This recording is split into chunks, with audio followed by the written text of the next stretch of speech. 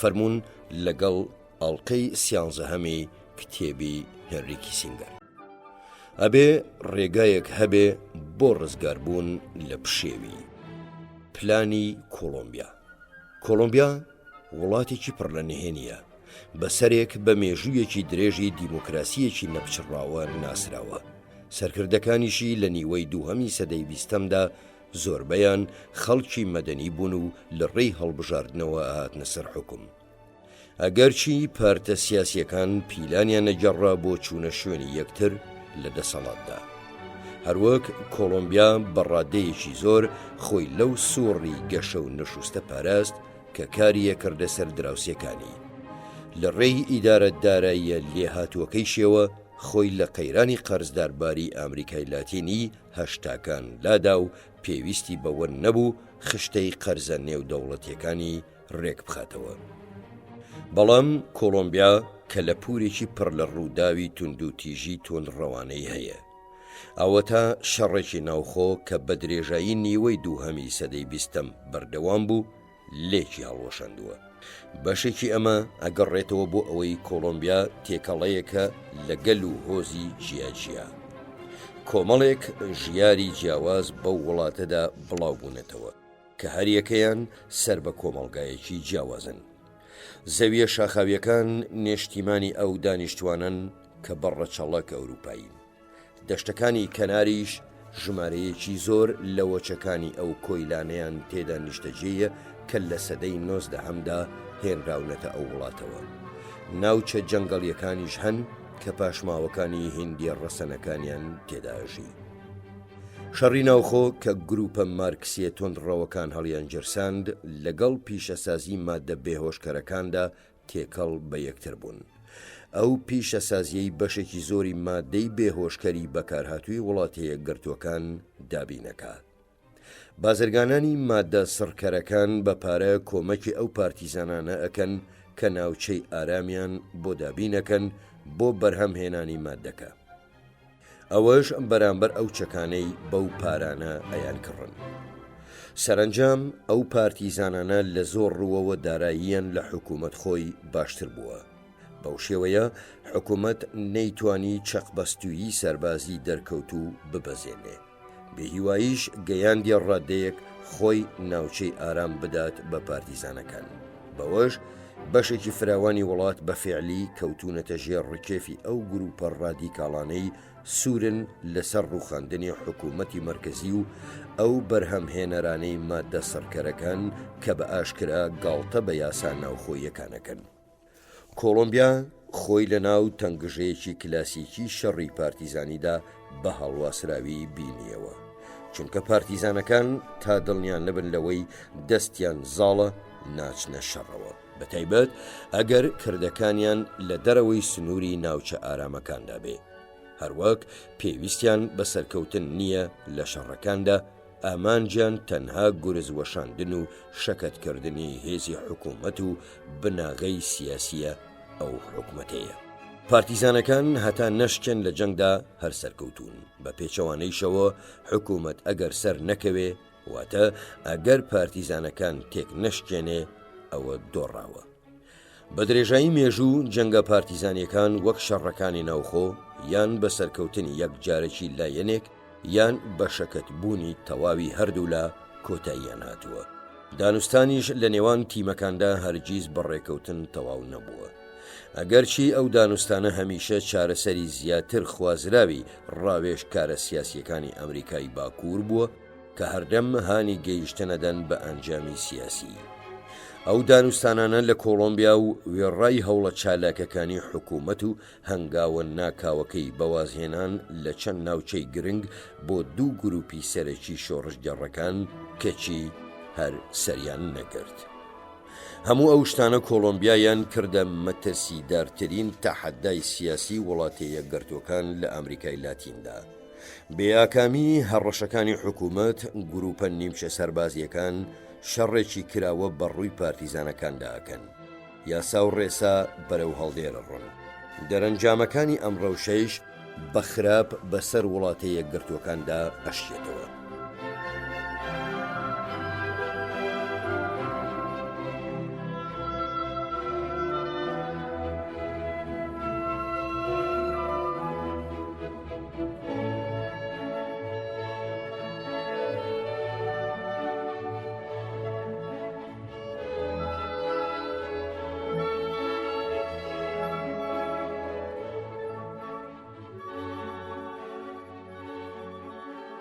پارچەبوونی نیشتیمان لە کۆلۆمبیا گورزێگە بێت لە پێشکەوتنی ئابووری لە ناوچەکەدا و چەندین شەپۆلی ئاوارە بەدوای خۆیدا دێنێ کە بێگومان ئەو شەپۆلانە ئەگەنە کەنارەکانی وڵاتە دراوسێکان و ئەگەنە وڵاتە یەکگرتوەکانیش و ئەوەیش کۆتایی بە هەموو ئەو ڕێوشێنانە ئەهێنێ کە لە بنەڕەتدا ئێستا بۆ بنکبڕکردنی قاچاقچێتی مادە سەرکەرەکان لە وڵاتدا پەیڕەوەکرێ. بەری ئەمەیش حکوومەتێکی مارکسستی تۆندڕەوە بێ لە دێرینترین و گەورەترین وڵاتی ئەندێزدا لانی کەم لە ئێستادا کە پارەی مادە سەرکەرەکان لە پشتێوە وەستێ. ئەم قەیرانە زۆر لە نەمانی ئارامی لە هایتیدا قوڵترە کە بووە هۆی دەستێوەردانی ئیداری کلنتن یان لە قەیرانی پەنەما کە بووە هۆی وەڵامێکی سەربازی لەلایەن ئیدارەی جۆرج بوشەوە. گومان لەوەدانیە کە گەڕانەوەی ئارامی بۆ کۆلۆمبیا لە بەرژەوەندی وڵاتە یەکگرتوەکاندایە. ئەبێ ئەمریکا هەرچی لە توانایدایە بیکە بۆ هاوکاریکردنی دامەزراندنی حکوومەتێک بتوانێت یاساکانی لە قەدەغەکردنی بەرهەمهێنانی ئەفین و کۆکادا بسەپێنێ و دژی کارگەکانی دروستکردنی مادە سەرکەرەکان و ئەو ماشێنانە بجەنگێ کە لە قاچاقچێتی نێوان کۆلۆمبیا و وڵاتە یەکگرتوەکاندا بەکارەهێنرێن. بۆیە ئیدارەی کلنتن لە دووهەمین مانگەکانیدا پلانێکی بە ناوی پلانی کۆلۆمبیا داڕشت کە بەرنامەیەکی یارمەتی سەرەکی بوو. پلانەکە بریتی بوو لە بەخشینی هەلیکۆپتەر و کەرەسەی تر بە بڕی 1.2 بلیۆن دۆلار بۆ سوپای کۆلۆمبیا. بێجگە لە دانانی چەندین ڕاوێژکاری ئەمریکا بۆ مەشق پێکردنی ئەفسەرە کۆلۆمبیەکان لە بواری ئیدارەکردنی شەڕی پارتیزانیدا. ئەمانجیش لەوە تێکشکاندنی کەرتی مادە سەرکەرەکانە کە بۆ خۆی ئەبێتە هۆی لاوازکردنی پارتیزانەکان یان بە کێشکردنیان بەرەو مێزی دانوستان. بەداخەوە تەنها و تەنها تەرکیزکردنە سەر ڕێگا چارەی سەربازی لە پلانی کۆلۆمبیادا بووە هۆی نشستی ئەو پلانە. بۆ هاوکاریکردنی حکوومەتی کۆلۆمبیا تا دەسەڵاتی خۆی بەسەر ناوچەکانی بەرهەمهێنانی مادە سەرکەرەکاندا بسەپێنێ کە لەژێر کۆنتترۆلی پارتیزانەکاندان، هەروەها بۆ چاودێریکردنی هۆیەکانی گواستنەوە و بردنەوەی شەڕی سێکوچکەیی بەڕووی پارتیزانەکان و هێزە نیمچە سەربازیەکاندا ئەبێ بێجگەل لە هێرش بە هێلیکۆپتەر و کردنەوەی خولی مەشقی ئەمریکی سنووردار بۆ سەربازە کۆلۆمبیەکان زۆر شتی تر بکرێ. ئەبێت دەرفەتی گەورەتر بۆ ئەو جووتیارانە بڕەسێنرێ کە ئەو مادانە بەرهەمەهێنن بۆ ئەوەی خوو بدەنە بەروبوومی تر. هاوکاری ئەمریکا بۆ کۆلۆمبیا لە دۆزینەوەی بەرهەمێکی تری کشت و کاڵیدا زۆر کەمە بە بەراورد لەگەڵ هاوکاریە سەربازیەکان. وێڕای ئەوەش بێهیوابوون لە بەردەم هەلومەرجی ئابووریدا جووتیاری کۆلۆمبی کردوتە نیشانەیەکی ئاسان لە بەردەم بەرهەمهێنەرانی مادە سەرکەرەکاندا. بۆیە ئەبێ ڕێکخراوە ڕاستڕەوە نیمچە سەربازیەکان کۆنتترۆل بکرێن. پێویستە داکۆکی لە مافە مرۆیەکانی دانیشتوانی ئەو ناوچانە بکرێ کە کاری توندوتیژیان تێدایە. ئەوەیش نەک تەنها لەلایەن پارتیزانەکانەوە بەڵکو لەلایەن هێزە تایبەتیە سربەخۆکانی ئاساییشەوە کە ناکارایی ڕێو شوێنەکانی حکوومەت بووە بە بیانووی سەرهەڵدانیان. هەبێ چاکسازی سەرتاپەگیر لە دامەزراوەکانی دادی جیناییدا ئەنجام بدرێ. لەم هەلومەرجانەدا پلانی کۆلۆمبیا لە دووتوێی خۆیدا هەندێک لەو میراتیە شومەی هەڵگرتووە کە وڵاتە یەکگرتوەکانی لە ڤێتنامەوە گلان و تووشی چەڵەمە و دواتر تووشی شکستی کرد. سەرەتا ئەبێ دەستێوەردانی ئەمریکی تەنها بریتی بێ لە بەخشینی ئامێری سەربازی پێویست. لەم حاڵەتەیشدا دیارە هێلیکۆپتەری هێرشبەری قەبەی تێکەوێ. هەرکاتێکیش هەوڵەکان لە خاڵێکی دیاریکراوە ڕەتیان کرد وڵاتە یەکگرتوەکانە بێ ڕێ لە هەرسهێنانی ئەو هێزە ناوخواییانە بگرێ کە شکۆ و دارایی خۆی تێدا خەرج کردن. ئەویش بە دەستێوەردانێکی ڕاستەوخۆ لە کێشەکەدا.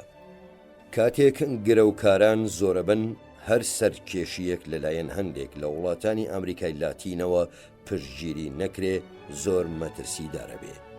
تا ئێستا هاوکاری نێوان ئەو وڵاتانە سەبارەت بە پلانی کۆلۆمبیا لاوازە.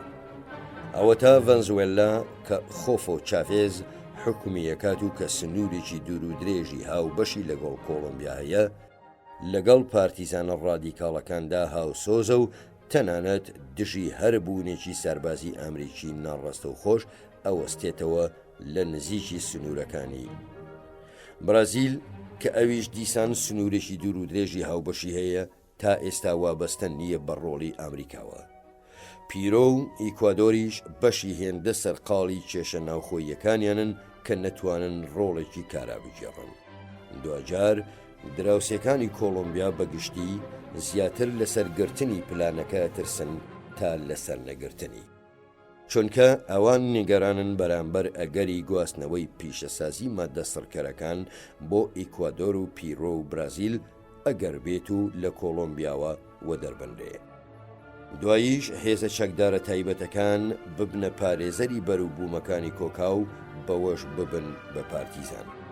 هەروەک ترسی هەندێکیان لە حکوومەتە چەپڕەوەکەی بۆگۆتا کە لێبوردەترە بەرامبەر کارتێلەکانی ماددە سڕکەرەکان کەمترە لەو ترسەی هەیەنە لە گواستنەوەی پیشەسازیەکە بۆ سەر زەویەکانی خۆیان.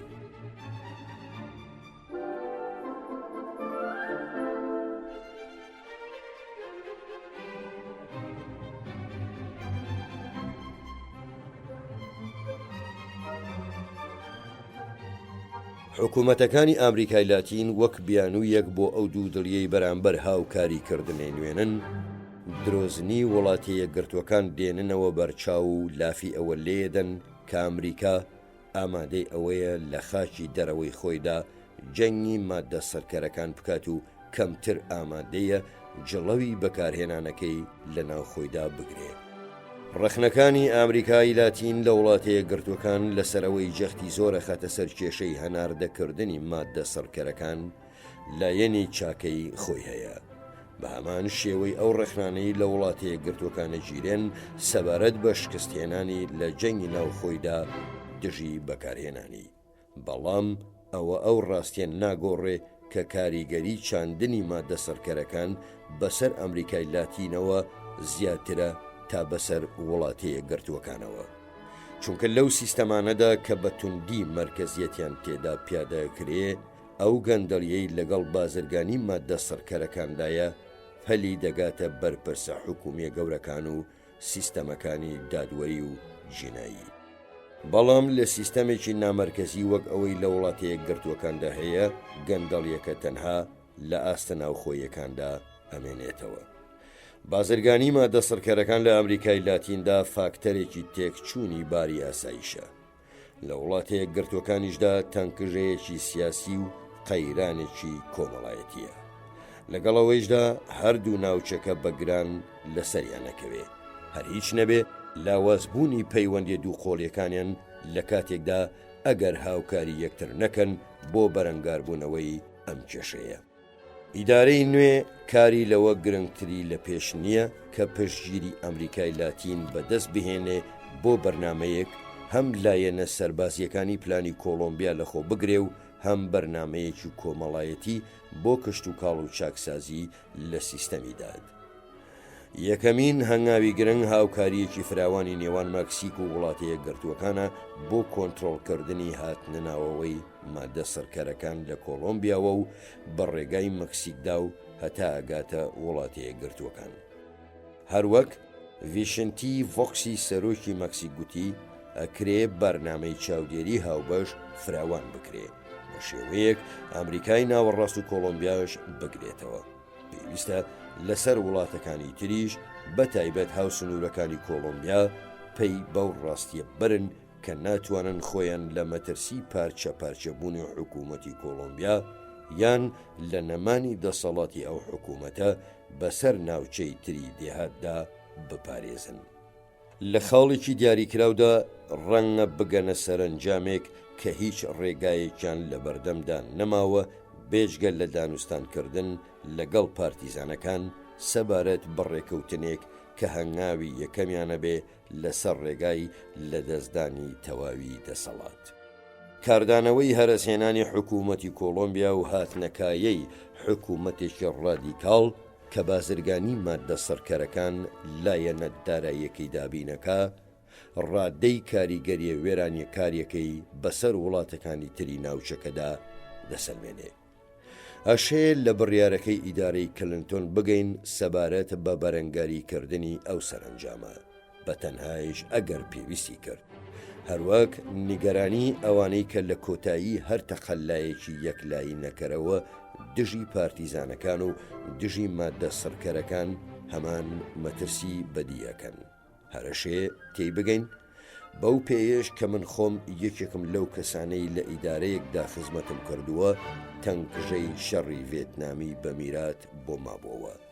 ئەو شەڕەی سەرەتا دەستی پێکرد بۆ بەکارهێنانی تەکنۆلۆژیای ئەمریکا لە شکست پێکهێنانی پارتیزانە ناوخۆییەکاندا. ڕەنگە زۆر هەستیار بوو بم بەرامبەر گلانە ململانیەیەک ئامانجەکانی پیرۆز بن. ئەگەری زۆریش هەبێ کە بە تەنگژەیەک و بەرزگەربوون لە وەهمێک و تەنانەت بە دروستبوونی مەترسیەکی گەورەتر بۆ سەر ئاسایش و ئارامی تەواو بێ. لایەنی سەربازی پلانی کۆلۆمبیا و جێبەجێکردنە یەک لایەنەکەی لەلایەن وڵاتەیە گەرتوەکانەوە لە باشترین حاڵیدا سوودوەرگرتنە لە کات بۆ بەرنمەیەکی سیاسی کۆمەڵایەتی فرەلایەن. بەڵام ئەگەر وڵاتانی ئامریکای لاتین بەردەوام نەبوون تیایدا. بێگومان ئەگەر بایەخی کۆلۆمبیا و مەترسیەکانی داڕوخانی بە هەندوەربگرین ئەبێ بەرنمەیەکی کۆمەکی پێویستە بێ. بەڵام وڵاتەیە گرتوەکانە بێ ئەو سنوورە نەبەزێنێ کە وەک ڕاوێش پێکراوێگەی کاتە کارکتەرێکی ململانیەکە. پێویستە سەربازە کۆلۆمبیەکان یان لە وڵاتەیە گرتوەکان یان لە بنکەیەکی نزیکی واک پانەما مەشقیان پێ بکرێ. هەروەک پێویستە ئامانج و سنووری ئەو بەرنمەیە بەڕوونی دیار بێ. پێویستە دایەلۆگێکی نیشتیمانی کە زۆر پێویستە بەرپا بکرێ لەگەڵ حاڵی بوون لە ڕاستیەکانی ڕەوشی ناوخۆیی، بەتایبەت کە ئێستا پارتیزانەکان ئەزانن چۆن نیگەرانی حکوومەتەکانی ڕۆژاوە بەرامبەر پێشێلکاریەکانی مافەکانی مرۆڤ بقۆزنەوە بۆ بە کێشکردنیان بەرەو دەستێوادان، وەک ئەوەی لە کۆسۆڤا ڕوویدا، یان بۆ هاندانیان بەرەو کشانەوە وەک لە ڤێتنام ڕوویدا.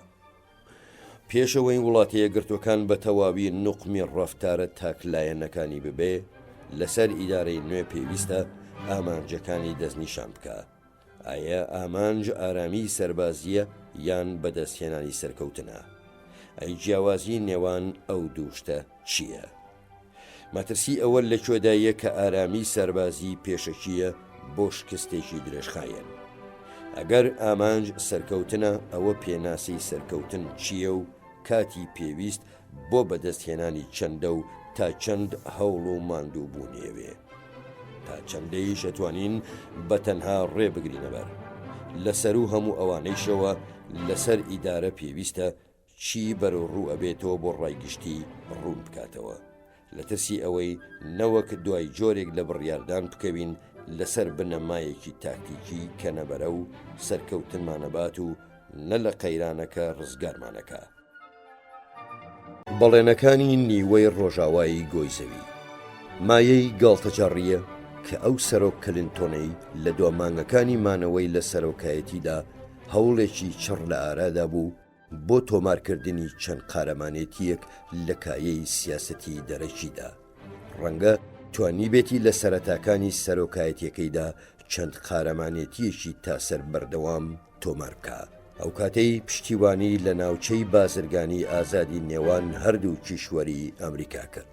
لە ساڵی 1993دا کلنتۆن لە ڕێی کۆنگرێسەوە سەرپەرشتی ئیمزاکردنی ڕێکەوتن نامەی نافتای کرد، ڕێکەوتن نامەی بازرگانی ئازادی ئەمریکای باکوور کە کەنەدا و مەکسیک و وڵاتەیە گرتوەکان ئەگرێتەوە. ئەو ڕێکەوتن نامەیە لە ماوەی دەسەڵاتی ئەوانەی پێشخۆیدا دانوستانی لەبارەوە ئەکرا.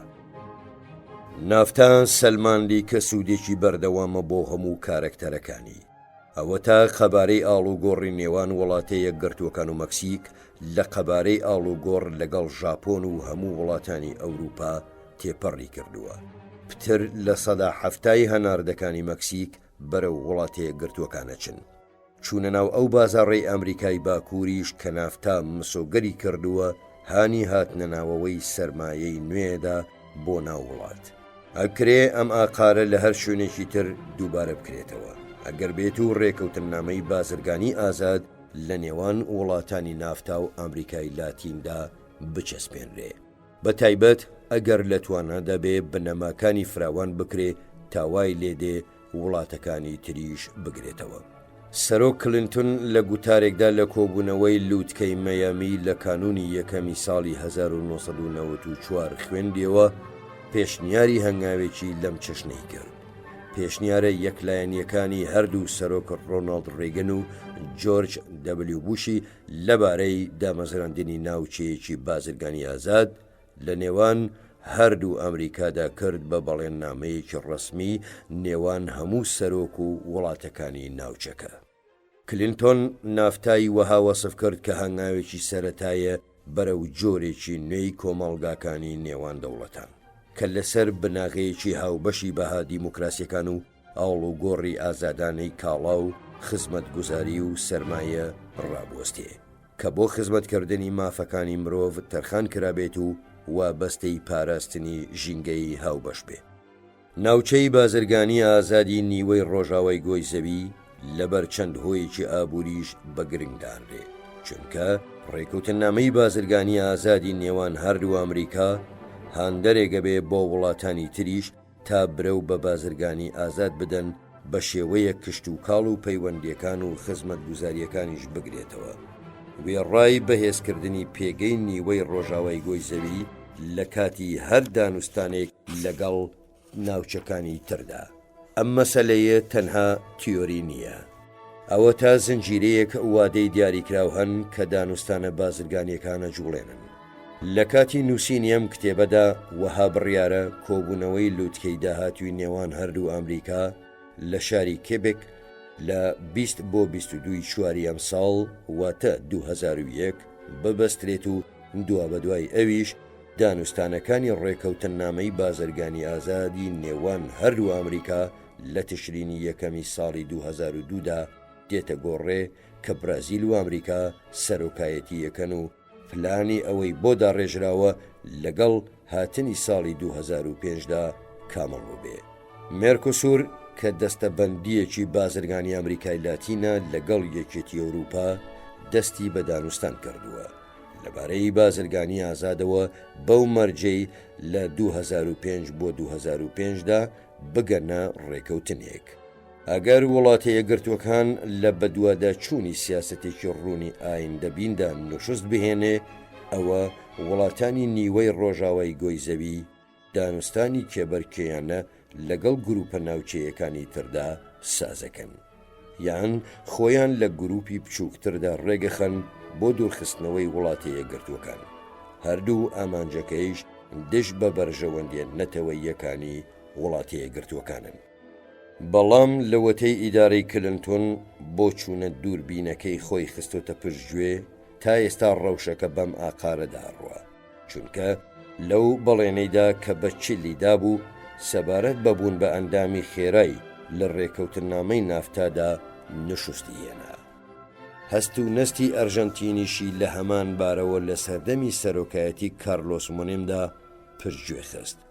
ئەوەی بە عەمەلی گوزارش لەو پاشەکشەیەی ئیدارەی کلنتۆن لە دەست پێشخەریە تایبەتیەکانی لەوەدا دەرەکەوێ کە داوای لە کۆنگرێس نەکرد دەسەڵاتەکانی ڕێگای خێرای بۆ نوێ بکاتەوە کە لە ساڵی 1994ەوە کۆتایی هاتبوو.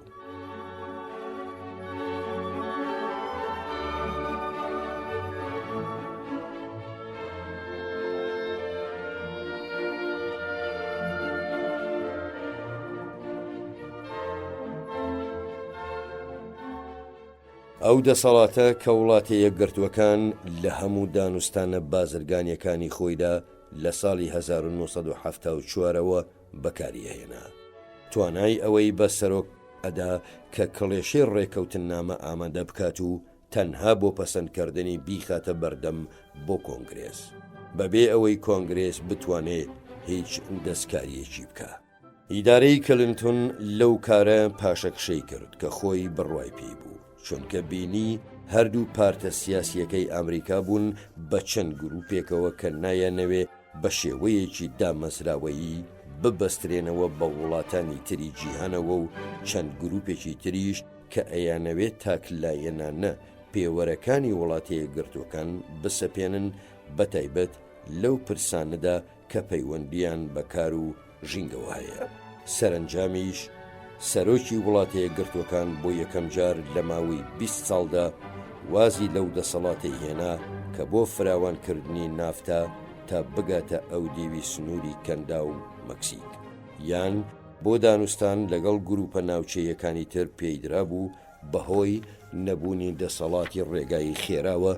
بەشدارانی دانوستانەکان هەستیان بەوە کرد کە ڕەنگە دانوستانەکان بێکۆتایی بن و بکەونە ژێر ڕەحمەتی هەر دەستکاریەک و بکەونە بەرهێڵی دەستکاریکردنی کۆنگرێس بۆ هەر ڕێکەوتن نامەیەک بکە بەکە بە دانوستان پێیگەیشتون و ئەو کاتە پێویست بەسەر لە نوێ سازدانەوەی دانوستان بکە. ئەم حاڵەتە بۆی هەیە پێگەی دانوستان لاواز بکە یان پەژی بخە، چونکە هاوکاتە لەگەڵ دەرکەوتنی مێرکۆسور کە برازیل و ئارژنتین و پاراگوای و ئۆروگوای لە ناوچەیەکی بازرگانی ئازادی ئامریکای باشووردا پێکەوە گرێدا لەژێر سەرکردایەتی برازیلدا. ئەوە تا پاش بێزاربوونی چیلی لە درێژی ماوەی چاوەڕێکردنی بەدیهاتنی ئەو بەڵێنەی پێدرا بوو سەبارەت بەبوون بە ئەندام لە نافتادا بوو بە ئەندامی مێرکۆسور. پۆلیڤیا هەمان شتی کرد لە کاتێکدا ڤەنزوێلا و پیرۆ بایەخدانی خۆیان بەو مەسەلەیە نیشاندا. وەک هەر گروپێکی بازرگانی نوێش مێرکۆسورەڵێ نیازی جیاوازیکردنی نییە، بەڵام ڕاستی پێچەوانەیە، چونکە یەکێک لە خاصلەتەکانی گروپە بازرگانیەکانەوەیە کە بربەستە ناوخۆیەکانی کەمترن لە بربەستە دەرەکیەکان. هەروەها پێگەی لە دانوستاندا پشت بەوە ئەبەستێ کە تا چەندە ئەتوانێ ئیمتیازەکان بە ئەندامی گروپەکە ببەخشێ یان لێیان قەدەغە بکە. ئەمە ڕێک ئەو گۆرانیە جادوبازەیە کە ئەوروپا نیشانی پشت ئاتلەنتیکیەدا. جا شیراکی سەرۆکی فەرەنسا لە سەردانێکیدا بۆ ئەمریکای لاتین لە ئازاری 1990دا خانەخوێکانی لەوە وریا کردەوە کە پاشە ڕۆژی ئەمریکای لاتین لەگەڵ باکوور واتە نافتا و وڵاتی یەکگرتوەکان نییە، باڵکو لەگەڵ ئەوروپادایە. زۆر کەسی تریش لە لایەنگەرانی بیرۆکەی سوکردنی کاریگەری ئەمریکا بەسەر ئەوروپاوە لەو بابەتە دواون. بۆ نمونە دیدارێکی ئەنتۆنیۆ گاتێرێیزی پۆرتوگالی سەرۆکی ئەنجومەنی یەکێتی ئەوروپا لە کاتی خۆیدا کە لە کانونی یەکەمی ساڵی 2000دا لەگەڵی سازدرا کە بەرگری لە ڕێکەوتنامەی ئەوروپای لەمەڕ بە کشت و کاڵ کرد، بەو پێیەی کاریگەری ئەو ڕێکەوتنامەیە کاریگەری وڵاتی یەکگرتووەکان کەمترەکە. بەهێزکردنی پەیوەندی لەگەڵ مێرکۆسۆردا گرنگیەکی استراتیژی هەیەوە بێ بۆ وڵاتێکی خاوەندی دیجیهانی وەک فەرەنسا بەسەر هەموو ئیعتیباراتێکی تردا وەک ناکۆچیەکانی ناوکایەی سیاسەتە کشت و کاڵیەکان زاڵ بکرێ، چونکە کاتێک مەسەلەکە پەیوەندی بە بنیاتنانی سیستەمێکی نوێی فرەجەمسەرەوە ئەبێ کە بتوانێت سنوور بۆ پاوانخوازی خۆڕسکانی ئەمریکادا بنێ، ئەوروپا بێ هەندێک تەنازول بکە. هەندێک لە لایەنگەرانی مێرکۆسور هیچ دوودڵیەکیان نەنواند لە پشتگیریکردنی ئەم لێدوانەدا. لەگەڵ دواکەوتنی ڕێکەوتنامەی بازرگانی ئازادی نێوان هەردوو ئەمریکایشدا دانوستانە بازرگانیەکان لەبارەیانەوە تووشی لاوازی هاتن. ئەویش ئەو کاتەی کێشمەکێشە بیرۆکراسیەکان بەسەریاندا زاڵ بوون. ئەو کێشمەکێشانەی هەندێک بوون بۆ سەرهەڵدانی کێبرکەی نێوان مێرکۆسور و نافتا. مەترسی بەردەوامبوونی ئەم وەرچەرخانە لەوەدایە کە کامەڵبوونی ئەمریکای لاتین ئەبێتە هۆی گەشەدان بە ڕیتمێکی تایبەت بە بێگەڕانەوە بۆ بنیادێکی نیوەگۆیی فراوانتر. ڕەنگە هەر دژی ئەو بنیادەیش بێ، ئەمە تەنها شکستێک نابێ بۆ ئومێدە ئابوووریەکانی وڵاتی یەکگرتووەکان لە چوونە ناو بازاڕێک کە لە پتر لە 400 ملیۆن کاڵا بەکاربەر وەتە مستەهلیک پێک دێ. واتە نزیکەی لە سەدا 20 تێکڕای خەبارەی بازرگانی دەرەکی وڵاتی یەکگرتووەکان باڵکو شکست دەبێ بۆ ئومێدەکانی ئەمریکا لەبارەی دامەزراندنی سیستەمێکی جیهانی نوێ پشت بەست و بە کۆمەڵگایەکی گەشە سەندوی دیموکرات لە هەردوو ئەمریکا و ئەوروپادا. نافتا و مێرکۆسور بە نەبوونی سیاسەتێکی دینامیکی و نیازداری ئەمریکا ڕەنگە مێرکۆسور ببێتە وێنەیەکی ئەو ڕێبازە ئەوروپاییانەی ناسنامەی سیاسی ئەوروپا بەجیال لە سیاسەتی وڵاتی یەکگرتووەکان دیاریەکەن ئەگەر دژی نەبن بە تایبەت لە برازیلدا. سەرکردە گەلێکیش هەن سیاسەتێکی ئەمریکای لاتینی یەکگرتوو ڕایە نەکێشێ کە بەرەو ڕووی وڵاتی یەکگرتووەکان و نافتا بوەستێتەوە. کاردۆسۆی سەرۆکی برازیلەڵێ مێرکۆسور بۆ ئێمە چارەنووسە لە کاتێکدا ڕێکەوتنامەی بازرگانی ئازادی نێوان هەردوو ئەمریکا تەنها ڕێگایەکە. بەڵام ئەگەر سەرکردەکانی نیوەی ڕۆژاوای گۆی زەوی ڕێگایەک نەدۆزنەوە بۆ گونجاندنی چارەنووس و ڕێگە چارە پێکەوە یان ئەگەر وادا بنێن ئەو دوو وشەیە یەکشت ناگەیەنن ئەو کۆمەڵگایانەی خاوەنی مێژوویەکی هاوشێوە و دامەزراوەی ئازادن لە سەدەی 21دا هەمان ئەو ڕێگای خۆوێرانکردنە ئەگرنەوە بەر کە سەرچاوەکانی لە سەدەی 20دا وشکەڵاتن. لە کاتی نووسینەوەی ئەم دێڕانەدا برازیل و وڵاتی یەکگرتووەکان لە کێبرکەیەکی بێدەنگدان. ئەوەی ناهێڵێت دەربکەوێت دوو دڵی نواندنە لە ئاشکراکردنی و هەستکردنە بەوەی ئەو ململانێ کراوەیە زیان بە بەرژەوەندیە ئابوووریەکانی هەردوو لایەنەگەیەنێ.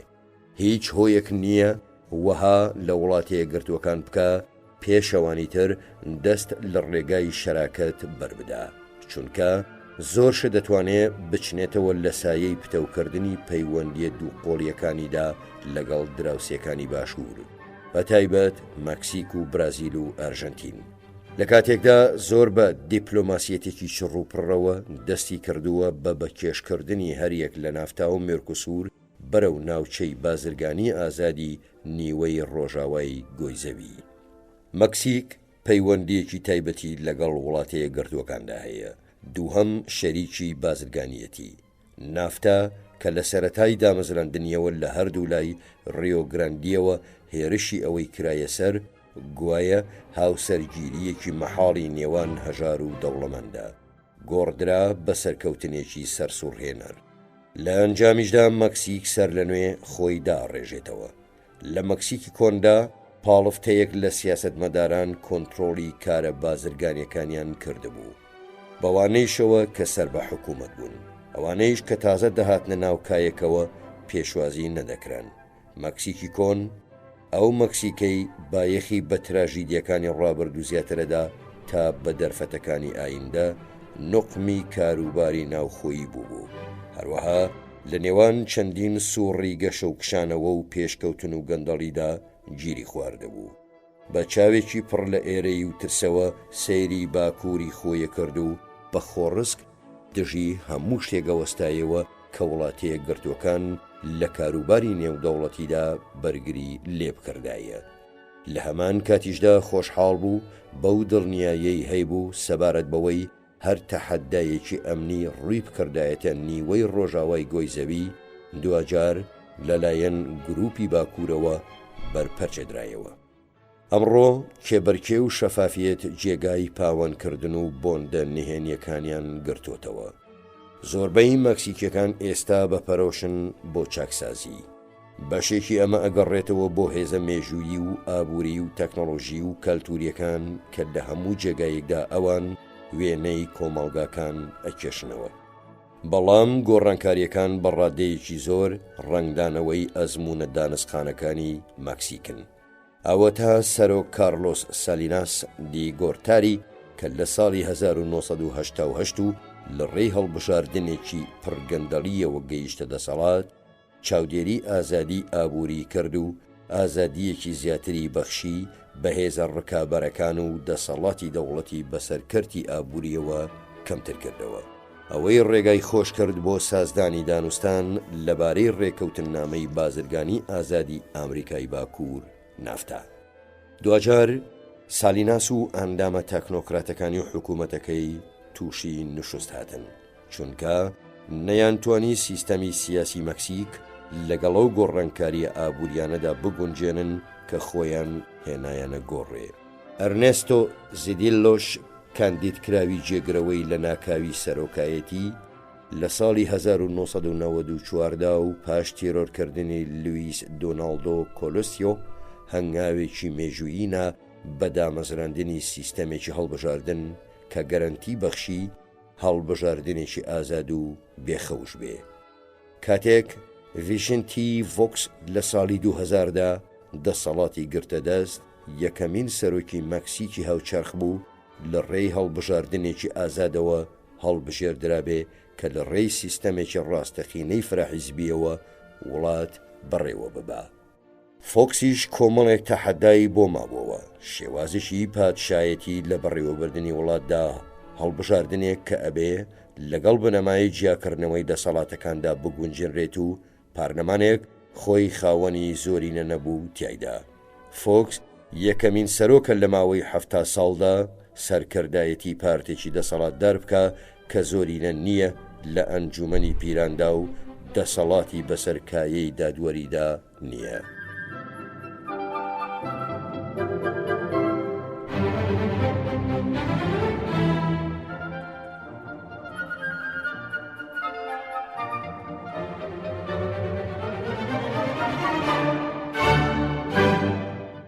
لە شوێن دەستە باشەکانی پارتی دەسەڵاتداری پێشوو، پارتی شۆڕژگەڕی دەستوری کە بە زمانی ئیسپانی بە PRI ئەناسرێ، ئەوەیە کە لە کەمکردنەوەی بەرهەڵستیەکانی چەپڕە و ڕاستڕەوە تونڕەوەکاندا لێهاتووە. پاش دوورکەوتنەوەیشی لە دەسەڵات زیاتر پێچێت PRI فرمێسک بۆ ئەو خەسڵەتەی هەڵڕێژێ.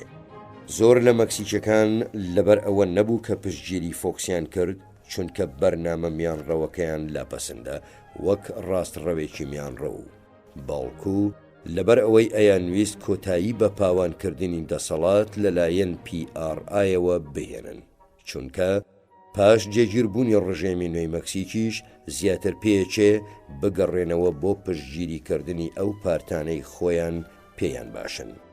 ڕەنگیشە مەکسیک بەرەو هەوپەیمانیەک بچێت لە نێوان ڕاست و چەپدا وەک ئەوەی لە زۆر سیستەمی پارلەمانی ئەوروپاییدا هەیە.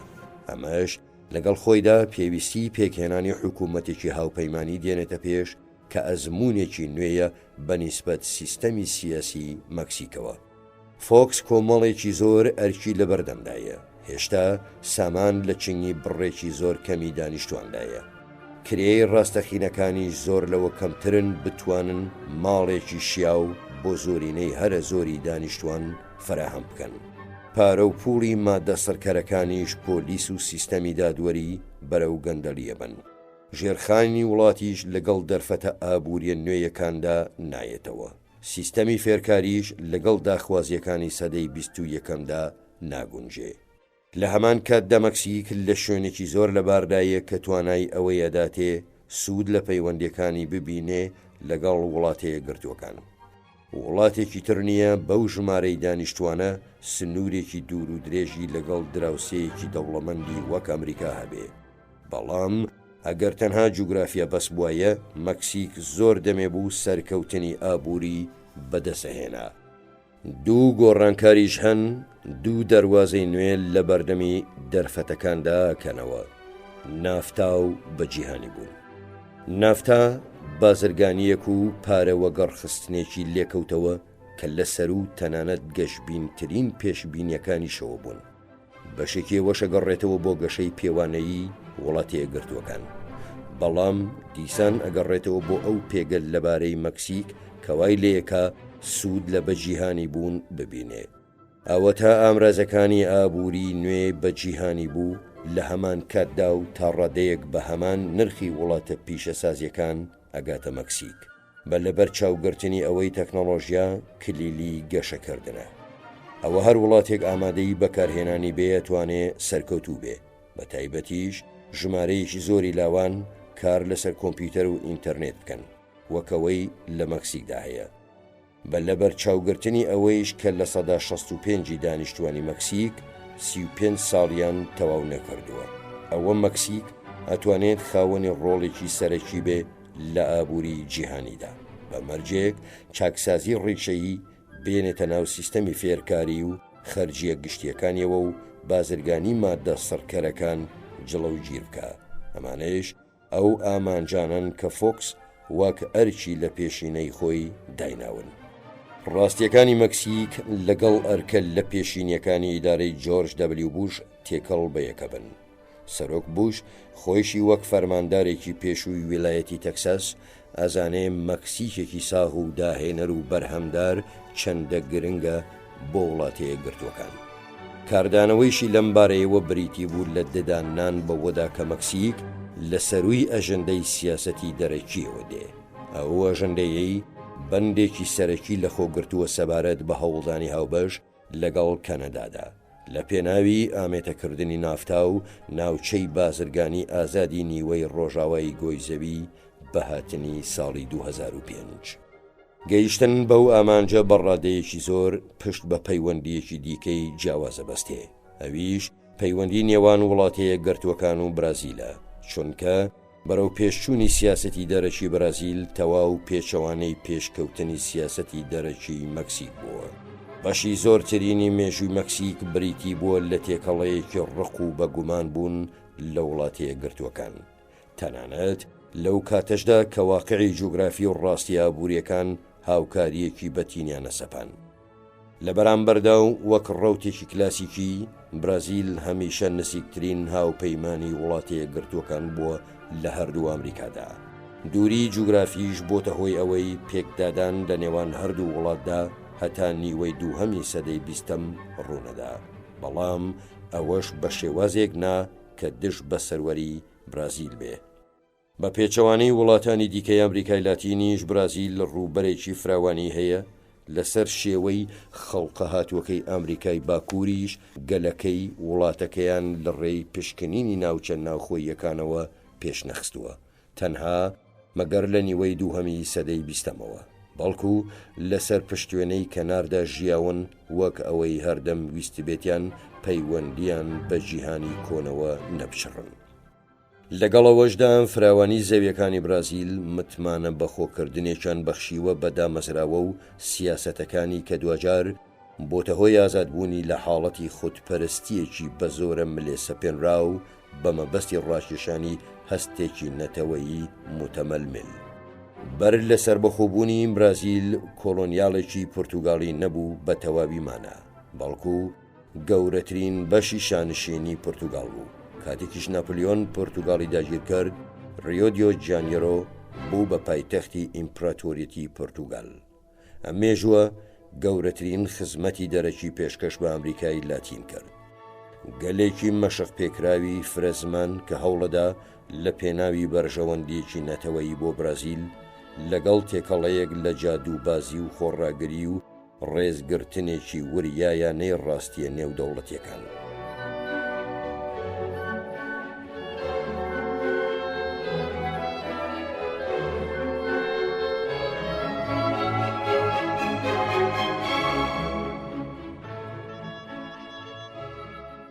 لە بۆنەیەکدا هەندێک وڵاتم بۆ وەزیرێکی دەرەوەی برازیل وەها وەسف کرد کە بێجگە لە هێز ڕێزی هیچی تر ناگرن. لە وەڵامدا گوتی بەڵێ، بە تایبەتیش وڵاتە بەهێزەکان. بەم شێوەیە شەبینین کە برازیل لە بەشی هەرە زۆری مێژووی خۆیدا وەک وڵاتێکی خاوەن سەروەری سوور بووە لەسەر پەیوەندیەکی تایبەتی لەگەڵ وڵاتەیە گرتووەکان، وەک هاوپەیمانێکی وڵاتەیە گرتووەکانیش ڕەفتاری کردووە بە شێوەی بریتانیای پاش جەنگی جیهانی دووەم لە ئەوروپا. لە کاتی جەنگی جیهانی دووهەمدا فێرخەیەکی برازیلی هاوشانی هاوپەیمانان لە شەڕی ئیتالیادا بەشداری کرد. چەند فێرخەیەکی برازیلیش لە داگیرکردنی دۆمینیکاندا لە ساڵی 1965 هاوشانی هێزەکانی ئەمریکا چوونە شەڕەوە. سەرلەبەری هێزەکەش ژەنڕاڵێکی برازیلی بەڕواڵەت سەرکردایەتیە کرد. برازیل پەیوەندیە تایبەتیەکەی خۆی لەگەڵ وڵاتەیە گرتوەکان وەهادانێ کە لە چەمکی ئەو دوو پایە دوانەیە چێ کە کەنەدی سەبارەت بە شەراکەتی ئەتلانتیک پێشنیاری کردبوو. برازیل ڕۆڵێک بۆ خۆی لە ئەمریکای لاتیندا بینێ کە وڵاتی یەکگرتوەکان هەمان ڕۆڵ ئەمریکای باکووردا ئەجێڕێ. هەردوو وڵاتیش بە هەماهەنگی لە ڕێی ئاڵ و گۆڕێکی هاوبەشەوە لە کاردابوون بە مەبەستی سیاغەکردنی چەند ئامانجێکی هاوبەش. یەکسانی تیۆری لە سەروەریدا لە نێوان هەموو وڵاتانی ئەمریکای لاتینیشدا کە سیستەمی بەینی ئەمریکا بە گریمان دایدەنا بەشێک نەبوو لە دەستەواژەکانی سیاسەتی دەرەکی برازیل. لە کاتی سەرۆکایەتی جێرالد فۆرد لە ساڵی 1976دا وڵاتی یەکگرتوەکان پێگەیەکی تایبەتی وەک ڕاوێژکار بەخشی بە برازیل. کاتێکیش تۆماس دۆک مۆرگانی سەرۆکی لێژنەی کۆشتی سپی بۆ کاروباری دەرەوە پرسیاری ئەوەی لێکردم کە ئاخۆ وڵاتی یەکگرتوەکان برازیل بەرزەکاتەوە بۆ ڕیزی زلهێزەکانی جیهان. لە وەڵامیدا گوتم گەورم سەرۆک، ئەم ڕێکەوتن نامەیە برازیل ناکاتە زلهێزێکی جیهانی. ژمارەی دانیشتوانی برازیل 100 ملیۆنە، هەروەها خاوەنی سامانێکی ئابووری مەزنە و تێکڕایەکی خێراشی هەیە لە گەشەی ئابووریدا. برازیل بەڕێوەیە کە ببێتە زلهێزێکی جیهانی. پێویستیشی بە قایلبوونی کەس نییە بۆ ئەوەی ئەو پێگەیە بپچڕێ. هەرچی ئێمەشە کە خەریکی سیاسەتی دەرەچین مامەڵە لەگەڵ ڕاستیە بەرجەستەکاندا بکەین. بەڵام ئەم پەیوەندیە تایبەتیە برەوی نەسەند، چونکە بوونی ڕژێمێکی عەسکەرتاری لە برازیلدا لە پاش ساڵی 1964 و نیگەرانی پەرەسەند و سەبارەت بە ئارەزووی شمولیانەی و یاسا بازرگانیەکانی وڵاتی یەکگرتوەکان هەموو ئەمانە پێکەوە زنجیرەیە گرژیان بە دوای خۆیان داهێنا کە لە سەردەمی ئیدارەی کارتەردا تیشتر بوونەوە. بە دوای ئەوەشدا کە لێنێک کەوتە پەیوەندیەکانەوە کە 10 ساڵی خایەن. کاتێک برازیل کەوتە چاوبڕینە ئاقاریتر لە هەشتاکانیشدا بڕیاریدا کە هەڵگەڕانەوەکانی سیاسەتی ناوخۆیی وڵاتی یەکگرتوەکان و گەشەکردنی هێزی و متمانەی بەخۆی وەهایان کردووە نەکرێ پشت ببەسترێ بەو پێگە تەشریفیە تایبەتی وڵاتی یەکگرتوەکان پێبەخشیوە. بۆیە برازیل سیاسەتی پشتبەستنی تەواوی بە وڵاتی یەکگرتوەکان گۆڕی بە هەوڵێکی لەسەرخۆ بۆ زیاترکردنی ڕێگە دیپلۆماسی و ئابووریەکانی و بۆ کارکردنە سەر وڵاتی یەکگرتوەکان لە ڕێی زۆری بەدیلەکانیەوە. هەروەک هەوڵیدا پێگەیەکی باڵا بۆ خۆی لە ئەمریکای لاتیندا مسۆگەر بدۆزێتەوە بە پشتبەستن بە ئابووریەکەی و ژمارەی دانیشتوانی کە لە کۆتایی سەدەدا گەیشتە 150 ملیۆن کەس و ئەو شەریکانەی کە ئەیتوانی بیان خاتە ناو مێرکۆسوورەوە. لەگەڵ پێشکەوتنی ئەم سیاسەتە برازیل هەستیارتر بووە بەرامبەر بە کەمزانینی لەلایەن وڵاتە یەکگرتوەکانەوە. کەسایەتیە سەرکردیەکانیشی ترسی ئەوەیان هەیە کە ڕێکەوتن نامەی بازرگانی ئازادی نێوان هەردوو ئەمریکا FTAA بۆ ئەوەدا ڕێژرابێ کە تەنها وڵاتی یەکگرتوەکان سوودی لێ بچنێتەوە.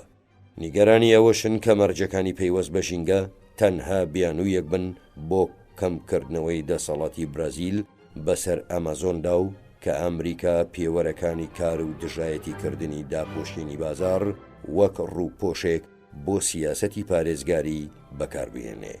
پێشکەوتن بە ئاراستەی ناوچەی بازرگانی ئازادی نێوان هەردوو ئەمریکا پێویستی بە هەوڵێکی زۆر هەیە لە پێناوی دامەزراندنەوەی پەیوەندیەکان لەگەڵ برازیلدا لەسەر بناغێنوێ.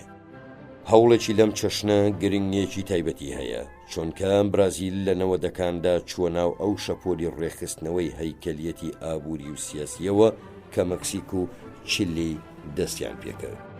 بەرابەری سەرۆکی ناوداریش کە فێرناندۆ هێنریکی کاردۆسو بوو، برازیل تێکڕای هەڵاوسانی خۆی لە سەدا چلەوە دابەزاند بۆ خوار لە سەدادە لە ساڵێکدا. لە ئەنجامی ئەوەشدا چەندین کۆمەڵ لە خاوەن دەرامەتە نەگۆڕەکان کە لەوە و پێش قوربانی دەسەڵاتی هەڵاوسان بوون چوونە ڕیزی چینی مامناونجیەوە و بەوەش تەنها بەشداریان لە گەشەی ئابووریدا نەکرد، بەڵکو بەشداریان لە سەخامگیری سیاسیشدا کرد. حکوومەتیش دامەزراوەکانی خۆی خستە سەر کەرتی تایبەت و بربەستە بازرگانیەکانی کەم کردەوە و هانی پارەوە گەڕخستنە بیانیەکانیدا و تەنها ئەو کەرتە حکومیانەی لە دەستی خۆیدا هێشتەوە کە ئەیتوانی بەلێهاتووی بەڕێوەیان بەرێ و گەشەی ئابووری واز لێهێنا بکەوێتە ژێر کاریگەری هێزەکانی بازاڕەوە. پیشەسازی برازیلی کە پێشتر سنووردار و پارێزراو بوو زیاتر چوویە ئاستی جیهانیەوە بە تێکڕایەکی گەشە کە ئەگەیشتە لە سەدا 4 بەهۆی یارامی سیاسی و بازاڕی فراوانی ناوخۆ و حکوومەتی سەقامگیریشەوە برازیل توانی بوو بە یەکێک لە گرنگترین وڵاتە ئابووری و سیاسیەکان لە سەدەی 20دا. بەم پێگەیە و بەم هێزەوە برازیل توانی بەشێک لە باڵادەستی بەسەر کاروباری نیوە کیشوەردا لە دەستی وڵاتە یەکگرتووەکان دەربهێنێ. ئەویش لە ڕێی چەند ڕێوشوێنێکی ڕاوێژکارانەی تایبەتیەوە کە بەر لە 20 ساڵێک لەبار برابوون. بەهەزکردنیش بەوەی دامەزراوە ئەمریکاییە میانیەکان ئامرازێکن بۆ پاڵپەشکردنی باڵادەستی وڵاتە یەکگرتووەکان، برازیل هەوڵیدا فراوانبوونی بێرۆکەی بازرگانی ئازاد خاو بکاتەوە تا ئەو کاتێ مێرکۆسوور سەقامگیرەکات و ئارژنتین و پاراگوای و ئۆرۆگوای ناچارەکە پابند بن پێوەی. هەروەها وڵاتە یەکگرتووەکانیش ناچارەکە بەوەی مامەڵە لەگەڵ دەستەبەندیەکی ناوچەیدا بکە نەک لەگەڵ هەر وڵاتێک بەجیان. مێرکۆسوور لە ڕوانگەیەکی جوگرافیەوە دەستەبەندیەکی بەدیهەیە، بەڵام هەتا سیستەمی دارایی لە هەر یەک لە برازیل و ئەرژەنتیندا پێچەوانەی یەک بن، چونکە دراوی برازیل دراوێکی بەسەردا گەڕاوە واتە معەوەم لە کاتێکدا بیزۆی ئەرژەنتینی بەستراوەتەوە بە دۆلارەوە تا ئەو کاتە ئامێتەبوونی دامەزراوەی خاوە بێت و گرژیەکان هەرمێنن. بە هەر حاڵیش زۆر پێناچێت دراوسەکانی برازیل ئارەزوەکانی خۆیان لەمەڕ پێکهێنانی پەیوەندیەکی تونند و تۆڵ لەگەڵ وڵاتە یەکگرتووەکاندا بە تیۆری هاریکاری ناوخۆیی ئەمریکای لاتین ببەستنەوە. وڵاتە یەکگرتووەکان هیچ هۆیەکی بەدەستەوە نییە وهای لێبات بەرهەڵستی مێرکۆسوور بکە تا مێرکۆسوور وەک شەریکێکی نافتا بێ لە پرۆسەی دامەزراندنی ناوچەی بازرگانی ئازادی نێوان هەردوو ئەمریکادا. بەڵام ڕەوشەکە بەبارێکی تردا سوڕێت ئەگەر مێرکۆسوور بەر لە دامەزراندنی بە تەواوی بکەوێتە هەوڵی دوورخستنەوەی وڵاتە یەکگرتووەکان لە مامەڵە دوو قۆڵیەکانی خۆی لەگەڵ دۆستە کلاسیکەکانیدا، یان ئەگەر لە سەراستی ناوخۆیی هەوڵی گرتنەبەری چەند ڕێوشوێنێک بدە وەکەوەی لە یەکێتی ئەوروپا ڕوویدا و ئارەزووی ڕوبەڕووبوونەوەی وڵاتە یەکگرتووەکانی هەیە لەسەر هەردوو ئاستی ئابووری و سیاسی. ئەویش لە ڕێی زنجیرەیەک لە سیاسەتی ئەمری واقع، چونکە ئەوە ئەبێتە هۆی گەرژی و گرتنەبەری شێوازی بەرەو ڕوبەڕووبوونەوە لە پەیوەندیەکانی نیوەی ڕۆژاوایی گۆیزەوی کە زیانەگەیەنێ بە بەجێهێنانی بەڵێنەکانی و پراکتیکە مێژوویەکانی. ئەگەر بەم شێوەیە واز لە شتەکان بهێنرێ ئەوە کارەگاتە کێبەرکێ لە نێوان برازیل و وڵاتە یەکگرتووەکاندا سەبارەت بە پاشە ڕۆژی لوولەکی مەخروگ باشووری نیوەی ڕۆژاوایی گۆیزەوی.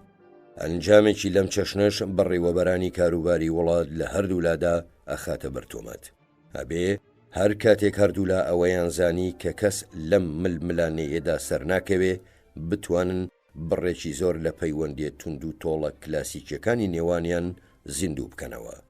وڵاتە یەکگرتووەکان لە مامەڵەیدا لەگەڵ برازیل لە سەرەتی بڕێک تێگەیشتنی هەبێ بۆ مەسەلەی کەرامەتی وڵاتێک کە هێندەی نەماوە ببێتە زلهێزێکی سەرەکی. ئەمەش مانای وایە بێ واز لە دیپلۆماسیەتی ئامۆژگاری و ڕێنوێنی و هەوڵی سەپاندنی ویستەکانی ئەمریکا لە ڕێی سزاوە بهێنێ. هەروەک ئەمە پابەندیەکێوێ بۆ چارەسەرکردنی ململانێ بازرگانیە تاڵەکانی پەیوەست بە هەناردەکانی برازیل لە شەکر و ترشەمەنی و پۆڵا. لەولاشەوە ئەبێ برازیل بزانێ کە شێوازە دیپلۆماسیە کلاسیکەکەی لە شێوازی ئەمری واقع سەرکەوتوترە لەگەڵ ئەمریکیەکاندا. ئەگەر جیاوازیەکانی نێوان ئەوروپا و ئەمریکای لاتینیش لە بەرچاو بگرین لەبارەی سیاسەتی کشت و کاڵیەوە ئەبینین ڕێگا چارەی ئەوروپا زیاتر دانوستانە تا ئەوەی سیاسەتێکی دوورخایەن بێ. ئەبێ وڵاتە یەکگرتووەکان ئاوڕ نەداتەوە بۆ بەرگری کاران لە بێرۆکەی دواخستنی دامەزراندنی ناوچەی بازرگانی ئازادی نێوان هەردوو ئەمریکا FTAA تا کاتی لێبوونەوە لە دامەزراندنی مێرکۆسوور. لەبری ئەوە پێویستە دەست بکرێ بە دوو پرۆسەی هاومانە، ئەبێ بازرگانی لە نیوەی گۆی زەویدا گرێ نەدرێتەوە بە ڕێچکەی کامەڵبوونی گروپە ناوچەیەکان. لەگەڵ نزیکبوونەوەی وادەی کامەڵبوونی ناوچەی بازرگانی ئازادی نێوان هەردوو ئەمریکا ئەبێ وڵاتەیە گرتوەکان بە کراوەیی بمێنێتەوە بەڕووی هەر ڕێو شوێنێکی بازرگانی دووقۆڵی لە نێوان وڵاتانی ئەمریکای لاتین و نافتادا.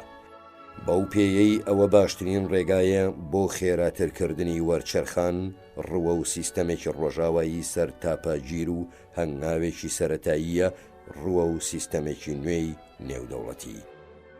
ڕێگە چارەی تەوافقی ژەشێت بە چەند ڕێوشۆنێ بێ کەوا بکە برازیل لەگەڵ ناوچەی بازرگانی ئازادی نێوان هەردوو ئەمریکادا هاوکاری بکە.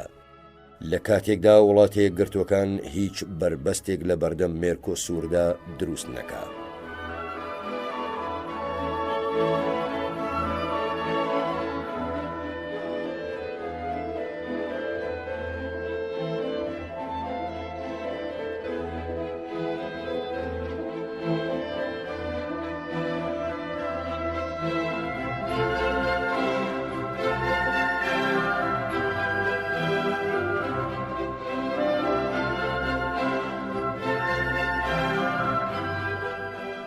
ڕۆڵی ئەرژەنتین لە دروستکردنی ئەم گۆڕانکاریەدا بە یەکلایی کەرەوە دانرێ ئەبێ ڕۆڵێکی زۆر گرنگیش بگەڕێت لە پەیوەندەکانی نیوەی ڕۆژاوای گۆی زەویدا کە بەر لە چەندە ساڵێک لەوەوبەر بە خەیاڵدا نەهات.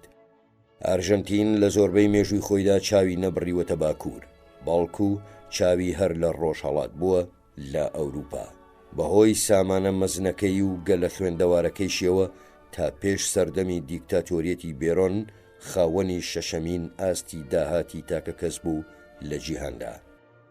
لە نیوەی ڕۆژاوای گۆی زەویشدا جەختی لەسەر تایبەتمەندی خۆی و بێزاری لە هاوسێ باکووریەکانی و ڕقی لە ڕۆڵی باڵا پاوان خوازی وڵاتەیە گرتوەکانە کردەوە بەبێ ئەوەی دەست بەرداری شێوازی مجامەلە ببێ. سەرکێشی دیکتاتۆریەتی خوان بێرۆن کۆتایی بە ئیدعای ئەرژەنتین هێنا سەبارەت بە تایبەتمەندی.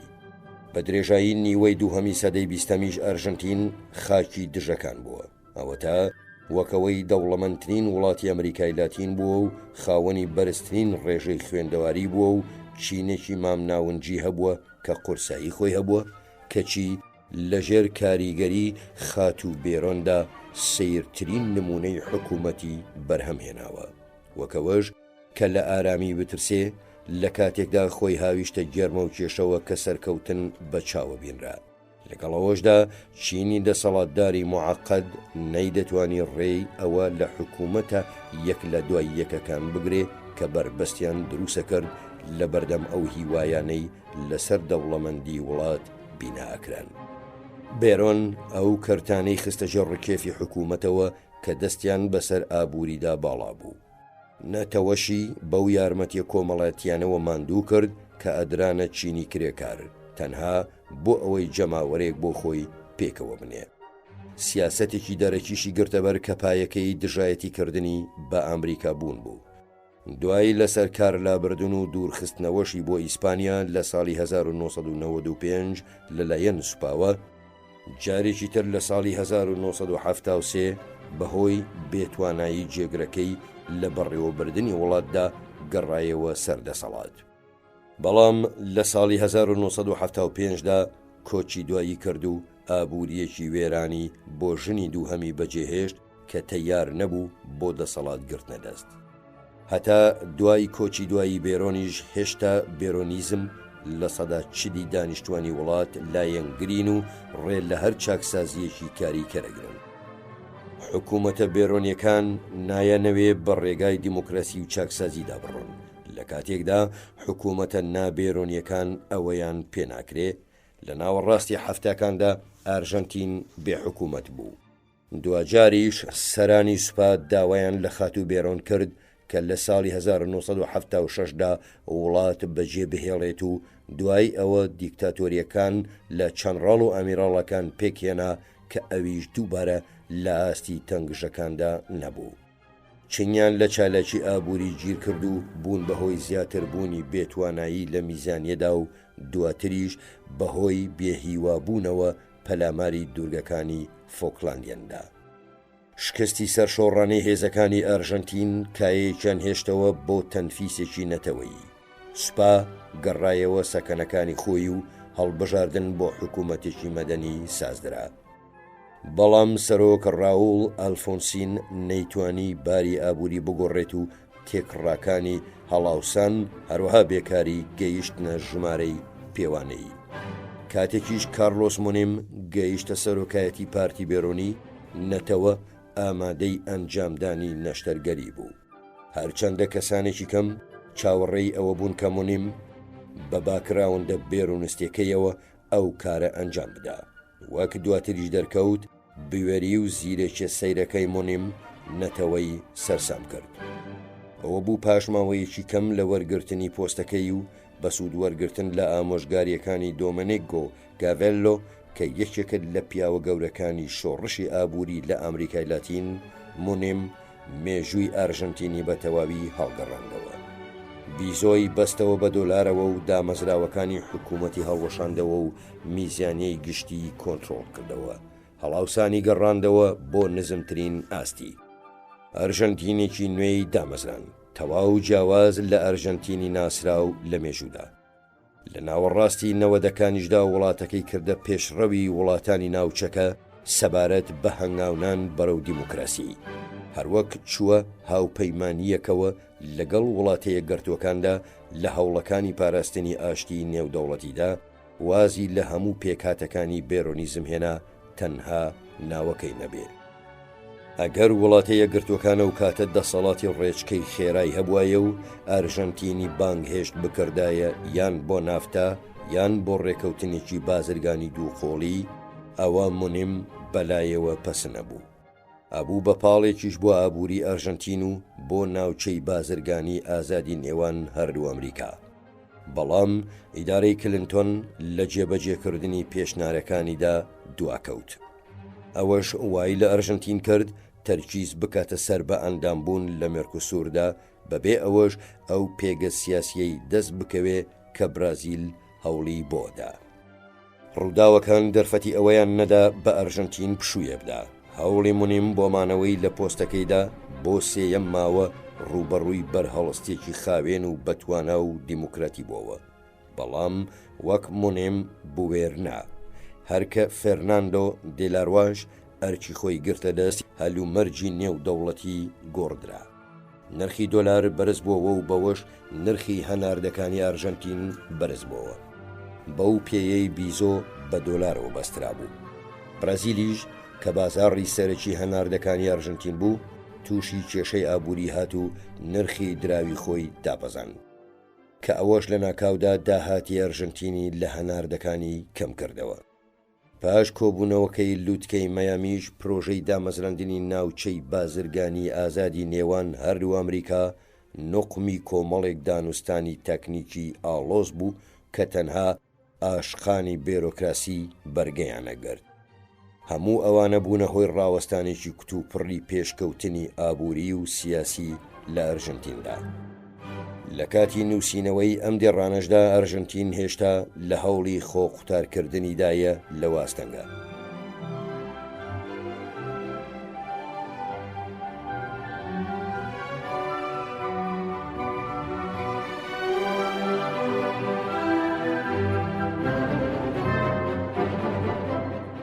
دۆمینیگۆ گاڤالۆ دەرفەتێکی تری خرایە بەردەم بۆ ڕزگارکردنی ئابووری ئەرژەنتین لەسەر بناخەی بەرنامەیەکی یەکێتی نیشتیمانی. تۆماری خۆشی لە بواری یەکێتیدا جێمتمانەیە. هەروەک فاکتەری تری درێژخایەن هەن یارمەتی بوژانەوەی ئەرژەنتینەدەن. دۆلار لاوازە و تێکڕاکانی قازانجی ئیلتیزامکردنیش بە دۆلارەوە نزم بۆتەوە. لە کاتێکدا برازیل لەگەڵ بەدەستهێنانەوەی وردە وردەی هێزی ئابووری توانای هاوردەی بەرز بۆتەوە. نرخی هەناردەی ئەرژەنتینیش بەرز بۆتەوە ئەگەر بەرنامەی یەکێتی نیشتیمانی بتوانێ چاکسازی دارایی بێنێتە ئارەوە، ئەوە ئەرژەنتین نەتوانێ بوژانەوەیەکی ئابووری بەخۆیەوە ببینێ. لەسەر وڵاتەیە گرتوەکانیشە یارمەتی بدا لە زاڵبوون بەسەر قەیرانە ئابووریە کوردخایەنەکەیدا. لەسەر ئاستی دوورخایەن یەکەم کێشەی ئارژنتین و هەموو وڵاتانی دیکەی ناوچەکە بریتیە لە دامەزراندنی ناوچەیەکی بازرگانی ئازاد بۆ هەموو وڵاتانی نیوەی ڕۆژاوای گۆیزەوی. ئارژنتینیش بە شێوەیەک لە شێوەکان وەک بریکاری وڵاتانی ناوچەکە، چونکە ئەو ئەنجامەکان و قازانجە پێشبینی کراوەکانی تەکاملی بازرگانی نێوان ئەمریکای لاتین و ئامریکای باکوور ڕوونەکاتەوە. هەروەک دەرفەتی هەناردەکردنی کاڵا ئەرژەنتینیەکان بۆ وڵاتەیە گرتوەکان و کەنەدا زۆرترە بێ. هەروەک مەکسیکیش کە بوو بە ئەندام لە نافتادا ئەبێتە سەرچاوەیەکی بەکێشکردنی پارە هەڵسوڕاوە بیانیەکان. ئەمەش وای لەیەکە کەمتر پشت بە قەرزی دەرەکی ببەستێ. لە کۆتاییشدا سەرگرتنی ڕێکەوتنامەی بازرگانی ئازادی نێوان هەردوو ئەمریکا ڕەنگە کلیلی کرانەوەی بازاڕی ئەوروپا بێ بەڕووی بەرووبوومە کشتووەکاڵی ئەرژەنتیندا. بەتایبەتیش گۆشتی مانگا و دانەوێڵە کە ئێستا سیاسەتی کشتووکاڵی هاوبەشی یەکێتی ئەوروپا خۆی لێلادا. لەبەر هەمان هۆش ئەم دەرفەتە بۆ ئەرژەنتین ئاستەنگێکی سیاسیە، چونکە بوون بە ئەندام لە ڕێکەوتنامەی بازرگانی ئازادی نێوان هەردوو ئەمریکا FTAA بەبێ تەیاربوون ڕەنگە مێرکۆسوور بخاتە مەترسیەوە. لەگەڵیشیدا دەستکەوتەکانی ئەرژەنتین بکەوێتە مەترسیەوە کە مێرکۆسوور ڕێگایەتی بۆ گەیشتنە بازاڕەکانی برازیل. ڕەنگیشە گورزێک بێت لە پەیوەندی سیاسیەکانی لەگەڵ برازیلدا کە ئێستا پەیوەندێکی زۆر توند و تۆڵە لە نێوان بەهێزترین دوو وڵاتی ئەمریکایی باشووردا. ئەو ئاستەنگەی ڕوبەڕووی سەرۆکەکانی وڵاتانی ناوچەکە بێتەوە دامەزراندنی سیستەمێکی بازرگانی ئازادە کە سوودی بۆ هەموو وڵاتەکانی ناوچەکە هەبێ بەبێ بەرەو ڕوبەڕووبوونەوەی نەنافتا و نەمێرکۆسوور. چونکە ڕوودانی کێبەرکێ لە نێوان وڵاتەیە گرتوەکان و برازیلدا هیچ سوودێکی نییە. وڵاتەیە گرتوەکانیش هیچ شتێک پاڵی پێوە نانێ کە دژایەتی مێرکۆسوور بکە کە یەکێتێکی بازرگانی ناوچەیە. هەروەک برازیلیش پێویستی بەوە نییە بەرەو ڕووی وڵاتەیە گرتوەکان بێتەوە بۆ ئەوەی پێگەی خۆی بناسێنێ. نابێ هەوڵی گێڕانی ڕۆڵێک بدا کە نیوەی ڕۆژاوای گۆیزەوی دابەش بکاتە سەر چەند گروپێکی ڕکابەر. هەبێت ئەرژەنتین و وڵاتانی تری ناوچەکە بتوانن بەشداری لە ڕێکەوتنامەی بازرگانی ئازادی نیوەگۆی ڕۆژاوادا بکەن هاوکات لەگەڵ هێشتنەوەی ڕێکەوتنامە بازرگانیە تایبەتیەکانی لەمەڕ وڵاتانی مێرکۆسوور. ئەبێت وڵاتانی نیوەگۆی ڕۆژاوە بەرەنگاری تەماخشەکەی ئەو گوتەی جۆرج کانینگی وەزیری دەرەوەی بریتانیا بکەن کە بێرۆکەی مۆنڕۆی بەخێرهێنا کاتێک گوتی لە جیهانی نوێ ئەوە ئەخوازرێ تەرازوی کۆن چاک بکاتەوە. ئایا یەکێتی ئەوروپا ئەوەی لێداوە ئەکرێ کە دژایەتی بخاتە نێو دەستەبەندیەکانی نیوەگۆی ڕۆژاوا و بەو شێوەیە هەل بقۆزێتەوە؟ لەبری ئەوەی ئەوروپا وەک قورساییەکی بەرامبەر بە نافتا بەکاربهێنێ ئەبێ ئامانج یەکخستنی نافتا و مێرکۆسوور و یەکێتی ئەوروپا بێ لە ناوچەیەکی بازرگانی ئازاددا لەسەر ئاستی ئاتلانتیک. بەم شێوەیەش نیوەگۆی ڕۆژاوا وێنەیەکی بچووکراوەی ئەو ئاستەنیانەیە کە ڕوویان لە وڵاتەیە گرتوەکانە، چونکە ئەو دەرفەتانە ڕوون دەکاتەوە کە ئابوووریەکانی جیهانی پشتبەست و بە ئاهێزەکانی بازار فراهەمیانەکەن. هەروەک دەریەخات پڕکردنەوەی کلێنی نێوان هەیکەلیەتە ئابووری و سیاسیەکانی بە جیهانی بوون چەند پێویستە. ڕاستێکیش هەیە گەشەی ئابووری پێویستی بە کۆمەڵێک چاکسازی هەیە. بۆ ئەو چاکسازیانەش هەبێ پێکاتەیەکی سیاسی دیموکراتی ڕەوا و ئارام هەبێ لە خۆیدا هەڵگەری دامەزراوە گەلێکی ڕوون و سیستەمێکی دادی سربەخۆ بێ. ئاستەنی نوێ ئێستا کەوتونەتە بەردەم ئاسایش و ئارامی کۆمەڵگاکان. هۆیەکەش یەگەڕێتەوە بۆ پیشەسازی مادە سڕکەرەکان و تیرۆر و ئەو بزوتنەوانەی شەڕی پارتیزانی دروستەکەن.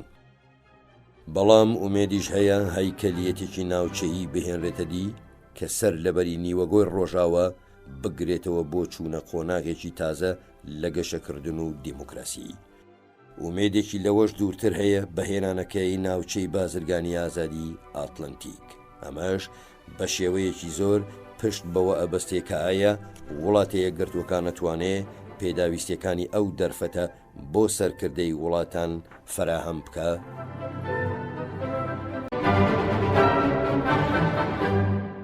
ئاسیا دنیای هاوسەنگی ئاڵۆزیە جیۆسیاسیەکانی ئاسیا. لە ماوەی نیوەی یەکەمی سەدەی بیستەمدا وڵاتە یەکگرتووەکان چووە دوو جەنگەوە بۆ ڕێگرتن لەوەی هێزێکی دوژمن ئەوروپا پاوان بکە. دوای جەنگی دووهەمی جیهانیش وڵاتێک لە ئەوروپای ڕۆژاوادان نەما بایی ئەوەندە هێزی هەبێ ئەوروپا پاوان بکە یان ئامادە بێ پەنا بەرێتە بەرجەنگ وەک ئامرازێکی سیاسی دژ بە هاوسێکانی، کەواتە هەڕەشەکانی ئاساییش لە دەرەوە هاتن. لە نیوەی دووهەمی سەدەی بیستەمدا بەورتر لە سەرەتای ساڵی 1940ەوە وڵاتی یەکگرتووەکان چووە سێ جەنگەوە بۆ بەرگریکردن لە هەمان بنەما، دژی ژاپۆن و هەروەها لە کۆریا و ڤێتنامیشدا. بەڵام ئاسیای پاشجەنگ بە ئەندازەی ئەوروپا پێش نەکەوت. وڵاتانی ئاسیا بە چاوی ڕکابەر سەیری یەکتریانە کرد، تەنانەت ئەگەر لە هەندێک کاروباری ئابووریشدا هاوکاری یەکتری بوو بن، خۆ لەوە ناچێ جەنگ لە نێوانیاندا هەڵگیرسێ، بەڵام ئەگەری ڕوودانیشی دوور نییە. بەوەش سیستەمی نێودەوڵەتی لە ئاسیادا زیاتر لە سیستەمی نێودەوڵەتی ئەوروپای سەدەی 19 چێ تا لە سیستەمی باکووری ئاتلانتیکی سەدەی 21. بە چاوخشاندنێک بە نەخشەی سیاسی و ئابووری ئاسیادا گرنگی ئاڵۆزی ناوچەکە دەرەکەوێ. لە ئاسیادا وڵاتێکی پیشەسازی پێشکەوتووی وەک ژاپۆن هەیە کە ئابووریەکەی لە ئابووری هەر وڵاتێکی مێژوویی ئەوروپا زەبەلاحترە. سێ وڵاتی کیشوەری وەک هیند و چین و ڕووسیا هەن، دوو وڵاتیش هەن کۆریای باشوور و سنگاپورە کە زۆر لەوەوە نزیکن ببنە خاوەنی توانای ئابووری و تەکنۆلۆژی وەک وڵاتانی پیشەسازی پێشکەوتوو. دوو وڵاتی گەورەیش هەن فلیپین و ئیندۆنێزیا کە لە هەزاران دوورگە پێک دێن و دەستیان بەسەر هەندێک لە گرنگترین ڕێگە دەریاییەکاندا ڕوا. تایلاند و بۆرمایش هەن کە دوو وڵاتی کۆنن و ژمارەی دانیشتوانیان هێندەی ژمارەی دانیشتوانی ئیتالیا و فەرەنسا بێ. کۆریای باکووریش هەیە کە وڵاتێکی شەڕخوازە و کار بۆ گەشەدان بە چەکی ئەتۆمی و موشەکی دوورهاوێژەکە. ژمارەیەکی زۆریش لە موسڵمانان بە مالیزیا و ئیندۆنێزیادا بڵاو بوونەتەوە کە بە ژمارە مەزنترین دووگەلی ئیسلامین لە جیهاندا. لە کۆتاییشدا ڤێتنام هەیە کە لە چەند شەڕێکدا دژی فەرەنسا و وڵاتە یەکگرتووەکان و چین و دژی لاوس و کەمبۆدیای دراوسێی توانایەکی سەربازی و نیشتیمان دۆستیەکی کڵپەسەندوی نیشانداوە و تا ڕادەیەک ئێستا باڵادەستە. گرنگی ئابووری ئاسیا بۆ وڵاتە یەکگرتووەکان و هەموو جیهان لە بەرەودایە. لە ساڵی 1996دا پشتی ئاسیا لە بازرگانی وڵاتە یەکگرتووەکان لەگەڵ سەرجەمی جیهاندا ڕێژەی لە 68 پێکەهێنا. هەناردەکانی وڵاتە یەکگرتووەکان بۆ چین لە 90ەکاندا بە تێگڕای لە 13 گەشەی بەخۆیەوە بینی. لە هەمان ماوەدا پارەوە گەڕخراوەکانی وڵاتە یەکگرتووەکان لەو وڵاتەدا سێهێندە بووە.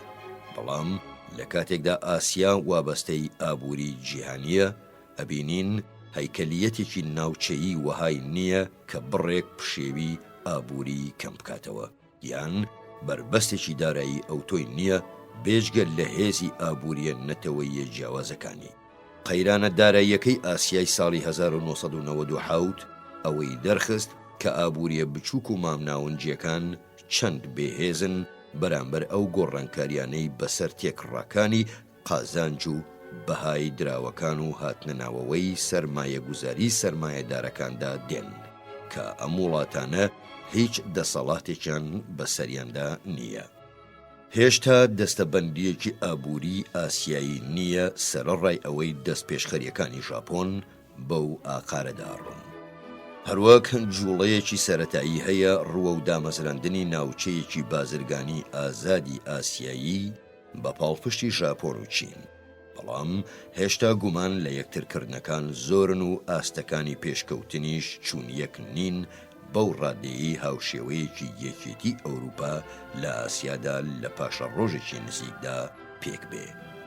ئەمەش ئەوە ناگەیەنێ کە وڵاتانی ئاسیا بە بچووک و گەورەیانەوە بەم وەزعە قایلن. ڕەنگیشە قەیرانێکی دارایی دیکەی گەورە لە ئاسیادا یان لە وڵاتە دیموکراسیە پیشەسازیەکاندا تەقەلاکانی وڵاتانی ئاسیا خێراتر بکە کە لە پێناوی بەدەستهێنانی دەسەڵاتێکی زیاتر بەسەر چارەنووسی سیاسی و ئابووریاندا ئەیدەن. ئەویش لە ڕێی دامەزراندنی ڕێکخراوێکی ئاسیایی هاوتوانایی سیستەمە ناوچەیەکانی دیکە. دەستەبەندیەکی ئاسیایی دوژمنکارانە کە چڕترین وڵاتەکان لە دانیشتواندا لەخۆ بگرێ بە سامانێکی زەبەلاحەوە و شان بەشانی هەندێک لە گەورەترین گەلە پیشەسازی دۆستەکان ناتوانێت لەگەڵ بەرژەوەندیە نەتەوەییەکانی ئەمریکادا یەکان گیر بێتەوە. لەبەرەمەیش وڵاتەیە گرتوەکان لە سەرەتی شوێنپێیەک بۆ خۆی لە ئاسیادا بهێڵێتەوە و ئەبێ ئامانجی جیۆپۆلیتیکی بریتی بێ لە ڕێگرتن لەوەی ئاسیا ئاوێتەی دەستەبەندیەکی نادۆست بێ. ئەوەیش زیاتر پێچێ لە سایەی ویسایەتی یەکێک لە زلهێزەکاندا ڕووبدا. بەوا کرێ پەیوەندی ئەمریکا بە ئاسیاوە لەگەڵ پەیوەندی بریتانیا بە درێژایی 4% بە کیشوەری ئەوروپاوە بەراورد بکرێ.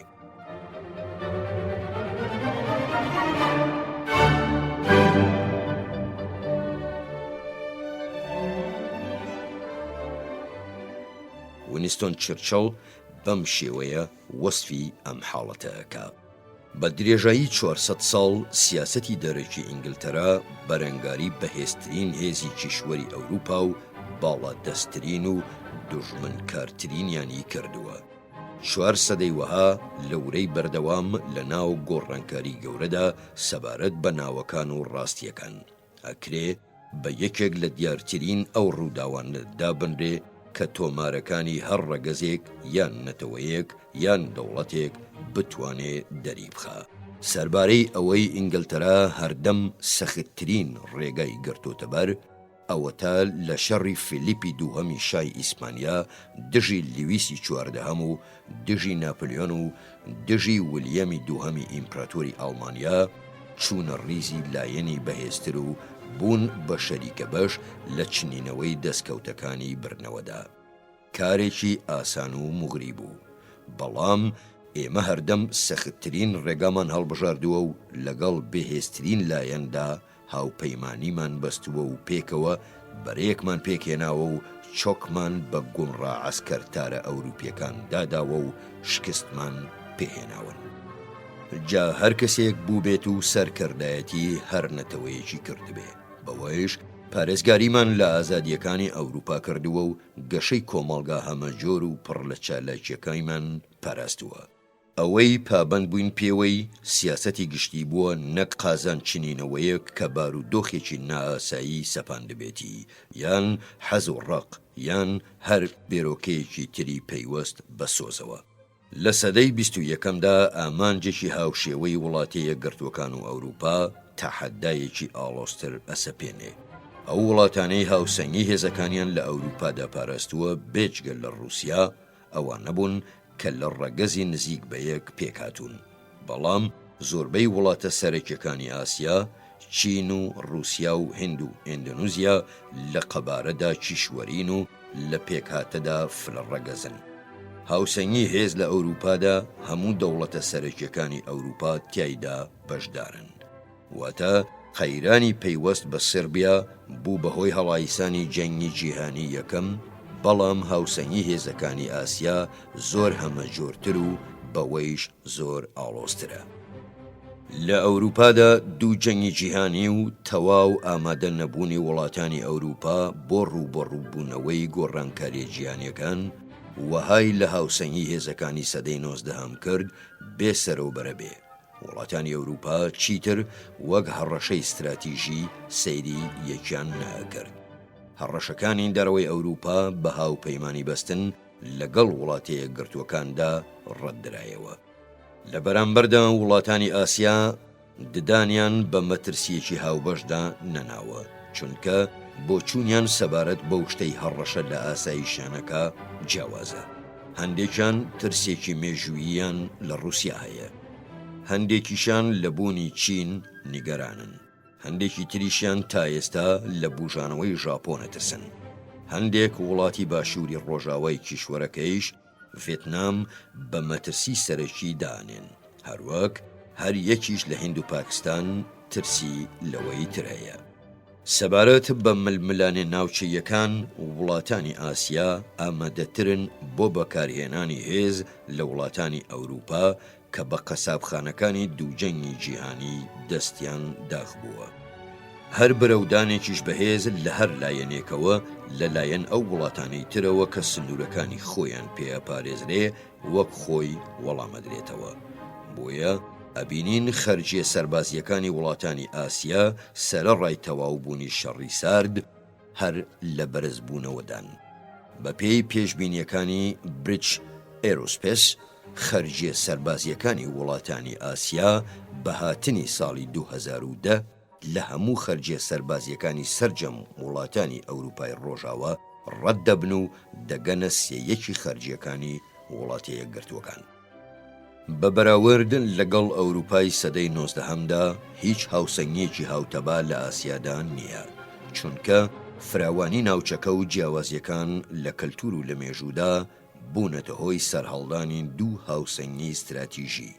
لە باکووری ڕۆژهەڵاتی ئاسیا چین و ژاپۆن و رووسیا و وڵاتە یەکگرتووەکان پێکەوە کار لە یەکەکەن، شانبەشانی ئەگەری تەقینەوە لە نێوە دوورگەی کۆریادا.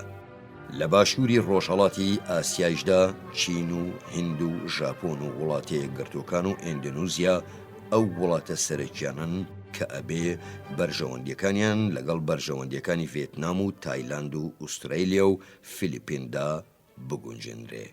هەروەها ئەو ڕۆڵانەی زۆربەی وڵاتانی ئاسیا ئەیجێڕن هەردەم لە گۆڕاندن. ئەوە تا ژاپۆن لەگەڵ هەنگاونانیدا بەرەو سیاسەتێکی نێودەوڵەتی ئاشکراتر زۆر پێچێ چالەکیەکانی لە هەردوو هاوسەنگی استراتیژیەکەدا گەشە بکەن و بە شێوەیەکی سەرەکی بۆ جڵەوگیرکردنی چین ئاراستە بکرێن.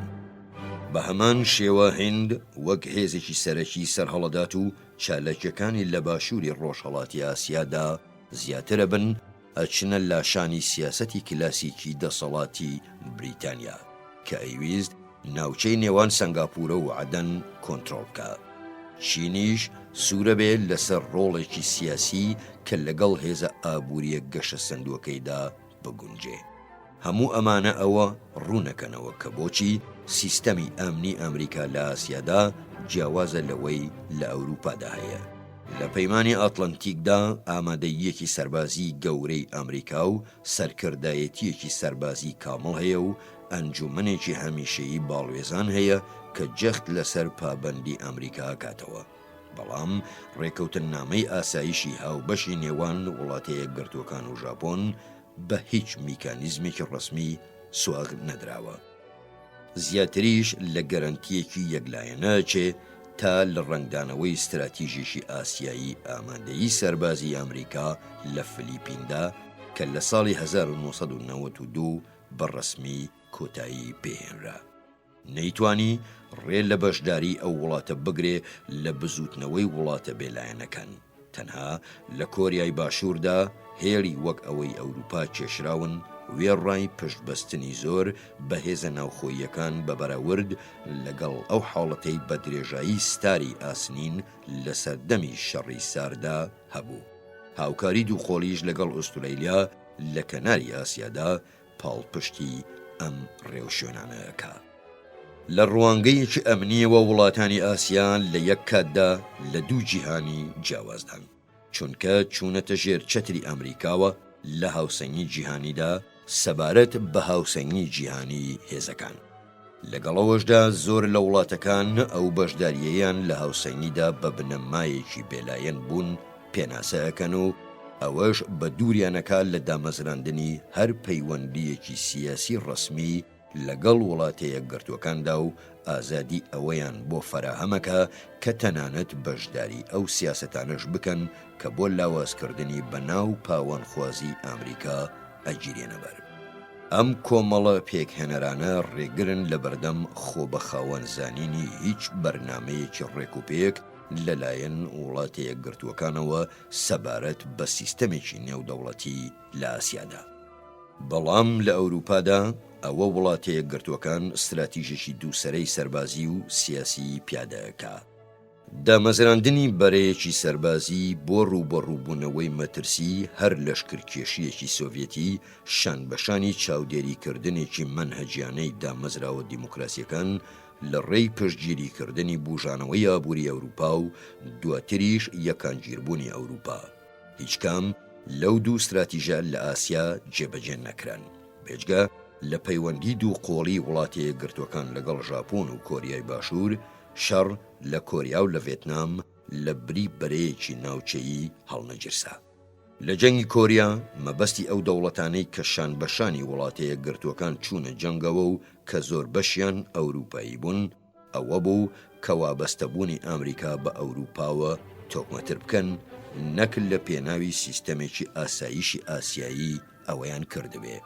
دامەزراندنی بەرگریەکی هەمە تەکنیکیش لە کۆریای باشوور بوو بە مەسەلەیەکی لە توانە هاتوو، چونکە لە کاتی دەنگدانی یەکلاییکەرەوەی ئەنجومەنی ئاسایشدا وەها ڕێکەوت نوێنەری سۆڤێت وەک ناڕەزایی دەربڕین بەرامبەر دوورخستنەوەی چینی کۆمۆنیست لە نەتەوە یەکگرتوەکان خۆی کێشایەوە.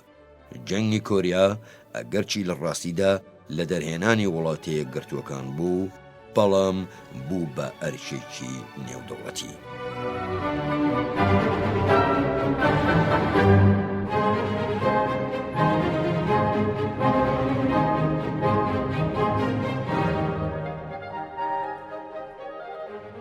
لە ڤێتنام ناتۆ تەنانەت لە ڕووی سیاسیشەوە پشتگیری وڵاتەیە گرتوەکانی نەکرد، بەڵکو خۆپارێزی ئەندامەکانی لە ئاستی جیاجیادا بوو. کۆریای باشوور و تایلاند و ئوسترالیا و فلیپینیش چەند جۆر لە هاوکاری ڕاستەوخۆ و ناڕاستەوخۆیان پێشکەش کرد. لە ڕاستیدا کۆریا دوو فرقەی جەنگاوەری ڕەوانە کرد. ڕەنگ بوو جۆرێک لە سیستەمی ئاسایشی ئاسیایی بەهاتایەتە ئاراوە ئەگەر ئەمریکا هەتا سەرکەوتن لە جەنگدا بەردەوام وایە.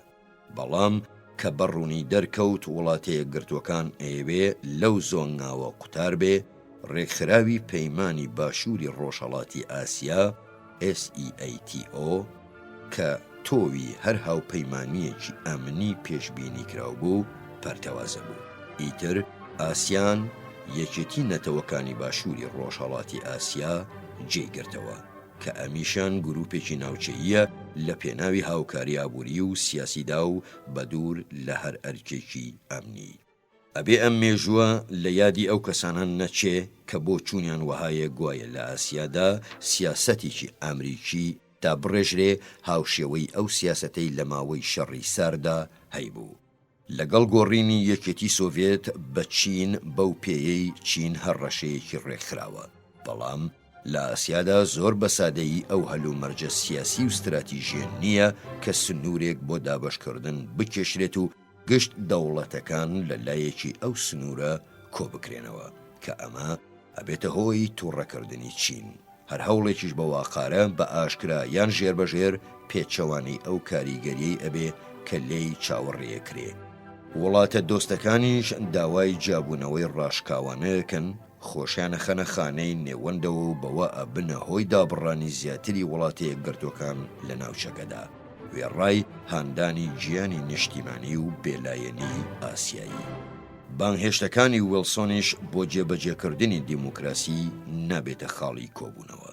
ڕاستە زۆربەی وڵاتانی ئاسیا جۆرێک لە سیستەمی هەڵبژاردنیان لەخۆ گرتووە، بەڵام دیموکراسی نەگەیشتۆتە ڕادەی دیاریکردنی ناسنامەی نەتەوەی. ڕەنگە تەنها فیلیپین نەبێ، لەگەڵ ئەوەشدا ڕۆڵی ئیمپریالیزمی ئیسپانی کە 350 ساڵی خایاند تا ئێستا کاریگەریەکی زۆری بەسەرەوە هەیە. بە هەر حاڵیش وڵاتێک لە ناوچەکەدا نییە بە ئوسترالیای دیموکراتی بەهێزیشەوە ئامادەی خۆخستنەوە ترسی بێ بە ڕووبەڕووبوونەوەی چین یان هەر هێزێکی تری سەرەکی بە ناوی دیموکراسیەوە. دامەزراوە دیموکراتیەکانی ژاپۆنیش بەرهەمی داگیرکردنی بوون لە کۆتایی جەنگی جیهانی دووهەمدا، بەڵام ئەو دامەزراوانە ئێستا ڕێجان داکوتاوە. هیچ پارتێک یان سەرکردەیەکی ژاپۆنیش ئامادە نییە ئەو ئەزموونە بگەێنێتە بەشەکانی دیکەی ئاسیا، چونکە ئەوە وەک نمونەی ئیمپریالیزمێکی ژاپۆنی نوێ سەیرەکرێ. کۆماری کۆریا هاوپەیمانی خۆی لەگەڵ وڵاتە یەکگرتوەکان وەک ئامرازێکی پاراستنی سربەخۆیی و هاندانی یەکگرتنەوەی کۆریا سەیرەکە. وێڕای دامەزراوە دیموکراتیە ناوخۆییەکانیشی کە جێی شانازین بۆی، بەڵام سیاسەتی دەرەکی کۆریا شوێن پێ هەڵگرتووی بنەماکانی وێلسۆن نییە. بەهۆی ترسیشی لە ژاپۆن دیموکراسی زیاتر لە چینی ئۆتۆکراسی، کۆریای باشوور بەشداری لە هیچ هەڵمەتێکدا ناکا بۆ دەستکاریکردنی هیچ هەیکەلیەتێکی ناوخۆیی هیچ کام لە وڵاتانی ئاسیا. نەخوازە چین کە پێویستی بە هاوسەنگکردنی پەیوەندیەکانی هەیە لەگەڵ هەریەک لە کۆریای باکوور و ژاپۆن و رووسیا. تایلاند و فیلیپینیش دامەزراوە ناوخۆیەکانیان بە بزوێنەری سیاسەتی دەرەکیان نازانن. ئیندونوزیاش کە لە ململانێدایە لە پێناوی دامەزراندنی دیموکراسیدا پێی وایە ئەو پرۆسەیە هیچ پەیوەندێکی بەکایە دیپلۆماسیەکەوە نییە.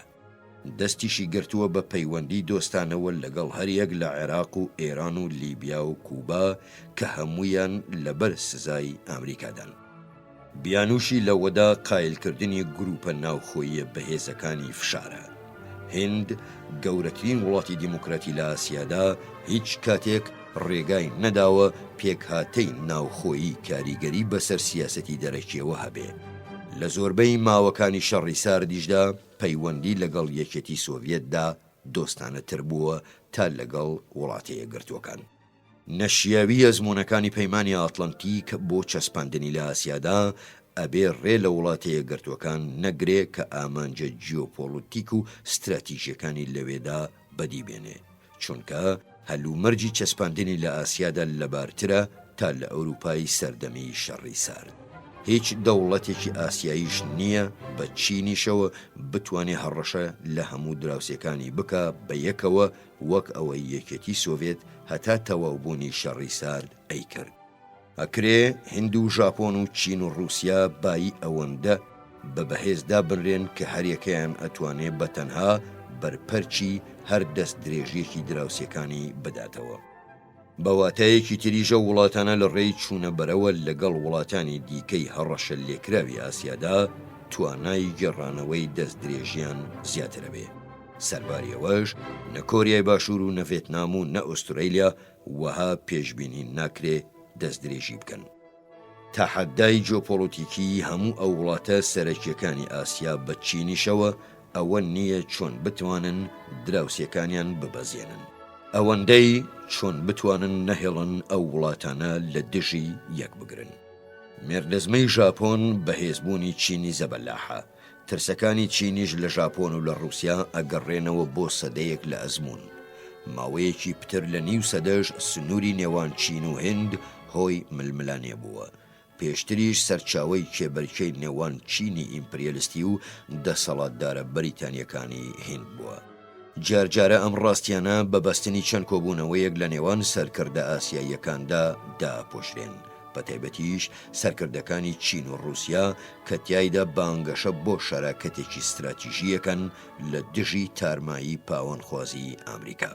بەڵام ئەم گوزارشتە ئاستگۆیانەیە لە نیگەرانی بەرامبەر پاوانخوازی ئەمریکا و کۆبوونەوەکانی لووتکەی نێوان سەرۆک دەوڵەتەکان ئەو ڕاستی استراتیژی و جیۆپۆلیتیکانەیە ڕەت ناکەنەوە، چونکە سنووری دوور و درێژی رووسیا و چین کە تەنها لە قۆڵی رووسیاشەوە خەڵکێکی کەمی تێداژی بە سروشت مەسامیە و بە درێژایی مێژوش هەروە بووە. کەسیشان ئامادەی ئەوە نین پشت بە بەردەوامبوونی نیازپاکی بەرامبەرەکەیان ببەستن بۆ مەسۆگەرکردنی ئاسایشی سنوورەکەیان. ئەوەش بەبێ لە بەرچاوگرتنی تووڕەیی ئێستایان لە بەناو پاوانخوازی ئەمریکا. تەنها سیاسەتی خۆسەپێنی ئەنتەری سارمی ئەمریکا کە پێشبینی ناکرێ ئەمریکا بیگرێتە بەر ئەتوانێت وا لە هەردوو وڵات بکە شەراکەتێکی قوڵتر دابمەزرێنن. ئەتوانرێ هەمان شیکردنەوە بکرێ بۆ پەیوەندی هەموو وڵاتانی دیکەی ئاسیا بە وڵاتە یەکگرتووەکانەوە. هیچیان بە ڤێتنامیشەوە ناتوانن پەیوەندیەکدا بمەزرێنن لەگەڵ وڵاتانی دوژمنی وڵاتە یەکگرتووەکان کە بەهێزتر بێ لە پەیوەندیان لەگەڵ واشنگتۆندا. لێرەشدا خەسڵەتی تەفزیلی ئەمریکا دەرەکەوێ لە پاراستنی هاوسەنگیە جیاوازەکانی ئاسیادا. ئەبێ ئەمریکا زیاتر گرنگی بدا بە پاراستنی پەیوەندی هاوکاریانن لەگەڵ هەموو وڵاتانی ئاسیادا و خۆی بەدوور بگرێ لە هەر سیاسەتێک کە لەسەر ئەگەری ئەوە بیناکرابێ هیچ کام لە وڵاتانی سەرەکی ئاسیا دوژمنایەتێکی مێژوویی ڕەگداکوتراوی هەبێ ئەگەر بەڵگەیەکی ڕوون لەو بارەیەوە بەدەستەوە نەبێ. بەم ڕێگەیەش وڵاتەیە گرتوەکان پێگەیەگەگرێ کە هەر کات پشتگیریکردنی پێویست بوو ئەو پشتگیریە یەکلایکەرەوە بێت و بە دووری شەبێ لە بەچێشکردنی وڵاتانی دیکە بۆ سەلبیەت و بۆ تێوەگلان لە هیچ ململانەیەک لەگەڵ دوژمنێک کە خۆی دروستی بکە. لە هەمان کاتدا وڵاتەیە گرتوەکان هەر کاتێک هاوسەنگی هێزەکان یان بەرژەوەندیە نەتەوەییەکانی ئەمریکا بکەونە بەر هەڕەشە ئەبێ ڕکابەرێکی ڕق بێ. نیگەرانی بەرامبەر پێشێلکاریەکانی مافەکانی مرۆڤ بێگومان وەک خەسڵەتێکی گرنگی سیاسەتی دەرەکی ئەمریکا ئەمێنێتەوە بەبێت لە بەرچاوگرتنی ئەوەی چێ سەرۆکە، چونکە ئەو مەسەلەیە ڕاستی گەلی ئەمریکا دەرەخا هەروەختیش بوار هەبێ کاریگەری خۆی لەسەر بڕیارەکانی حکوومەتە بێ. سەرکردە داناکانی ئەمریکا ئەو بەهایانەی ئەمریکا بەهەند وەرەگرن و خۆیان لادەن لەوەی پەیوەندیەک بخەنە مەترسیەوە کە ئارامی ئاسیا و ئاشتی جیهان تا ڕەدەیەکی زۆر پشتیان پێبەستووە. پەیوەندیەکان لەگەڵ ژاپۆندا بەشی یەکەم.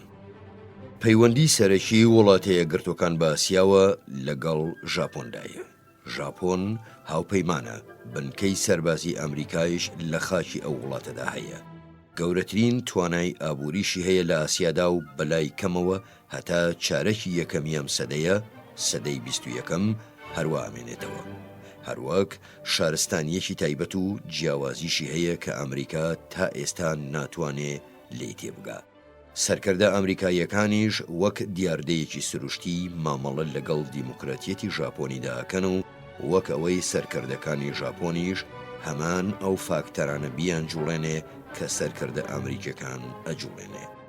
سکاڵای ئابووری ناسانی ئەمریکاش ئەو خاڵی لاوازیانەیە کە لە ئابووری ژاپۆندا هەیە و گوێنەگرتنە لە ڕەخنەکانی ئەمریکا. تا ئێستاش ژاپۆنیەکان بەکە لە ڕقیەوە وەرگرتنی ڕەچەتەکانی ئەمریکا ڕەتدەکەنەوە. سەبارەت بە ئاسایشی هاوبەش ژاپۆن لە بەردەم داوایەکدایە لە مەڕ دابەشکردنی ئەرکەکان. ئەوەش بە پشتبەستن بەو بێرۆکانەی لە واشنگتۆن هەڵێنجراون و وەک ڕاستی بەڵگەنەویست هەواڵەی تۆکیۆ کراون. ئەم ڕێبازە هەندێک تەحەدای ئاشکرایی بۆ پاوەندخوازی ئەمریکا دروست کردووە بە بەراورد لەگەڵ ئەوروپا، چونکە لە خزمەتی ژاپۆندا بووە. لە ڕێی جۆڕایەڵی بۆ دامەزراوەی سەربازی پێشنیارکرا و ڕۆڵی استراتیژی تۆکمەکراو. ئەو ڕێبازان توانا بەخشێتە ژاپۆن کە ڕۆڵێکی نێودەوڵەتی کاراتر بگێڕێت و کاریگەری استراتیژی و سیاسی خۆی فراوانتر بکە بەبێ ئەوەی ڕوبەڕووی بێزاری گشتی بێتەوە لە پیادەکردنی سیاسەتی نەتەوەیی. تا ئێستاش دایەلۆجی استراتیژی تەنانەت لەگەڵ ئەوروپاشدا بچڕ بچڕە. بەشێکی ئەوەشە گەڕێتەوە بۆ ئەوەی ژاپۆن نزیکەی نیو سەدەیە لە دوای شکستی جەنگی جیهانی دووهەمەوە تەرکیزی خستۆتە سەر بوژانەوەی ئابووری و سیاسەتی ئەمنی واز لێهێناوە بۆ وڵاتەیە گرتوەکان. هەروەها ئەگەڕێتەوە بۆ شێوازی نەتەوەیی ژاپۆن کە ئەخوازێت بڕیارەکان بە کۆدەنگی بدرێن نەک بەبەرە و ڕوبەڕووبوونەوە. کەلتوری ژاپۆن هەوڵی خەڵەتاندنی بیانیەکان نادا وەک ئەوەی چینەیکە بە پێهاڵدانی ڕادەی بربڵاوی تایبەتمەندیەکانی کەوا لەو بیانیانەیەکە هیچیان بۆ نمێنێتەوە بێجگە لە دەستکاریکردنی خۆیان بە پێی داواکاریەکانی ئەو کللتورە. دامەزراوەکانیشیان دەگمەنن و بە دروشمی بۆ هەناردەکردن ئامادە نەکراوە. ئاماژەیان بۆ ئەکرێ، بەڵام چین چەقێکی شوەرەکە ئەوە لەبەر پاراستنی بوون و سربەخۆیی خۆی ناچار بووە بە درێژایی سنوورەکانی یاری بە بیانیەکان بکە ئەگەر پێویستیشی کرد زۆر بە ژیاری چینیدا هەڵبدا. بەڵام ژاپۆنی دوورگە ڕێگایەکی پێچەوانەی هەڵبژاردووە. بەر لە 400دا لە ناچارکردنی لەلایەن ئادمیراڵ عەقیدی دەریایی ماتیۆ بێریەوە بەکرانەوە بەڕووی ڕۆژاوادا لە ساڵی 1954 ژاپۆن بەداخراوی مامەڵەی لەگەڵ دەرەوەی خۆیدا کرد. تەقلیدیە سەربازیەکانیشی لە کێشە دەرەبەجیەکاندا پەرە پێدا و بنیادی ناوخۆییشی لەسەر بناغەی شانازیکردن بە دانسقەیی خۆیەوە دامەزران. لە ڕاستیدا ژاپۆن زۆر متمانەی بە دانسقەیی خۆی هەبوو، بەو ڕادەیەی دوای گەیشتنی بێری هیچ سەڵی لەوە نەکردەوە دامەزراوەکانی لەگەڵ شێوازە ڕۆژاواییەکاندا بگونجێنێ، چونکە باوەڕی بەوە هەبوو کە مۆرکی تایبەتی خۆی هەرەپارێزێ.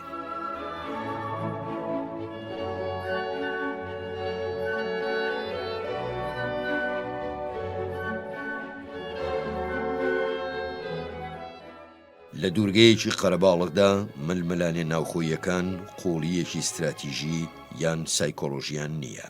بەو شێوەیەش بە درێژایی چەندین سەدە کۆمەڵگای ژاپۆنی چەند شکڵێکی پەرەپێداوە کە ناکۆچەکان نەرمەکەنەوە و بوارەدەن بڕیار بە کۆدەنگی و بەبێ ئاشکراکردنی ناوی براوە و دۆڕاوە دەربکرێ. ئەمەش پێویستی بە جۆرێکی فراوانی هەرەمیەت هەبووە، بەو شێوەیەک کە ئەوانەی لە پلەکانی خوارەوەن بتوانن بەشداری بکەن لە ڕێی بەخشینی هەستێک بەوەی چاودێری ئەکرێن، وەک چۆن خێزان چاودێری مناڵەکانی خۆیەکە. تەنانەت لە سەردەمی نوێژدا جیاوازی نێوان هەژار و دەوڵەمەند لە ژاپۆندا زۆر کەمترە لەوەی لە هەر وڵاتێکی دیکەی پیشەسازی پێشکەوتوودا بەدیەکرێ یان ئەو جیاوازیە هێندە ڕوون نییە. ژاپۆن لە سیستەمی دەرەبەجیەوە بوو بە تێکەڵەیەک لە سیستەمە پەرلەمانیەکانی ئەوروپای ڕۆژاوا و دامەزراوە سەربازیەکانی بروسیا و ڕەفتارە دەریاییەکانی بریتانیا. هەموو ئەوانەش بەهانەی پیرۆزی ئیمپراتۆر و بە هەستێکی دەرەبەجی هەرەمی زۆر دەگمەن پێچراونەتەوە کە بووە بە خەسڵەتێکی دیکە و دانسقەیی ژاپۆن ئەسەلمێنێ. پاش شکستی ساڵی 1945 ژاپۆن جارێکی تر دامەزراوەکانی خۆی سازدایەوە لەگەڵ پاراستنی مۆرکە دەگمەنەکەیدا. خۆشی کردە خاوەن سیستەمێکی پەرلەمانی و دەستورێک کە بەشی زۆری لە بارەگای سەرکردایەتی هێزی داگیرکاری ئامریکا داڕێژرا. دەستورێک کە جەنگ وەک ئامرازێکی سیاسی ڕسواکە. ژاپۆن ئەیتوانی ئەم گۆڕانکاریانە لە ناو خۆیدا بکە، چونکە هەستکردنی ژاپۆن بە ناسنامەی کللتوری هێندە بەهێز بوو کە ئەیتوانی ئەوەی لە وڵاتان ئەبوو بەهۆی هەڵایسانی شۆڕشی ملی ئەو لەوێ بیکاتە ڕێگایەک بۆ بەردەوامبوونی پێویستی کەلتوری ژاپۆن. بۆیە هەر لە یەکچوونێکی دامەزراوە سیاسیەکانی ژاپۆن لەگەڵەوانی ڕۆژاوە تا ڕادەیەکی زۆر سەرپێیە. لە ساڵی 1945ەوە هەڵبژاردنەکانی ژاپۆن پارتی دیموکراتی لیبرالی دەسەڵاتداریان LDP لە دەسەڵاتدا جێگیر کردووە. تەنها چەند ماوەیەکی کەم نەبێ 50 ساڵە هەڵبژاردن ناوی سەرۆکی وەزیران دیاری ناکە، وەگەوەی لە سیستەمە پەرلەمانیەکانی ڕۆژاوادا هەیە، بەڵکو و پێگەی نسبی ئەو 4 یان 5 باڵەی پارتی دەسەڵاتدار بەشەکەن ئەوەکە. هەر باڵێک سەرکردەیەک بە جۆرەی کۆنی سەرۆکایەتیەکە، ئەویش دەستی بەسەر دەنگەکانی گروپەکەیدا ڕوات و لەلایەن ئەوەی پێشخۆیەوە وەک سەرکردەی تیمەکە دەستنیشانەکرێ. سەرۆک وەزیرانەکانی ژاپۆن هەر لە ناو ئەو بازنە تەسکەدا دیاریەکرێن یان سەرکردەی تیم یان کەسێک کە ئەو دیاری بکە. هەشتوانرێ بەر لە 10 ساڵ پێشبینی گەیشتنیان بەو پلەیە بکرێ ئەگەر فەزیحەیەک یان مردنێکی کتۆپڕ ڕوونەدا. لە ئەنجامی ئەوەشدا ناتوانرێت لە ڕێی لێکدانەوەی بڕیارگەلێک کە لە سەرکردەی تاکڕەوەوە دەرەچن لە سیاسەتی دەرەکی ژاپۆن تێبگەین. ورترەوەیە لەو گۆشە نیگایەوە سیر بکرێ کە دامەزراوەیەکی خێزانیە و خۆی بە ڕکابەرێکەزانێ لە جیهانێکی پڕ لە خەڵقانێک کە ڕەنگە ڕکابەر بن و ئێستا هاوکارن و ئەوانیش هەمیشە خۆیان بە دوورەزانن و وایدانێن کەس لێیان تێناگا. ئەم کەلێنە کولتوریە جۆرێکی سەیر و هەندێک جار ورە ڕوخێن لە دانوستان لە نێوان ژاپۆنی و ئەمریکیەکاندا بەرهەمەهێنێ. ئەرشکی سەرۆکی ئەمریکا تەنها ئەوە نییە کە سەرۆکی حکوومەت بێ، باڵکو و سەرۆکی دەوڵەتیشە. دەسەڵاتی باڵای لە ناو بەشی ڕاپەڕاندنی بڕیارەکاندا هەیە. باشترین ملدانێک دەری ببڕێ ئەوەیە کە بەڵێن بدا هەوڵ بدات بۆ قایلکردنی ئەوانی تر نەک فەرمانیان بەسەردا بدا. ئەگەر گروپی مەبەستیش بۆ کۆدەنگەکە ئەوانەی جێبەجێکردنی بڕیارەکەیان لەسرە قایل نەبوون بەوەی ڕێگای تر نییە ئەوە بەڵێنەکە جێبەجێ نابێ. پێچێ عەقڵیەتی تاکە لە پرۆسەی کۆدەنگیدا گوێ بە هەستیاری و بۆچوونی بیانیەکان نەدا، بەڵکو تەنها بە هەنگاوی خاو بۆ گەیشتنە بڕیار. لە کایەی ئابووریشدا کە لێنێکی کەلتوری ئاشکرا هەیە. چەند لە مێژیشە پێداگرتن لەسەر چاکسازی لە هەیکەلیەتی ژاپۆنیدا میحوەری ئامۆژگاری ئابووریەکانی ئەمریکا بووە و هۆی ئەو گوشارانە بووە کە بۆ پتر لە 10 ساڵ خراونەتە سەر ژاپۆن. ئەڵێن چاکسازی لە هەیکەلیەتدا پێویستە بۆ دووبارە گەشەدانەوە بە ئابووریەک کە لە حاڵەتی سست بووندایە، بۆ ئەوەی ئابووریەکی ژاپۆنی لە ئاستێکدا نەوەستا و گوڕێک بداتە گەشەی ئابووری جیهانی.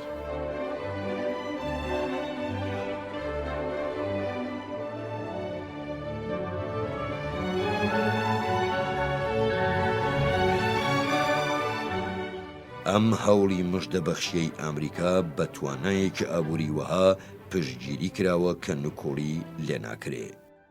ناشکرێ هۆیەکە تێنەگەیشتنی ژاپۆنیەکان بێ لە ئامۆژگاریەکانی ئامریکاییەکان، چونکە کۆمەڵگایەک بە درێژایی 1.5 ڕێکخراویەکی سەرڕاکێش و سووربوونی نیشاندا بێ لە سەربەزاندنی قەیرانەکانی. پێناچێ بەهۆی تێنەگەیشتنەوە نوشست بهێنێ. ئەگەر گوێش لە ئامۆژگاری بنووکێن ئەوە ئەبێ هۆکارەکەیان ئەوە بێ کە سەرکردە ژاپۆنیەکان بە هەمان ئەندازە هەست بە دەستە و یەخەیی نەکەن، یان لەبەر ئەوەیە کە هەنگاوەکانی ژاپۆنیەکان لە بڕیارداندا جیاوازە لە هی ئەمریکاییەکان، یان چونکە کاریگەری وەرگرتنی ئامۆژگاری ئەمریکی کورتبین لە مەودای کورددا نەمەتە کەلتوریە ڕەگدا کوتراوەکان ئەلەقێنێ.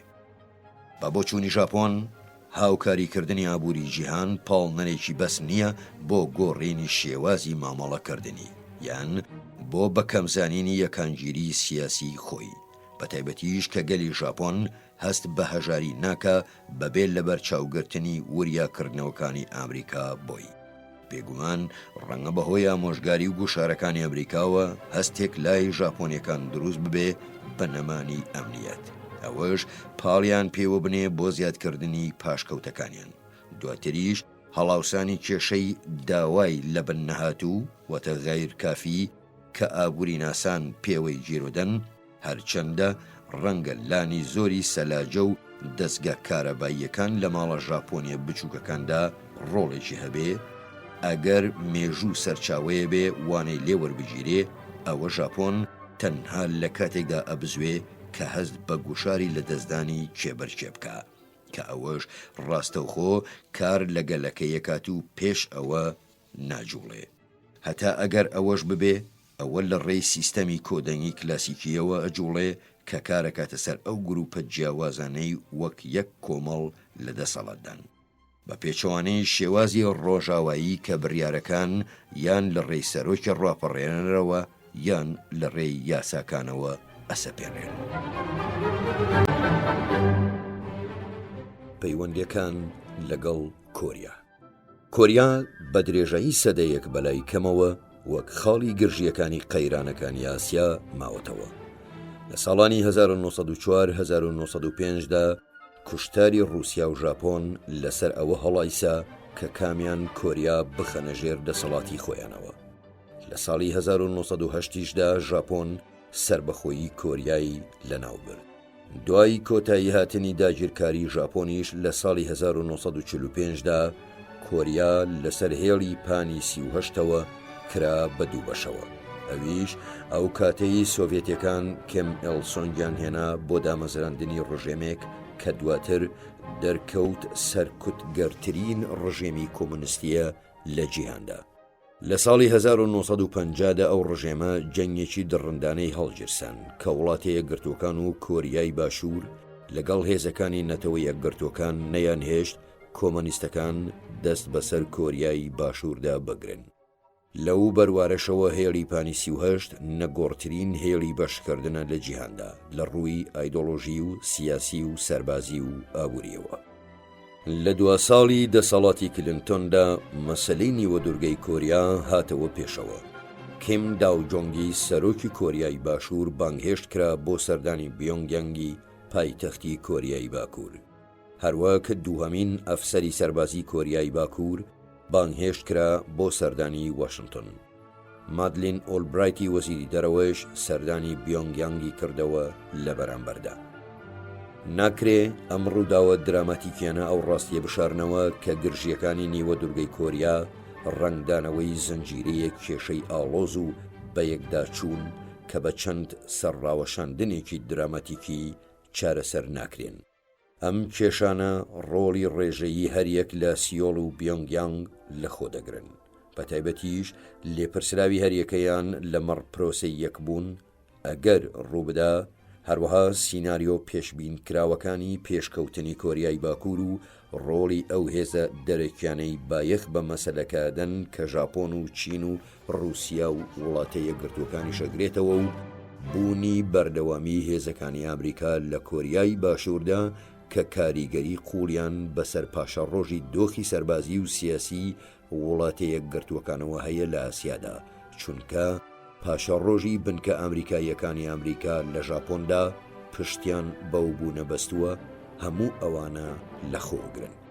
پاش دەرچوونی کۆریای باشوور لە وێرانکاریەکانی جەنگی کۆریا پەیتا پێشکەوت بەرەو دیموکراسیەکی ڕاستەقینە و گەیشتە بەر پێپیلکەی وەرچەرخان، ڕووە و وڵاتێکی پیشەسازی پێشکەوتووی خاوەنی توانایەکی گەشەسەند و کێبەرکێکردن لە بازاڕە جیهانیەکاندا. لە هەمان ماوەدا باکوور بوو بە وێنەیەکی شێوێنراوی دەوڵەتێکی ستالینی بە حکمی ئەوەی بوو بە پۆلیسی ترین وڵات لە جیهانی ئەمڕۆدا. ئابووریەکەی وێرانە جیاوازی ئاستی گوزەرانیش لە نێوان باشوور و باکووردا هەرگیز نەبۆتە تەحەدایەکی ناوخۆیی بۆ ڕژێمی دیکتاتۆری کۆریایی باکوور، چونکە ئەو ڕژێمە توانی دەمی میلەتەکەی ببەستێت و دەستگا ئەمنیەکانیشی بە دڕندەترین دەستگای ئەمنی دانرێن لە جیهاندا. پیشەسازی ڕوو لە نەمانی کۆریای باکووریش ناتوانێت لە بازاڕە جیهانیەکاندا کێبەرکێ بکە. هەروەک کشت و کاڵیشی بەڕادەیەک وێران بووە کە وڵات گیرۆدەی نیمچە برسێتێکی هەمیشەیی بووە.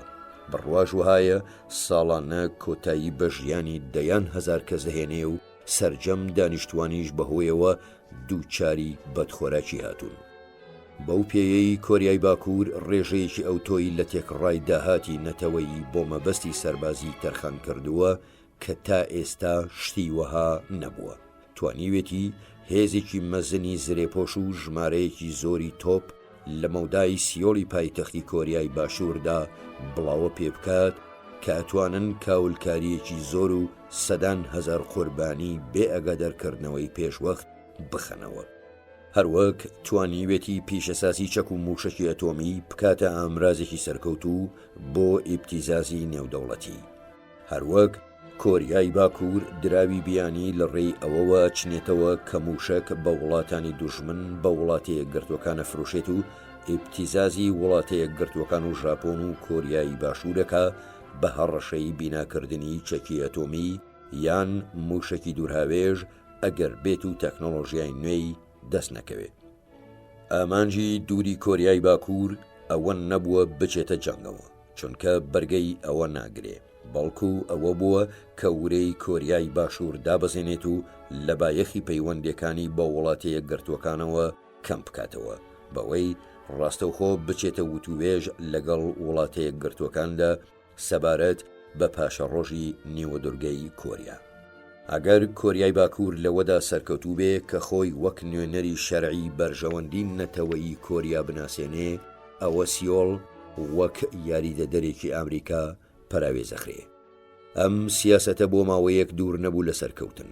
ئەوە تا لە ساڵی 1994دا لەسەر بناغەی دانوستانێک کە وڵاتەیە گرتوەکان بەجیا لەگەڵ کۆریای باکووردا ئەنجامیدا ژاپۆن و کۆریای باشوور قایل بوون بەوەی دوو وێستگەی ئەتۆمی بە ئاوی قورس بۆ کۆریای باکوور دابمەزرێنن. هەروەها ڕەزامەندی وڵاتەیە گرتوەکان لەسەرەوەی سوتەمەنی بگەیەنێتە کارگەکانی بەرهەمهێنانی وزە لە کۆریای باکووردا بەرامبەر هەڵپەساردنی بەرنامەی ئەتۆمی نەک دەست بەرداربوونی. هەرچەندە مەبەستیش لەو سەودایە بەشداریکردن بوو لە سنووردانان بۆ بڵاوبوونەوەی چەکی ئەتۆمی، بەڵام ڕەنگە کاریگەریەکەی پێچەوانە بوو بێ، چونکە ڕەنگە ئەوە وڵاتانی تری شەڕەنگێزی هەندابێ دەرگایان بۆ بەرنامەی ئەتۆمی واڵا کردبێ بۆ ئەوەی هەمان نرخیان چنگ بکەوێ. ڕەنگیشە ئەو سەودایە لایەنی دیکەی کێشەی ئەتۆمی کۆریای باکووری خێرا کردبێ، چونکە دوایی ماوەیەکی کەم کۆریای باکوور تاقیکردنەوەیەکی لەسەر موشەکێکی دوورهاوێژ ئەنجامدا کە بە ئاسمانی ژاپۆندا تێپەڕی بە بیانووی ئەوەی کە ئەیەوێ بۆشایی واتە فەزا بپشکنێ. ئەمەش قۆناغێکی نوێی لە دانوستان لێکەوتەوە و وای لە مادلین ئۆلبرایتی وەزیری دەرەوەی کرد سەردانی بیۆنگیانگ بکە بۆ ئەوەی نرخی ڕاگررتنی ئەو بەرنمەیە بزانێ. ڕەنگە وازهێنانی سەرۆک کلنتۆنیش لە سەردانێکی بیۆنگیانگ لە دوا مانگی مانەوەیدا لە کۆشتی سپی کە مەبەست لێی بە دوواداچوونی ئەو سیاسەتی ئاڵشتە بوو لە ڕێی پێشنیارێکیەوە سەبارەت بە بەخشینی بەناو تەکنۆلۆژیای موشکی زانستی بەرامبەر وازهێنانی کۆریا لە بەرنامەی بەناو سەربازی بەشێکی ئەو نرخە سیاسیە بوو بێ.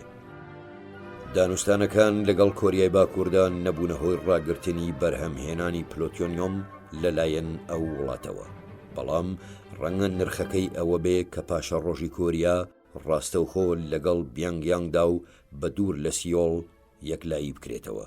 دواتر دوو ڕوودا و ڕوویاندا کە سەرنجیان بەلای خۆیاندا ڕاکێشا. یەکەمیان کۆچی دوایی کێم ئێلسۆنی دیکتاتۆری کۆریای باکوور بوو لە ساڵی 1994دا کە توانای بیۆنگیانگی لە بواری فەرتوفێڵدا کەم کردەوە. دووهەمیشیان هەڵبژاردننی کیم داوجۆنگ بوو بە سەرۆکی کۆریای باشوور کە ئاسۆی دیپلۆماسی سیۆڵی فراوانتر کرد، ئەوەش کە ناوی لێ ئەنێن سیاسەتی خۆری هەڵاتووی کیم داوجۆنگ. جارێکی تر هانی هاوکاری ئابووری و بە یەکگەیاندنەوەی خێزانەکان و ئاڵوگۆڕی دیکەیدا بە هاوسەنگی لەگەڵ پەیوەندیەکانی وڵاتەیە گرتوەکان بە باکوورەوە. بەڵام ئەوە مەسەلەی ناوەرۆکی ئەو پەیوەندیانەی یەکلایی نەکردەوە، چونکە کاتێک کیم جۆنگ ئێلی فەرمانڕەوای کۆریای باکوور کیم داوجۆنگی سەرۆکی کۆریای باشووری بانگهێش کرد بۆ سەردانی بیۆنگیانگ لە هاوینی ساڵی 2000. کونی لافاوەکە بەربوو ئەوە بوو هەرچەند کیم داوجۆنگ بێجگەل لە چەند بەڵێنێکی کیم جۆنگ ئێل بەوەی سەردانیەکەتەوە و چەند دەرفەتێکی سنوورداری بە یەکگەیاندنەوەی خێزانەکان هیچی تری چنگ نەکەوت، بەڵام جیهانی دەرەکی بە خێراتنی ئەو گۆڕانکاریەیان کرد کە لە شێوە ئاخافتنی کۆریای باکووردا وەک مژدەهێنەری هەڵاتنی سەردەمێکی نوێ دەرکەوت.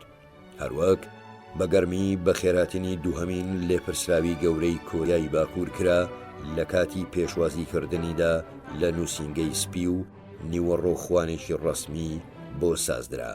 چەند هەفتەیەک دوای ئەو دیدارانە مادلین ئۆلبرایت چوو بۆ بیۆنگیانگی پایتەخت و لەوێ بەشداری ئەو ئاهەنگە مەزنەی کرد کە بۆ 55مین ساڵیادی پارتی کرێکارانی کۆریا ڕێگەخرا.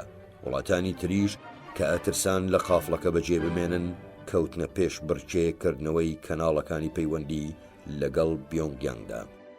ڕەنگە ئەم هەڵپە بە کۆمەڵە بۆ سازدانی دانوستانی ڕاستەوخۆ لەگەڵ بیۆنگیانگ ئەنجامی گاڵتەجاڕی لێکەوت بێتەوە. ئەویش ئەوەیە تەمای خستە بەردەم کیم جۆنگ ئێل بگەڕێتەوە بۆ سیاسەتی پێشووی لەمەڕ دابڕکردنی سیۆڵ، چونکە ڕەنگە گەیشت بێتە دەرەنجامێک کە چیتر پێویستی بە دانوستانی ڕاستەوخۆ نەماوە لەگەڵ کۆریای باشوور بۆ چارەسەرکردنی کێشە ناوخۆیەکانی.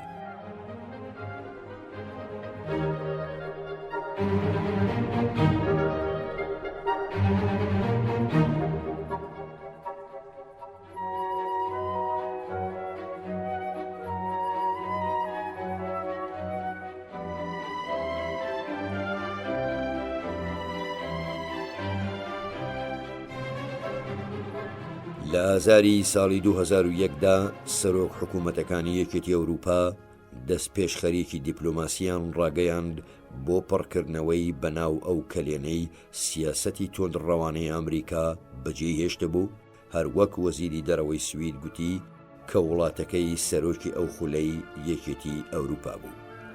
ئەبێ بیر لەوە بکەنەوە کە ئایا سیاسەتەکەیان ئەنجامی پێچەوانەی نیازە ئاشکرا کراوەکانیانی لێ ناکەوێتەوە؟ ئایا پەیوەندی دیپلۆماسی ئەبێتە هۆی گۆڕینی ڕژێمی کۆمونستی سەرکوتکەر بۆ سیاسەتی ڕازیکردن؟ یان ئایا ئەوە هانی بیۆنگیانگەدات داوای یارمەتی ئابووری بکە ئەگەر شێوەی ئاخافتنی بگۆڕێ؟ ئەگەر سەرکەوتوش بوو، ئایا ئارەزووی ئەوە لە دەسەدا کە دانوستانی ڕاستەوخۆ ئەنجام بدا لەگەڵ سیۆڵ دەربارەی یەکبوونی کۆریا و لەگەڵ وڵاتەیە گرتوەکان دەربارەی بەرنامەی موشەکەکانی؟ بەمەش هەماهەنگی لە نێوان استراتیژی ئەمریکا و استراتیژی کۆریای باشووردا پێویستە. ناکرێ نە ئەمریکا و نە کۆریای باشوور و نە یەکێتی ئەوروپا کۆمەکی ڕژێمی دەسەڵاتداری بیۆنگیانگ بکەن یان هانی سیاسەتە سەربازیە ئیبتیزازیەکەی بدەن تەنها لەبەرەوەی گوێیان لە شێوە زمانە ناسکەکەی بووە. ئەبێ برەودان بە پەیوەندەکان لەگەڵ بیۆنگیانگدا پشت بە پێوەرگەلێکی ڕوون ببەستێ کە لە ڕێیەوە بتوانرێ ڕادەی پێشکەوتن بپێورێ، وەکەوەی لە نێوان وڵاتەیە گرتووەکان و کۆماری ئاڵمانی فیدراڵدا ڕوویدا، کاتێک پرۆسەی ئاشتبوونەوەی نێوان هەردوو ئەڵمانیای ڕۆژهەڵات و ڕۆژاوە کە ساڵی 1969 دەسی پێکرد سەرکەوتوانە بە چەند گەرانتیەکی تایبەت بە دۆخی بەرلینەوە گرێدرا. ئەبێ ئەم مەرجانە ئاڵوگۆڕێکی فراوانتری بە یەکگەیشتنەکانی خێسانەکانی لەخۆ بگرێ وەکەوەی لە ئێستادا هەیە، هەروەک کە بێ قەبارەی هێزە سەربازیەکان بە درێژایی هێڵی پانی 38 کەم بکرێتەوە و بەڕاشکاوی بەدەستهێنانی چەکی ئەتۆمی لە هەردوو لاوە ڕسوا بکرێ. ئەبێ وازیش لەو سەودایە بهێنرێ کە چەکی ئەتۆمی بگۆڕدرێتەوە بەوەی ناویان لێناوە تەکنۆلۆژیای زانستی، چونکە ئەم تەکنۆلۆژیایانە لە بەکارهێناندا دووسەرەن و هاندەرێکن بۆ وڵاتانی دوژمن کە هەمان ڕێبازی ئیبتیزازی بگرنەبەر. لە هەمان کاتدا ئەبێ سیۆڵ و واشنگتۆن کراوە بن ئەگەر لە ڕەفتارەکانی کۆریای باکووردا بەڵگەیەک دەرکەوت دەربارەی ئەوەی ئەو وڵاتە هەوڵەدا لە سیاسەتەکانی دەوڵەتی شەڕەنگێز دوور بکەوێتەوە. لەوا قارەشدا ئەبێ قسە و کردەوە یەک بن. ئیدارە بە دوای یەکدا هاتووکانی ئەمریکا دوو بنەمایان گرتووە بە سەباتەوە. یەکەمیان ئەوەیە کە هاوپەیمانی ئەمریکا و کۆریای باشوور کلیلی سەخامگیری نیوە دوورگەی کۆریایە. کلیلی برەودانیش بە پەیوەندیەکان لەگەڵ بیۆنگیانگدا بە پێشخستنی پەیوەندیەکانی کۆریای باکوور بە باشوورەوە لە ڕێی دانوستانی دووقۆڵیەوە گرێدراوە. لەم کەشە نوێیەدا کە باڵی بەسەر کۆریادا کێشاوە بەرژەوەندی وڵاتیە گرتوەکان هەر لەوەدایە کە هانی کۆریای باشوور بدا ڕۆڵی پێشڕەوی لە دانوستانەکانی نێوان هەردوو کۆریادا بجێڕێ، نەک خۆی جێی ئەو بگرێتەوە. بیۆنگیانگیش ئەبێوە بزانێ کە ڕێگایی بەرەو واشنگتۆن بە سیۆڵدا تێپەڕێت و ڕێگایەکی تری پێچاو پێچ لە ئارادا نییە. ئەگەرم ئەرکە لە پێشانەش پێچەوانە بکرێنەوە ئەوە وردە وردە ڕۆڵی کۆریای باشوور پراوێزەخرێ. ڕەنگە کۆریای باکوور کۆمەکی ئابووری دەستەبەر بکە لە کۆریای باشوور یان لە ڕێی ئەوەوە نا، بەڵکو لە وڵات گەلێکی دەرەکیەوە کە سەرەتاکێیەکەن بۆ بشڕێنی پێگەیەکی باشتر لای بیۆنگیانگ. هەر ئاشتبوونەوەیەکیش لەگەڵ بیۆنگیانگ پێش ئاشتبوونەوەی هەردوو کۆریا ئەشێ مەترسی ئەوەی لێ بکرێ کە ببێتە هۆی چەقبەستنی هەڵوێستی بیۆنگیانگ بەرامبەر کۆریای باشوور و دابەزینی ورەی سیۆڵ. لەو کاتەشدا کە پێداویستیە کوردخایەنەکانی خولی هەڵبژاردنەکانی کۆریا ڕێگایەکی بە حەماسەتر ئەسەپێنن. ڕاگررتنی دڵی کۆریای باشوور لەلایەن ئەمریکاوە لەو کێشانەدا کە کاریگەریان هەیە بەسەر پەیوەندی سیاسی و ئابوووریەکانەوە و بەسەر پەیوەندی ڕاستەوخۆکانی لەگەڵ کۆریای باکووردا تەنها لە حاڵەتێکدا ئەگەری سەرکەوتنی هەمیشەیی هەیە کە سیۆڵ لە لێپرسراویە جیهانیەکانی واشنگتن تێبگا. نابێ سەرکردەکانی کۆریای باشوور خۆیان وەکو تەبێژی ڕسمی سیر بکەن لە مەسەلەکانی پەیوەست بە گواستنەوەی تەکنۆلۆژیای سەربازی و تەکنۆلۆژیای دووسەرە لە بەکارهێناندا بەرەو باکوور. هەروەک نابێ هێرش بکەنە سەر بەرنامە سەربازیە سەرەکیەکانی ئەمریکا وەک بەرنامەی بەرگری بە موشک. لە مڕۆوە ئەبێ ئەمریکا ئەوە لێیان نەکا کە کۆریا خاڵی یەکتر بڕینی بەرژەوەندیەکانی زۆرێک لە هێزە سەرەکیەکانە، چونکە نەچین و نەژاپۆن ئەوەندە تامەزرۆی یەکگرتنەوەی خێرایی کۆریا نین، بەتایبەتیش کە کۆریای یەکگرت و تەکنۆلۆژیای موشکی و ئەتۆمی کۆریای باکووری بۆ بەجێهێمێنێ. لەبەرەوەی هەردووکیان یادەوەری زیندویان هەیە سەبارەت بەو پرۆسەی لەشکر کێشیانەی لە خاکی کۆریاوە کراوەتە سەر زەویەکانیان. پەکین ترسی خۆی هەیە لە کاریگەریە نەتەوەیەکانی کۆریا بەسەر کەمینە کۆریەکانی مانشوریاوە. ژاپۆنیش لە لای خۆیەوە بەشی زۆرتری بۆ هێشتنەوەی حاڵەتی ئێستای کۆریا ڕێگای بەبوونی بنکەی سەربازی ئەمریکاداوە لەسەر خاچی خۆی. لەوەشە ترسەیە کە کۆریایەکی یەکگرت و گەلەکەی لە ڕێی وروژاندنی ڕقی لە ژاپۆن کۆبکاتەوە. بەوەش چینیش و ژاپۆنیش پێیان باشترە هەنگاوە دیپلۆماسیەکانی کۆریا لەسەرخۆ بن، هەرچەندە ڕژێمی دەسەڵاتداری بیۆنگیانگیان بەلاوە پەسەند نییە.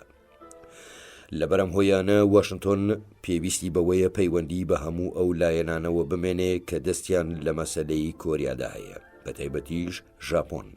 بێجگەل لە چین و ڕووسیاش کۆریا دراوسەیەکی وهای نییە بتوانێ سوود لە ئاشوبی سەربازی ببینێ کە لە نیمچە دورگەکەدا ڕووبدا. ئەگەرچی جیاوازیش هەبێت لەبارەی سروشت و خێرایی ئەو پێشکەوتنەوە کە پێویستە، کەسیش ئارەزووی ڕوودانی شۆڕشی کتوپڕ ناکە. ئەکرێ هەنگاوی یەکەمیش هاوکاری نێوان هەر چوار ئەو هێزە بێ کە زیاتر بایەخ بە پاشەڕۆژی کۆریادەن. بە مەبەستی سنووردانان بۆ ئەو شێوازی ئیبتیزازەی کۆریای باکوور ئەیگرێتە بەر سەبارەت بە چەکە کۆکوژەکانی. بەبێت لە بەرچاوگرتنی جیاوازیەکانیشیان هیچ کام لە هێزە پەیوەندیدارەکان ئارەزووی ئەوە ناکەن بە کێش بکرێن بۆ ململانەیەک لەسەر ڕێوشێنەکانی ڕێگرتن لە بڵاوبوونەوەی چەکی ئەتۆمی کە ئەتوانن بە گرتنەبەری هەڵوێستی هاوبەش خۆیانی لێ لا بدەن. ڕاوێژ بە یەکتریکردنیش پێویستە، چونکە بێجگە لەمانەوەی ڕژێمی بیۆنگیانگ یان هەرسهێنانی ئەگەری تریش هەن. ئەو وڵاتانەی بە مەسەلەی یەکگرتنەوەی کۆریا خۆشحاڵ نین ئەتوانن هانی حکوومەتێکی میانڕەوتر بدەن لە بیۆنگیانگدا لەگەڵ ئەوەدا کە ئەوەیان لا پەسەندتر بێ کە لە سیۆڵ جیابێ. بەڵام لە جیهانی ڕاستەقینەدا ئەم ڕێگایەنە کەمن، چونکە هەر حکوومەتێکی دیموکراتی لە کۆریای باکووردا هەوڵی یەکگرتنەوەدا، هەر حکوومەتێکی ئۆتۆکراتیش تەنگژەکانی ئێستا دووبارەیەکاتەوە. لە کۆتاییشدا ناتوانرێ بە هۆکاری دەرەکی کۆریا بە بەشکراوی بهێڵڕێتەوە وەکەوەی لە ئەڵمانیا ڕوویدا. بێگومان ڕەنگە ڕژێمی کۆریای باکوور وەک ئەڵمانیای ڕۆژهەڵات هەرس بهێنێ، چونکە کیم جۆنگ ئێل دەسەڵاتی بەسەر ڕووداوەکاندا نەماوە. ڕەنگەش ئەوەش لە زۆر ڕووەوە مێردەزمەی سیۆڵ بوو بێ، چونکە یەکبوونی کۆریا ئەگەر بە خێرایی ڕوو بدا ئەوە وەهاکە ئەو کێشە گەورانەی ئەڵمانیا لە ماوەی 10 ساڵدا دووچاریان هاتبوو بچوو بنوێنە. چونکە ڕێژەی دانیشتوان لە ڕۆژاوای ئەڵمانیەوە بۆ ڕۆژهەڵاتی نزیکەی 3-1 بوو، لە کۆریادا نزیکەی 2-1. ڕێژەی تاکیش لە تێکڕای داهاتی ناوخۆ لە ئەڵمانیادا نزیکەی 2-1 بوو، بەڵام لە کۆریا نزیکی 10-1 بێتەوە. ئەمەش ئەوە ئەگەیەنێ کە تەحەدای ئابووری یەکگرتنەوەی کۆریا زۆر کارەسەتاویتر ئەبێت لەوەی لە ئەڵمانیا ڕوویدا. لەم خاڵەدا ئەو چوار هێزە دەرەکیە وڵاتی یەکگرتوەکان و ڕووسیا و ژاپۆن و چین پێویستیان بەوەیە کە لە کاتێکدا هەردوو کۆریا ڕێوشێنە ناوخۆیەکان تاوتویەکەن کە لەو ڕەوشێنانەچن کە بەر لە یەکگرتنەوەی ئەڵمانیا بەڕێوە چوون ئەمان وتوبێژ لەبارەی ڕەوشی ناوخۆی کۆریاوە بکەن. سەبارەت بە وڵاتە یەکگرتوەکان هیچ شتێک نییە وای لێ بکات دژی یەکگرتنەوەی کۆریا بێ یان دژی نەبێ، بەڵام گرەوەکە لە لای وڵاتە یەکگرتوەکان لە پاشەڕۆژی کۆریا گەورەترە، چونکە پاشەڕۆژی ئاسیا لەسەر ئەوە ئەوەستێ کە هێزە ئەمریکایەکانی هێڵی پانی 38 چیان بەسەردێ. لە کاتێکیشدا سەرۆکی کۆریای باشوور لە زاری کیم جۆنگ ئێڵەوە ئەڵێ کە دانوستانەکانی نێوان هەردوو کۆریا بە هەرچیەک بگەن ئەو مانەوەی هێزە ئەمریکایەکانی بەلاوە باشە. ئەمە گەرانتێکی وەها نییە بتوانرێ سیاسەتێکی دوورخایەنی لەسەر بینا بکرێ. هەروەک پاشە ڕۆژی هێزە ئەمریکایەکانی کۆریا تەنها پشتی بەسەرکردە کۆریایەکان نەبەستووە. لەگەڵ کەمبوونەوەی گرژیەکانیشدا ڕەنگە بوونی سەربازی ئەمریکا ببێتە هۆی ناکۆکی زۆر لە ناو کۆریای باشووردا بەبێ ڕەچاوکردنی ئەوەی چێسەرۆکە. لەگەڵ کۆچکردنی ئەو هێزانش پاشە ڕۆژی بنکە ئەمریکایەکانی ژاپۆن ئەبێتە جێگومان.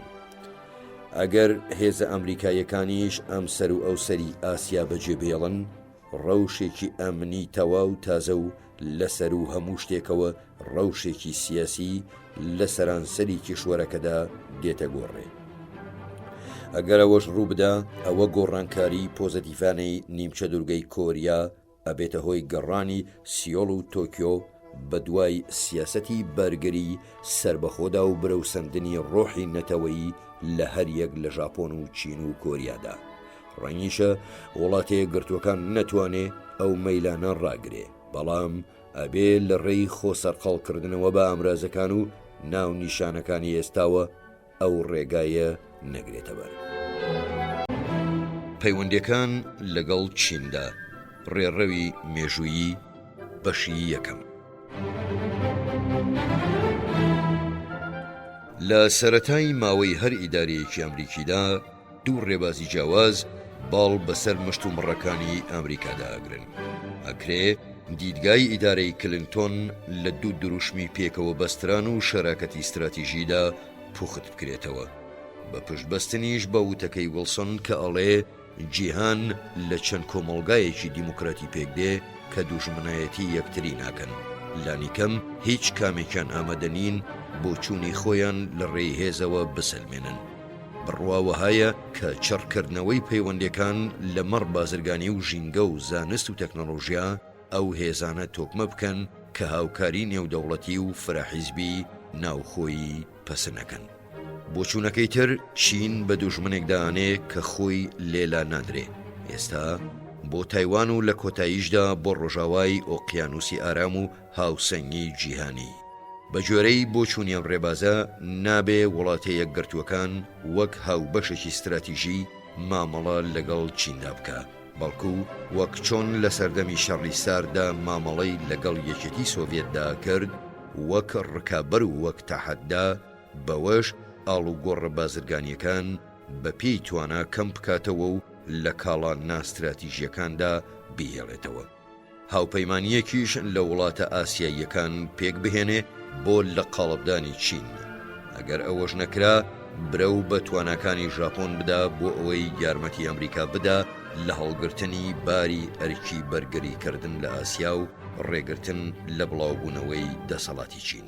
هەروەک داکۆکیکاران لەم بۆچوونە پێیان وایە ئەبێ وەک دەوڵەتێکی سربەخۆ و مەڵبەندێکی سەربازی سربەخۆ مامەڵەی تایوان بکرێ و واز لە سیاسەتی یەکچین بهێنرێ کە بناغی پەیوەندیەکانی چین و ئامریکایە لە وەتەی دە ساڵی 1970ەوە پەیوەندی دیپلۆماسی نێوانیان دەستی پێکردوتەوە. پرسیاری بنەڕەتی کە ئەبێ ئیدارەی نوێ لە بەرخۆی وەڵامی بداتەوە ئەوەیە کە ئایا ئەم پێشنیارانە بەڕاستی پڕبەپڕی پێداویستیەکانی ئەم سەردەمەی ئەمریکان؟ ئەو ڕێگایەی ئیدارەی کلنتۆن گرتیەبەر خۆلادان بوو لە تەحەدای جیۆپۆلیتیکی لە پەیوەندی لەگەڵ چیندا، بەڵام وەستان دژی شەراکەتێکی استراتیژی کە کاری نەکردووە شتێکە و مامەڵەکردنی چین وەک دوژمنێکی هەمیشەیی شتێکی ترە، چونکە بارودۆخی ئاسیا لەو بارودۆخە ناچێ کە لە سەردەمی شەڕی ساردا باڵی کێشا بوو. ئەوسا یەک دوژمنی ئایدۆلۆژی هەبوو هەڕەشەی لەسەرجەم ئەو ئەوروپای ڕۆژاوایە ئەکرد کە تامەزرۆی هاوکاری ئەمریکا بوو. لە ئاسیادا وڵاتەیە گرتوەکان تەنها پێویستی بە پیادەکردنی سیاسەتی لە قاڵبدان هەیە و بۆ ماوەیەکی دیاری نەکراویش. ئەگەر وڵاتانی ئاسیاش مانەوەیان لەژێر هەڕەشەیەکی ڕاستەوخۆ و ڕاشکاودا نەبێ، ناچنە ناو هەڵمەتێکەوە پێکەوە کۆیان بکاتەوە وەکەوەی ئەوروپا لە بەردەم تاکە هەڕەشەیەکدا کردیان. کۆپیەکی ئاسیایی سیاسەتی لە قاڵبدان کە لە هەشتاکاندا گیرایەبەر بێجگە لە ڤێتنام تەنها چەند لایەنگرێکی هەیە، بەوەش مێژوو ئاوەژووە بێتەوە. زیاتریش پێچێ ببێتە هۆی دوورکەوتنەوەی وڵاتانی ئاسیا لە وڵاتیە گرتوەکان. هەروەک ئەمریکا توانای ئەوەی کەم بێتەوە کار لە ژاپۆن بکە. کۆریاش ئەبێتە بەرمیلێک لە بارود. ئەو وڵاتانش کە تەمادارن یان لەسەر سنوور هەرایان هەیە دەرفەتی نوێیان دێتە بەردەست. هاوپەیمانە ئەوروپاییەکانی ئەمریکاش ئەکەونە بۆشاییەکی ئابووری و سیاسیەوە. ئەو سیاسەتەش کە چین وەک دوژمنێکی سەرەکی سەیرەکە لەبەرەوەی ئابووریەکەی گەشە ئەکات و ئایدۆلۆژیاکەی قێزەونە بەدابڕبوونی ئەمریکا کۆتایی دێ. بۆ ئەوەی گومانیشمان نەمێنێ بەرژەوەندی نەتەوەی ئەمریکا لەوەدایە بەرهەڵستی هەوڵەکانی هەر هێزێک بکە کە ئەیەوێ باڵ بەسەر ئاسیادا بکێشێ. لەو پەڕی حاڵەتیشدا ئەبێ ئامادە بێ ئەوە بکە بەبێ هاوپەیمان. بەڵام سیاسەتی دانایانە خوازێ هەوڵی نەپساوە بدرێ بۆ ڕێگرتن لەوەها ئەنجامێک. کاریش بکرێ بۆ پتەوکردنی پەیوەندی هاوکاریانە لەگەڵ هەموو وڵاتە گرنگەکانی ئاسیادا لە پێناوی بەکراوەیی هێشتنەوەی ئەگەری کاری هاوبەش ئەگەر بارودۆخەکە پێویستی بەوە کرد. ئەبێ هەوڵیش بدات نامەیەک ڕەوانەی چین بکە سەبارەت بەوەی بەرهەڵستیکردنی باڵکێشی بەستراوەتەوە بەهاندانی پەیوەندی دامەزرێنەرانە و ئەمریکا بەشداریکردنی چین لە سیستەمێکی نێودەوڵەتی سەخامگیردا ئاسانەکات و تەگەرە ناخاتە بەردەمی. دەبێ بەرەو ڕووبوونەوەی چین دواپەناگا بێ نەک ڕێگای ستراتیژی.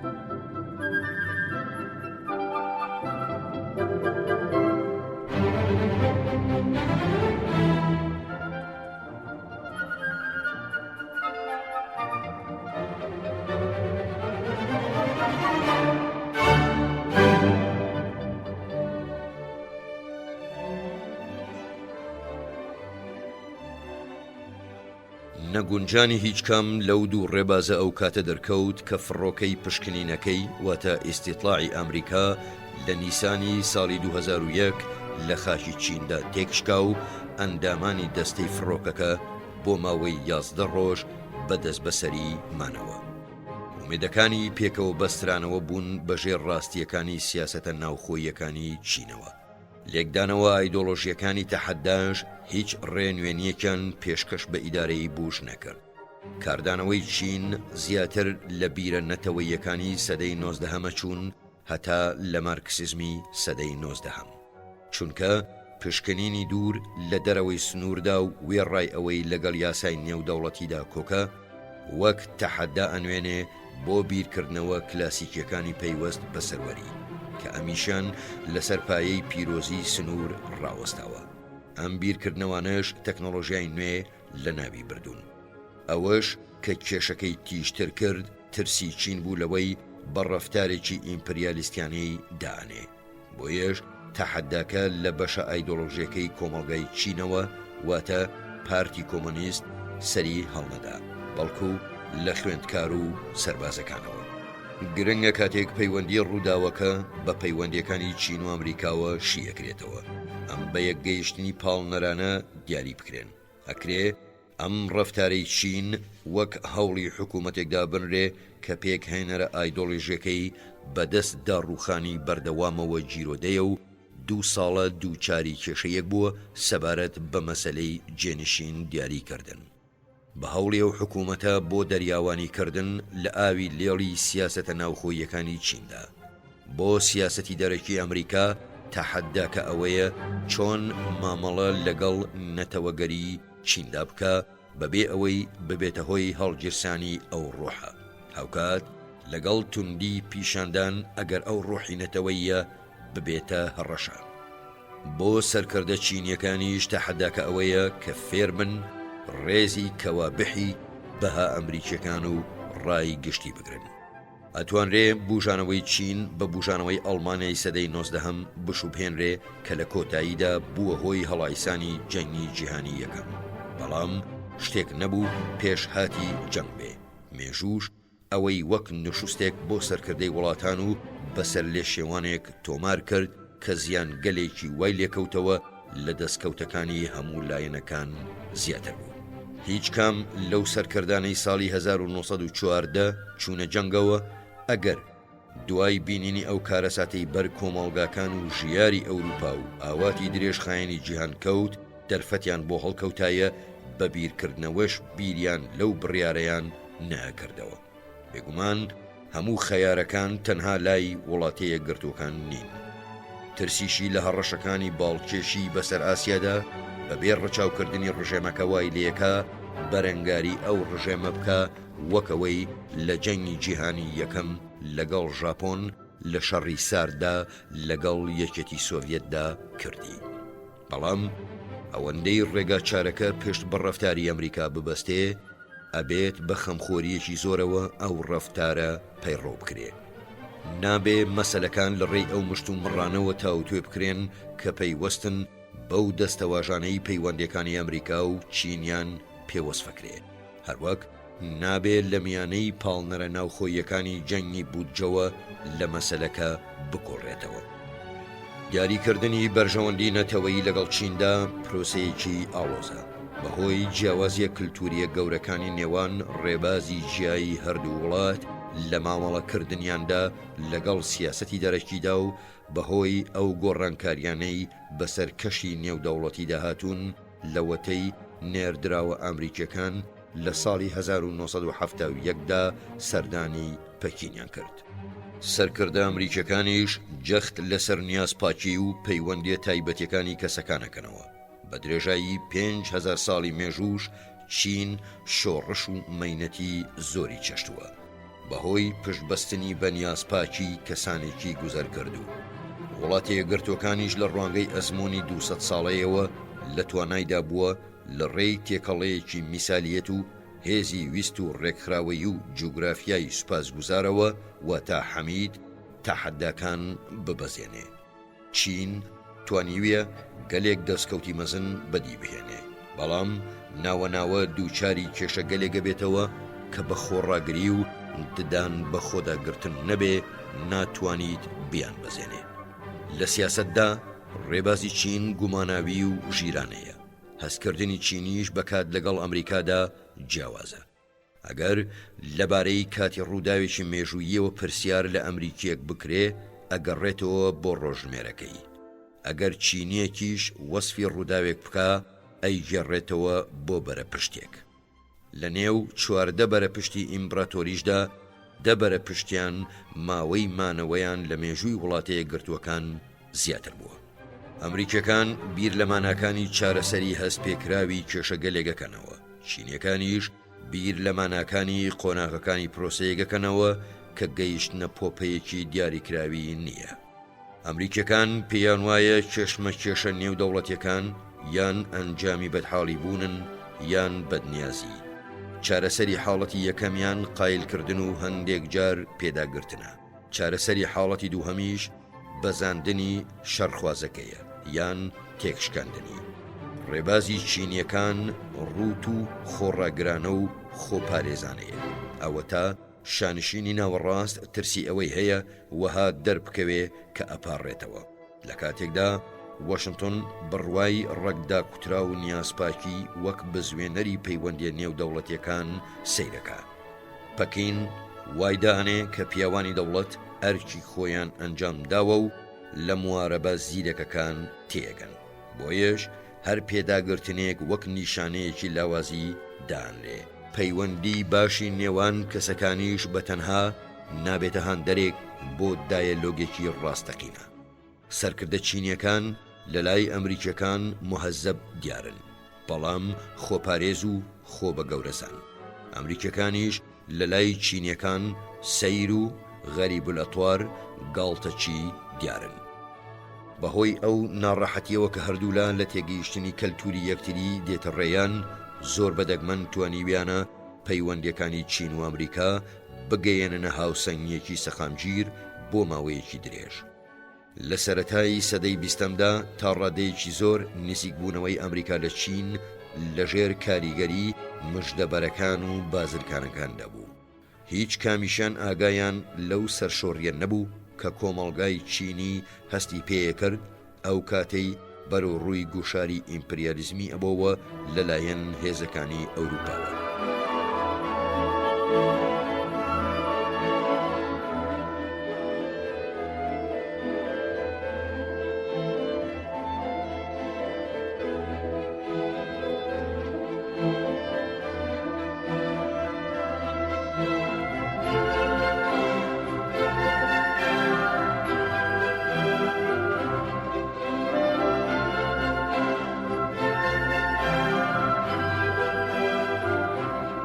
لە سیەکاندا و لە سەردەمی جەنگی جیهانی دووهەمدا چین نمونەیەکی جوانی قوربانیدانی بەردەم دەست درێژی دوژمنکارانەی ژاپۆن و هاوپەیمانێکی دیموکراتی قارەمانی نیشاندا دوای سەرکەوتنی کۆمۆنیستەکان لە جەنگی ناوخۆدا چین لە دیدی ئەمریکاییدا بوو بە بەرجەستەیەکی دوژمنایەتی ئایدۆلۆژی و استراتیژی چونکە پێکهاتەی ئایدۆلۆژیای سەربازی ماویزم و دەستێوەردانی چین لە جەنگی کۆریا و ڕقی ئەمریکاییەکان لە دامەزراوە ناوخۆیەکانی چین و گردبوونەوەی گەلە پاپۆڕی حوتەمی ئەمریکا لە گەروی تایواندا بوون بەهۆی دابڕانێکی دیپلۆماسی چارەکە سەدەیی لە نێوان هەردوو وڵاتدا دوای دەستپێکردنەوەی پەیوەندیە دیپلۆماسیەکانیش لە ساڵی 1970دا 5 کەسی ئیدارە درێژەیان بە سیاسەتێکدا کە پشتگیریەکی زۆرەکرا لە هەردوو پارتەکەوە و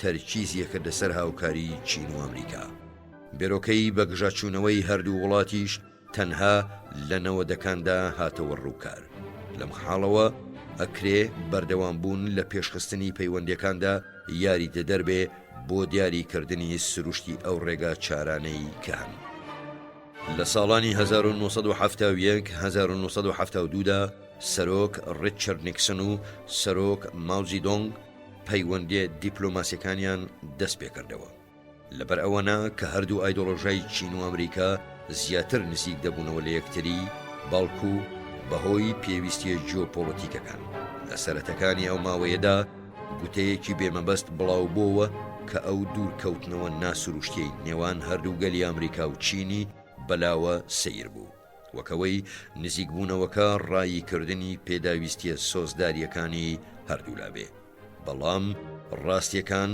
زۆر لەوە واقعیتر بوون چونکە لە مێژووی دوور و درێژی خۆیدا چین زۆر بەدەگمەن بە پێی بەنەمای یەکسانی مامەڵەی لەگەڵ کۆمەڵگاکانی تردا کردووە ئەوە تا لە زۆربەی ئەو مێژوەدا چین باڵی بەسەر ناوچەکەدا کێشاوە لە سەدەی 19 و نیوەی یەکەمی سەدەی بیستەمدا لەلایەن هێزە ئیمپریالیستیەکانەوە دووچاری سوکایەتی بووە پێشتریش بەدابڕاوی و سربەخۆیی خۆی خۆشحاڵ بووە وەک کەلتور جیاوازیەکەی وای لێ کردووە بۆ خەڵکانی نامۆ دوورە دەست بێ تا ساڵی 1500یش تا ڕادەیەکی زۆر بە شارستانی ترین نەتەوەدا ئەنرا لە بوارەکانی زانست و تەکنۆلۆژیادا لە گۆشەنیگای چینەوە بەسەربردنی ژیان بەدابڕاوی لە وڵاتەیە گرتوەکان هیچ ناسروشتی نییە ناشتوانرێ بگوترێ کە لە وڵاتەیە گرتوەکاندا ساڵی 1970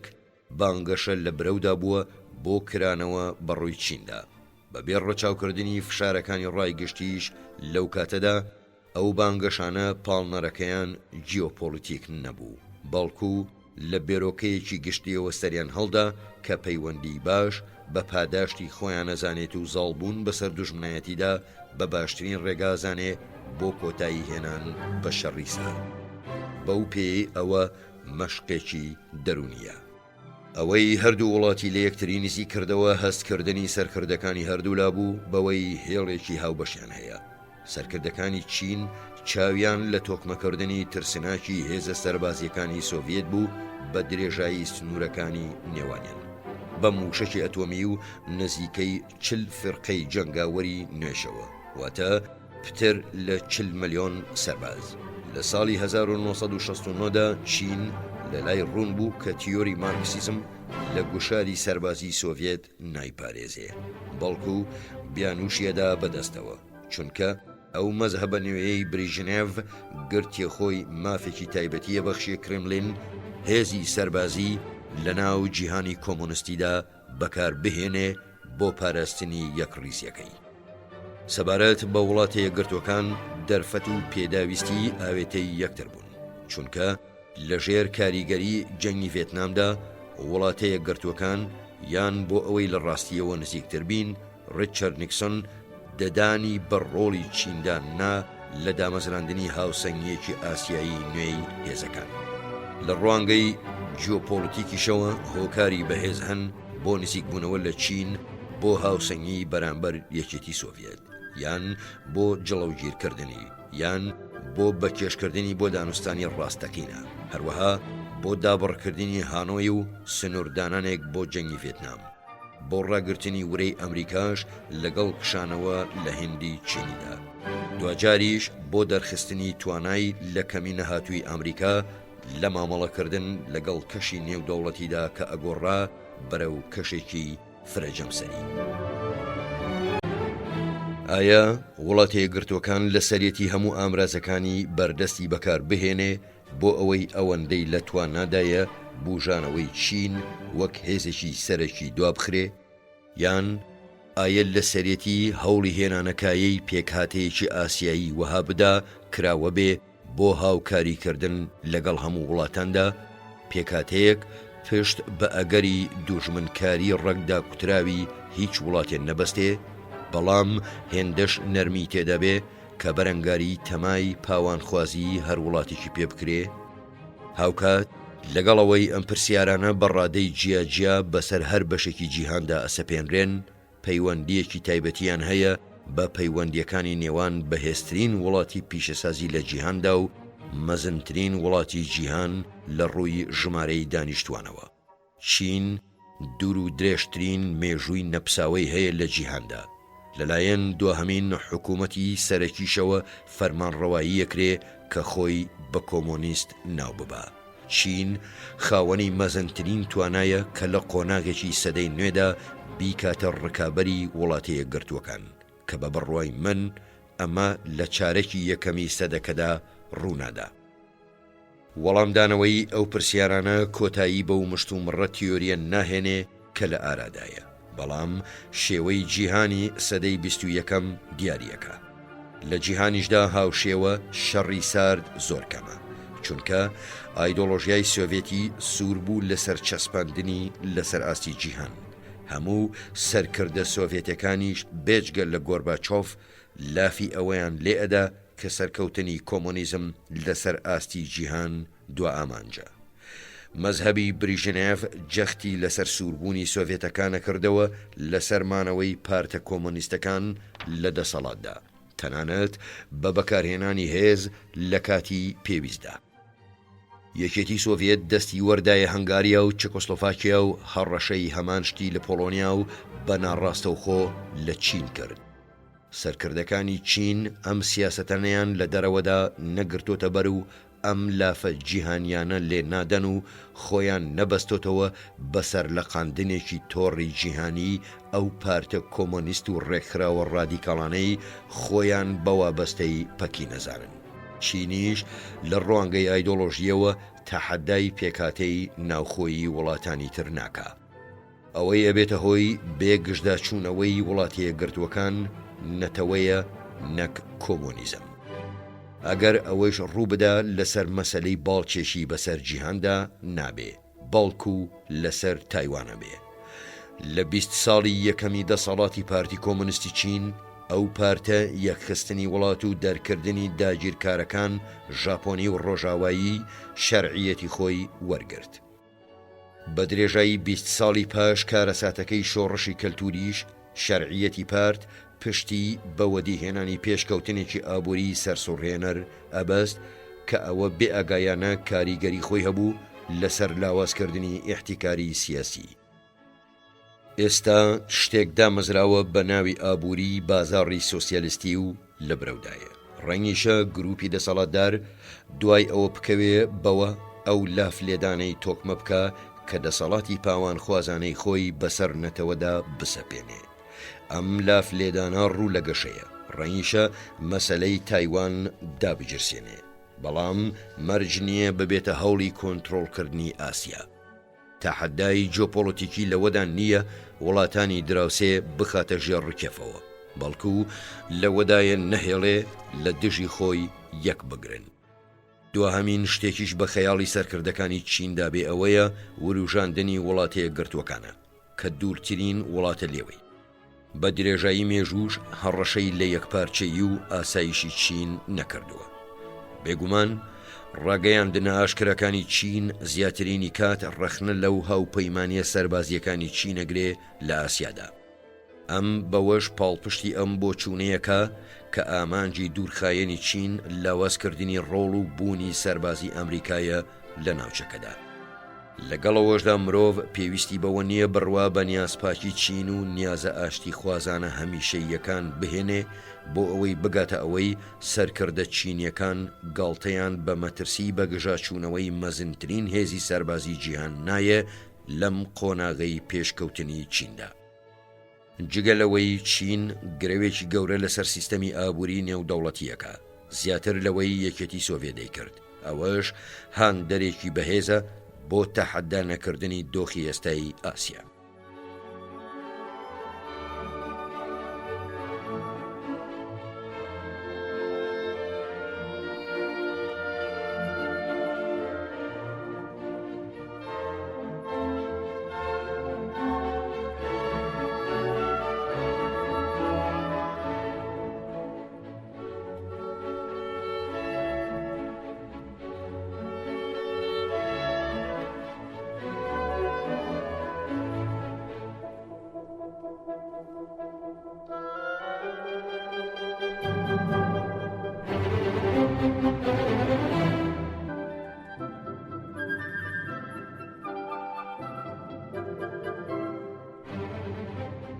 کێشان لەگەڵ وڵاتەیە گرتوەکاندا هەموو وڵاتانی چواردەوری چین ئازادەکات و وایان لێیەکە دوای تەماو داواکاریە جیاجیەکانی خۆیان بکەون.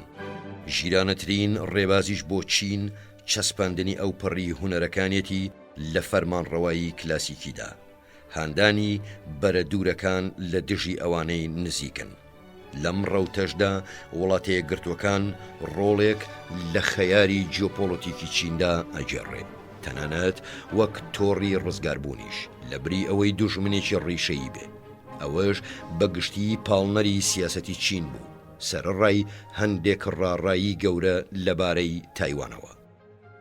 هەروەک ئەبێ هێزی سەربازی مەزنی چین لە تەحەداکردنی وڵاتەیە گرتوەکاندا بە هەند وەربگیرێ. یەکێتی سۆڤێت نزیکەی 2500 موشکی استراتیژی هەیە کە زۆربەیان کەللەی جەنگی زۆریان هەیە و زۆر بە وردی ئەتوانن ئامانجەکانیان بپێکن.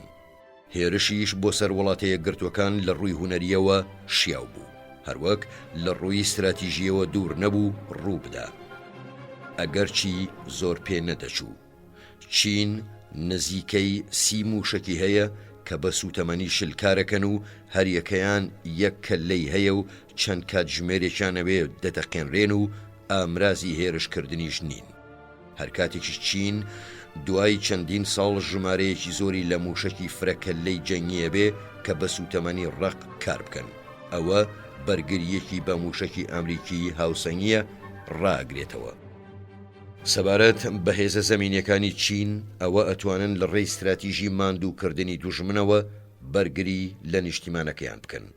بەڵام بۆ هێرشکردنی درێژخایەن لە دژی هێزێکی سەرەکی ناشێن.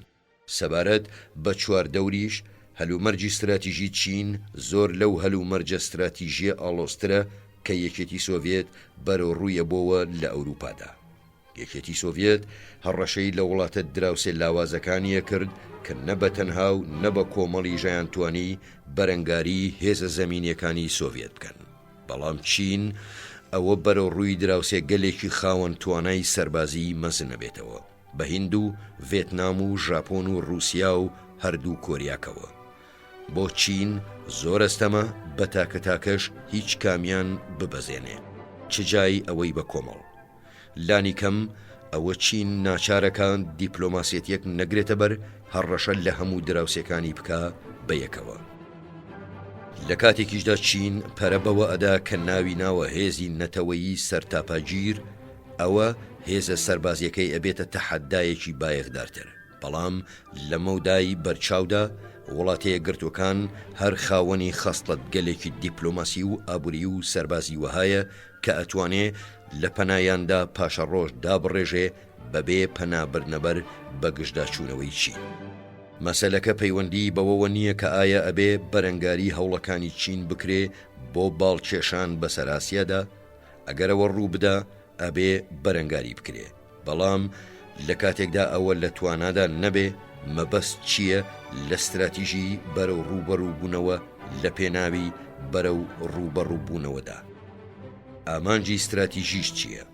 ئەمریکاش چ سوودێگە چنێتەوە لە پەیوەندیەکدا لەگەڵ چین هاوشێوەی ئەوەی لە سەردەمی شەڕی سارد ڕوویەدا ئەگەر پەکین هیچ ڕێگا چارەیەکی تر لە بەردەم وڵاتە یەکگرتوەکاندا نەهێڵێتەوە. تا چ ڕادەیەکیش ئەمریکا هەر خۆی لە پێگەیەکدا ئامێنێتەوە کە وەهای لێ بکە ڕێگەل لە گەشەی چین بگرێ. ئەمە بەدانانی ئەگەری گومان بڕ کە سیاسەتێکی لەم چەشنە هیچ پشتگیریەکی نێودەوڵەتی ئەوتۆ ناکرێ. ئەبێ سەرکردایەتیەکی دانای ئەمریکا هاوسەنگی دروست بکە لە نێوان مەترسیەکانی وروژاندنی ڕۆحی نەتەوەی چین و دەستکەوتەکانی فشاری کورتخایەندا. تەنانەت بە ئەگەری ئەوەشەوە کە خۆ لە شەڕێکی ساردی نوێ لا نادرێ. ئەوەش ئەگەرێکە من بە دووری ئەزانم. سیاسەتی دانایانەی ئەمریکا پێویستی بەوە هەیە باری ململانێ لەگەڵ چیندا هەڵ نەگیرێ بۆ خۆلادان لە گۆشەگیری. ئەگەر چین لە سەراسی ناوخۆ بە یەکانگیری بمێنێتەوە ئەوە گومان لەوەدانیە کە ئەبێتە هێزێکی سەرەکی.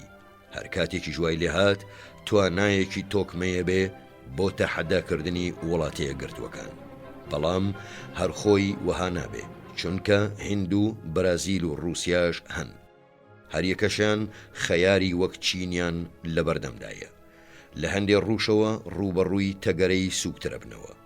ئایا وڵاتەیە گرتوەکان وەها پێناسەی ئاسایشی خۆیەکە کە ڕێگرتنە لەسەر هەڵدانی هیچ هێزێکی سەرەکی پێشبینی کراو؟ ئەمە ئەی کاتە پۆلیسی جیهان و دوجاریش هەموو وڵاتانی تری لێ هەڵەژێڕێتەوە.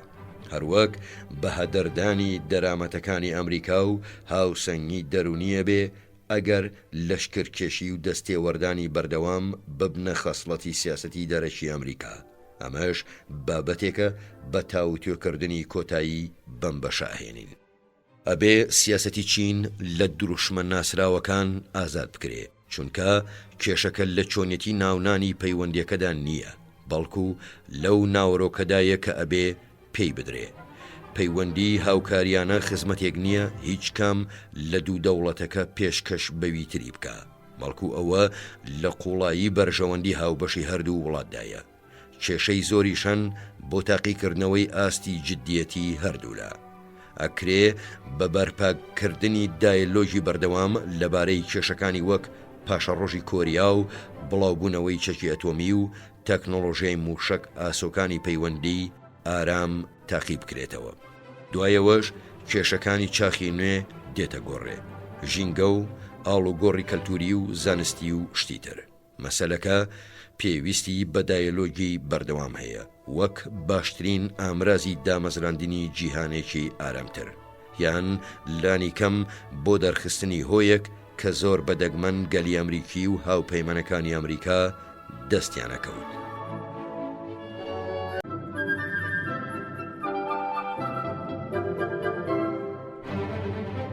تایوان و چین ئەتوانرێ زۆر مەسەلە ڕوون بکرێتەوە کە بە درێژایی کات پەیوەندی ئەمریکا و چینیان ئەشڵەقاند.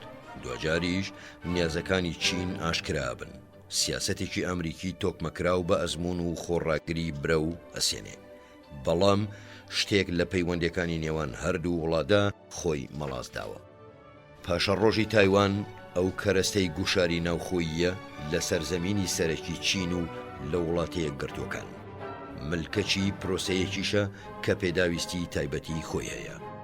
وەک بەشێکی چین لە سەدەی 17ەمەوە تایوان لە ساڵی 1895دا لەلایەن ژاپۆنەوە داگیر کرا. ئەوەش بە هەنگاوی یەکەمی دواهەمین هەوڵ دائەنرێ داگیرکردنی وشکانی سەرەکی چین.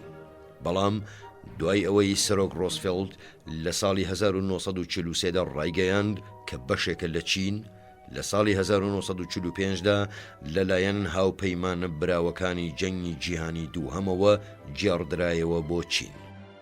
لە ساڵی 1949دا کە کۆمۆنیزم لە وشکانی سەرەکی چیندا سەرکەوتنی بەدەستهێنا، چیانگ کای چێک پاشەخشەی کرد بۆ تایوان و کردی بە بارەگای دامەزراندنی ئەو حکوومەتە نیشتیمانیەی خۆی وەک نوێنەری هەموو چین ناساند و وڵاتەیە گرتوەکانیش تا کاتی دەستپێکردنەوەی پەیوەندێت دیپلۆماسیەکانی لەگەڵ وشکانی سەرەکی چین لە ساڵی 1970دا وەک حکوومەتی هەموو چین ددانی پێدانا. بەر لە هەڵایسانی جەنگی کۆریاش لە ساڵی 1950دا سەرۆک ترومان فەرمانیدا بە کۆبوونەوەی گەلە پاپۆڕی حوتەم لە گەروی تایوان و بەوەش بوو بەڕێگر لە بەردەم هێرشی کۆمۆنیزم بۆ دوورگەکە و وڵاتەیە گردوەکانی بە شێوەیەکی ناڕاستەوخۆ کرد بە لایەنێکی شەڕی ناوخۆی چین. ئەو کاتە تایوان بوو بە کێشەیەکی ڕەمزی بۆ زۆر لە ئەمریکیەکان، چونکە میراتگری ڕابردووی باشی نیشتیمان خوازەکان بوو بەو گاریەوە کە لە جەنگی جیهانی دووهەمدا بەرەنگاری ئیمپریالیزمی ژاپۆنیان کرد. بوو بە هێمایەکیش بۆ ئەو شتەی پێوترێ لۆبی چینی کە سەرکەوتنی کۆمۆنیستەکان تووڕێی کرد و پێی لەسەرەوە داگرت کە ئەو سەرکەوتنە نەبێ بەهۆی دەستگرتن بەسەر تایواندا. زۆر کەس بەوانەشەوە کە نەخشە داڕێژی کرانەوە بوون بە ڕووی چیندا سۆزیان هەیە بۆ ئەو هەوڵە چینیەی لە تایواندا ئەدرێ لە پێناوی دامەزراندنی بناغەیەکی دیموکرەتی بۆ مانەوەیەکی سربەخۆ. ماوەیەکی زۆریش کۆدەنگیەکی فراوان لە ئەمریکادا هەبووە دژی جێڕانەوەی تایوان لەلایەن چینەوە بە بەکارهێنانی هێز. بەڵام مەسەلەکە لای چینیش هەڕەمزیە، چونکە تایوان ئەو جێگەیەیە کە لێوەی پارچە پارچەکردنی چین دەستی پێکرد. یەکەم هەرێم کە لەلایەن ئیمپریالیستەکانەوە دەستی بەسەردا گیرا یەخستنەوەشی لەگەڵ وشکانی سەرەکی بە ئەرکێکی نیشتیمانی پیرۆزەزانرێ، تەنانەت لە لای ئەوانەش کە بۆ چوونیان لەگەڵ پارتی دەسەڵاتداردا یەک نییە. ئەرکێک کە ئەتوانرێ لە بەرهۆکاری عەمەلی یان تاکتیکی دوابخرێ، بەڵام وازی لێناهێنرێ. ئەم مەسەلەیە لە 10 ساڵی یەکەمی پاش دەستپێکردنەوەی پەیوەندی دیپلۆماسی لەگەڵ پەکیندا خۆی نەسەپاند. لە ڕاگەیاندنی شەنگهایشدا لە ساڵی 1972 مەسەلەی ئەوە دواخرا کە حکوومەتی وڵاتەیە گرتوەکان بەڕاستی ددان بەکام لە دوو پایتەختەکەدا ئەنێ، پەکین یان تایپێ. وڵاتەیە گرتوەکان ددانی بەوەدانا کە چینیەکانی هەردوو لای گەروی تایوان جەخت لەسەرەوە ئەکەنەوە کە تەنها یەک چین هەبووە و ئەو چینەش پێچەوانەی ئەم پێشنیارە نییە. لە ساڵی 1972شەوە سەرۆکەکانی ئامریکا جەخت لەسەر پابەندبوونی خۆیانەکەنەوە لەسەر سیاسەتی یەک چین و ڕەتدانەوەی سیاسەتی دوو چین، یان یەک چین و یەک تایوان. ڕوونترین جەختکردنەوەش لەسەرم سیاسەتە ئەگەڕێتەوە بۆ ڕاگەیاندنی هاوبەشی پەکینی ساڵی 1982 سەردەمی سەرۆکایەتی ڕێگن کە کلینتۆنیش لە سەردانەکەیدا بۆ چین لە کۆتایی حوزەیرانی ساڵی 98دا دووبارەی کردەوە. هەروەها لە ساڵی 72ەوە سەرۆکە ئەمریکاییەکان پابەندبوونی خۆیان بە گەیشتنە چارەسەرکردنی ئاشتیانەی مەسەلەکە دووبارەکەنەوە کە ئەوەش گزارشتێکی نەرم و نیانانەی بەرپەرشدانەوەی بەکارهێنانی هێزە. بڕیارەکەی پەیوەندی بەستن لەگەڵ تایوانیشدا لە ساڵی 79دا کە ئەو بنەمایەی بە یاسایەکی ئامریکی پاراست جەختی لەسەر هەمان شت کردەوە. لەم چوارچێوەیەدا تایوان گەشەی کرد و بوو بە دیموکراتی و کەوتە بەشداریکردن لەو کوڕ و کۆمەڵە نێودەوڵەتیانەدا کە پێویستیان بە پەیوەندی ڕەسمی دوولایەنە نییە. لە هەمان کاتدا وڵاتی یەکگرتووەکان لە ساڵی 79دا ددانی بە پەکیندا نا وەک حکوومەتی شەرعی چین، هەروەک زۆربەی هەرە زۆری حکوومەتەکانی جیهان کە زۆریان پێش وڵاتی یەکگرتووەکان کەوتن لەو بوارەدا. بەڵام بە پێچەوانی ئەوەشەوە وڵاتی یەکگرتووەکان جبەخانەیەکی لە چەکی بەرگری دەگەیاندە تایوان بۆ یارمەتیدانی لەمانەوەی بەسەربەخۆیی لەو حکوومەتەی وەک حکوومەتی شەرعی هەموو چین بە تایوانیشەوە ددانی پێدانرابوو. لەگەڵ پێداگرتنی چینیش لەسەر یەکگرتنەوە یەکجارێکی وەک بنەمایەکی پیرۆز، بەڵام لە زۆر بۆنەدا ئەوەی ڕاگەیاندووە کە دوا بڕیاری لەو بارەیەوە لە پێناوی پەیوەندیەکانیدا لەگەڵ وڵاتانی تر دواخە، بە تایبەتیش وڵاتی یەکگرتووەکان بە مەرجێک تایوان بەڕەسمی سەروەری خۆی ڕانەگەیەنێ. لە ساڵی 1970دا ماو پێی ڕاگەیاندم کە چی نەتوانێ 100 ساڵ چاوەڕێ بکە.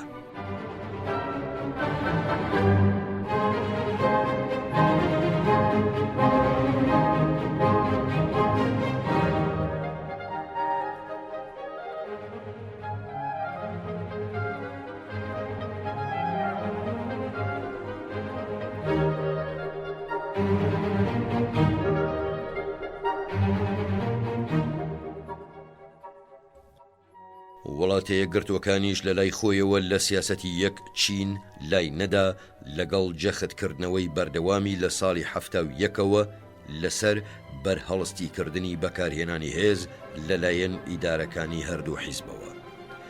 ئەم ڕێکەوتنە ناواخنە لە ساڵی 85ەوە ڕووی کردە گەندەڵی کاتێک ڤیزەیەک درا بە لی تینگهیۆی سەرۆکی تایوان بۆ سەردانیکردنی زانکۆی کۆرنێل کە ئەوەش کەوتە دوای دڵنیاکردنەوەی وەزیری دەرەوەی چین لەلایەن وارن کریستۆفەری وەزیری دەرەوەی کە سیاسەتی داننەنان بە تایواندا وەک دەوڵەتێکی خاوەنی سەروەری هەر کارە ئەبێت و قەدەغەکردنی گەشتی بەرپرسە گەورەکانی تایوان بۆ ئەمریکا هەڵناگیرێ. چینیەکان بەوە وەڵامی ئەو ئیجرائیان دایەوە بە مەشقی سەربازی و تەقاندنی موشک لە گەروی تایواندا، بەڵام موشەکەکان کەللەی جەنگیان پێوە نەبوو. وڵاتە یەکگرتووەکانیش بەوە وەڵامی دایەوە کە دوو فڕۆکە هەڵگەری وەک ئاگادارکردنەوە نارد. قەیرانەکە هێور بووەوە، بەڵام پەیوەندەکانی چین و ئەمریکا نەگەڕانەوە دۆخی خۆیان بە تەواوی. لەو کاتەشەوە تایوان وەها سەرۆکی نوێ هەڵەبژێرێ کە بناغی پارتەکەی بنەمای بەرگریکردن لە سربەخۆیی بەکاربهێنێ. چینیش کەمێک پاشەکشەی کرد بە ئاماژەدان بەوەی پەنان ناباتە بەر بەکارهێنانی هێز مەگەر تایوان بەڕەسمی سربەخۆیی خۆی ڕابگەیەنێ. کێشە هەستیارەکەی تایوان لە ڕیزی ئەو مەسەلانەدایە وەک پاشە ڕۆژی فەلەستین کە لەم قۆناغەدا بوار نادەن بگەیەنرێنە چارەسەری یەکجارەکی. هەرسهێنانی کۆبوونەوەی لوتکەی کامپ دەیڤید بۆ ڕۆژهەڵاتی ناوەڕاست لە ساڵی 2000دا کە بەڕووبەڕووبوونەوەی سەربازی کۆتایی پێهات دەریخست کە هەوڵی نیازپاکانەی گەیشتن بە ئەنجامی کۆتایی ئەگەر هەردوو لە خۆیانی بۆ ئامادە نەکەن ڕەنگە بێتە هۆی تەقینەوە. تەحەداکە لەوەدایە چۆن نەتوانرێت لەگەڵ کێشەیەکدا هەڵبکرێ کە ئەبێ هێور بکرێتەوە و هاوکات بوار نادا بگەێنرێتە ڕێکەوتن نامەی یەکجارێکی. ئەوە تا سروشتی کێشەکە ڕوونە. ئەو سیاسەتی بیندرێژێش کە بەسەر هەموو لایەنەکاندا ئیسەپێنێ ڕوونتر و ڕوونتر ئەنوێنێ. ئەگەر وڵاتی یەکگرتووەکان لە بنەمای یەک چین دوور بکەوێتەوە کە سەرۆک ڕۆزفێلد یەکەم جار جەختی لەسەر کردەوە لە ساڵی 1943دا و 6 سەرۆکەکەی ئەمریکاش لە نیکسۆنەوە لەسەری ڕۆیشتون، ئەوە زۆر پێچێ بە گشتدا چوونەوەی سەربازی ڕووبدا. ئەگەر چینیش چەک بکات بەناو بژیکەر ئەوە بەرەنگاری ئەمریکا گومانی تێدا نیە. ئەگەر تایوانیش دەستبەرداری سیاسەتی بین درێژی بێت و ئەو ڕێکەوتن نامە ناواخنە بشکێنێ کە دەیان ساڵە ئاشتی لە دەروی تایواندا پاراستووە، جا یان لە ناوخۆی خۆیدا یان لە ڕێی لوبیەکی چالاکەوە کە لە واشنتۆنە، ئەوە ململانەیەک هەڵە جرسێنێ کە دواییەکەی دیار نابێ. بەڵام پێش ناچێ ئەو ململانەیە سوودێکی درێژخایەنی هەبێ بۆ تایوان. هەموو لایەنە پەیوەندیدارەکان بەرژەوەندیەکان لەوەدا هەیە کە مەسەلەکان نەگەیەنە خاڵی تەقینەوە. وڵاتەیە گرتوەکانیش لە سەرێتی بەرهەڵسی ئەو گوشارە ناو خۆیانە بکە کە ئەکرێنە سەری بە مەبەستی وازهێنان لە بنەمای یەک چین. ئەو گروپانش کە بە زنجیرەیەک تەعدیلی لاوەکی لە ڕواڵەتدا گوشارە خەنە سەر حکوومەت بۆ ئەو گۆڕانکاریە سیاسیە، ئەبێ لەوە تێبگەن کە ڕەنگە تەقینەوەکە لە ئەنجامی یەک هەنگاو ڕوو بدا کە لە میانەی زنجیرەیەک مەترسیدا ئەستەمە پێشبینی بکرێت. مەسەلەکەش پێویستی بە هەوڵی ڕاستەقینە هەیە بۆ دۆزینەوەی ڕێگایەک بتوانرێ بارودۆخەکە بارگاویەکەی پێ هێور بکرێتەوە. ئەبێ ئەو ئاماژانەی پەکین کە دەلالەت لە بین درێژی و نەرمی ئەکەن بە سنگی فراوانەوە پێشوازی بکرێن. وەک ڕاگەیاندنەکانی کیان کیشینی جێگری وەزیری دەرەوە سەبارەت بەوەی چیتر وەک هەرێمێکی سەرپێکی کاری کۆماری چینی ملی سەیری تایوان ناکا، بەڵکو وەک یەکێک لە دوو پێکهێنەری جیاواز و یەکسانی یەکچین. ئەم هەنگاوە کە بەستراوەتەوە بە ئاماژەیەکی پێشتری چین لەمەڕ هەڵنەبژاردننی ڕێگە چارەی سەربازی هەتا تایوان بەڕەسمی سربەخۆی خۆی ڕانەگەێنێ، مایەی توێژینەوەیەکی وردن. لە هەمان کاتدا ئەبێت چین جەختکردنەوەی سەرۆکە بەدوای یەکدا هاتووەکان لەبارەی بایەخدانی ئەمریکا بە چارەسەری ئاشتیانەی کێشەی تایوان بەهەند وەربگرێ. تەنانەت ئەگەر چین ئەو پێشنیارە ڕەت بکاتەوە کە وڵاتەیە گرتوەکان مافی دەستوەردانی هەیە لە پاشە ڕۆژی تایوان، ئەوانە گزارشت لە بۆچوونی تایبەتی خۆیان ناکەن، بەڵکو لە بۆچوونی ڕای گشتی ئەمریکا. بەدەر لەوەش کە ئەو ڕاگەیاندنانە تا چەند لە لای چینیەکان شەرعین، ئەبێت پەکین وریابێ لەوەی بەهۆی هەڵەیەکی لێکدانەوەوە نەخزێتە ناو بەگژاچوونەوە لەگەڵ وڵاتەیە گرتوەکاندا و ئەو دەرەنجامانەی لێ یەکەوێتەوە. هەروەها تایوانیش لێپرسراوی ئەوەی لەسرە کە سیاسەتی بین درێژی بگرێتە بەر، چونکە هەندێک لە لایەنگرانی کێشەکەی وەها ڕەفتارەکەن وەک ئەوەی بەرژەوەندی تایوان لەوەدا بێ گرژی لە نێوان واشنتۆن و پەکیندا بوروژێنن و گوشار بخەنە سەر ئیدارە و کۆنگرێس تا ڕێوشوێنێک بگرنەبەر سیاسەتی چینی دوو دەوڵەت لەسەر ئەرزی واقع پەیڕەو بکەن. کارامەشن لە دۆزینەوەی ڕێو شوێنی وەها کە لە ڕوانگەی ئەمریکاییەکانەوە لاوەکی دیار بێ، بەڵام گڕ لە پەکین بربدا. ئەوە استراتیژێکی کورتبینە، چونکە چوارچێوەی ئێستا لە بەرژەوەندی تایواندایە، چونکە ئەو سیاسەتی بین درێژیەی چین پەیڕەویەکە لە مەسەلەی تایواندا بەرامبەر بەو گرەوەیە کە چین لەسەر پەیوەندیەکانی لەگەڵ وڵاتەیە گرتوەکانێکە. ئەگەر تایوانیش بخوازێ دانانێکی ڕسمی ئەمریکا بە حاڵەتی جیابوونەوە بپچڕێ، پێئچێ هەندێک وتە بێژیش لەوێ هەوڵ بۆ ئەوە بدەن. ئەوە مەترسی ڕوودانی بەگژاچوونەوەیەکی سەربازیە خوڵقێنێ و ئەوەشە بێتە هۆی قەیرانێکی سیاسی کە ئاسیا پەرتەوازە ئەکات و ڕۆڵی تایوانیش لە ناو ئەو گرژیانەدا کە دێنە ئاراوە ئەبێتە کێشەیەکی جیهانی. ئەمنیەتی تایوانیش لە کەشێکی وەهادا لەدەسەچێ.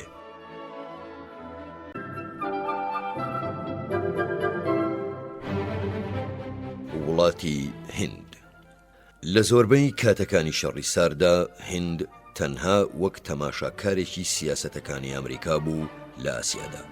ڕاستیەکیش هەیە ئاماژە بەو حاڵەتە ئەدا کە بەشی کاروباری دەرەوە لە ڕێی نووسینگەی ڕۆژهەڵاتی نزیکەوە مامەڵەی لەگەڵاکە نەک نووسینگەی ڕۆژهەڵاتی ئاسیا.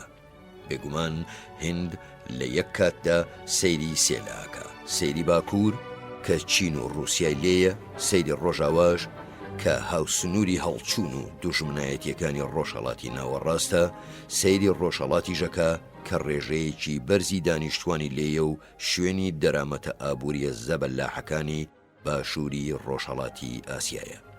لەم ماوەیەدا پەیوەندیەکانی ئەمریکا لەگەڵ هیند گیرۆدەی هەمان ئەو کلێنە کەلتوریە بوو کە لەگەڵ زۆر لە وڵاتانی تری ئاسیادا دووچاری هاتووە.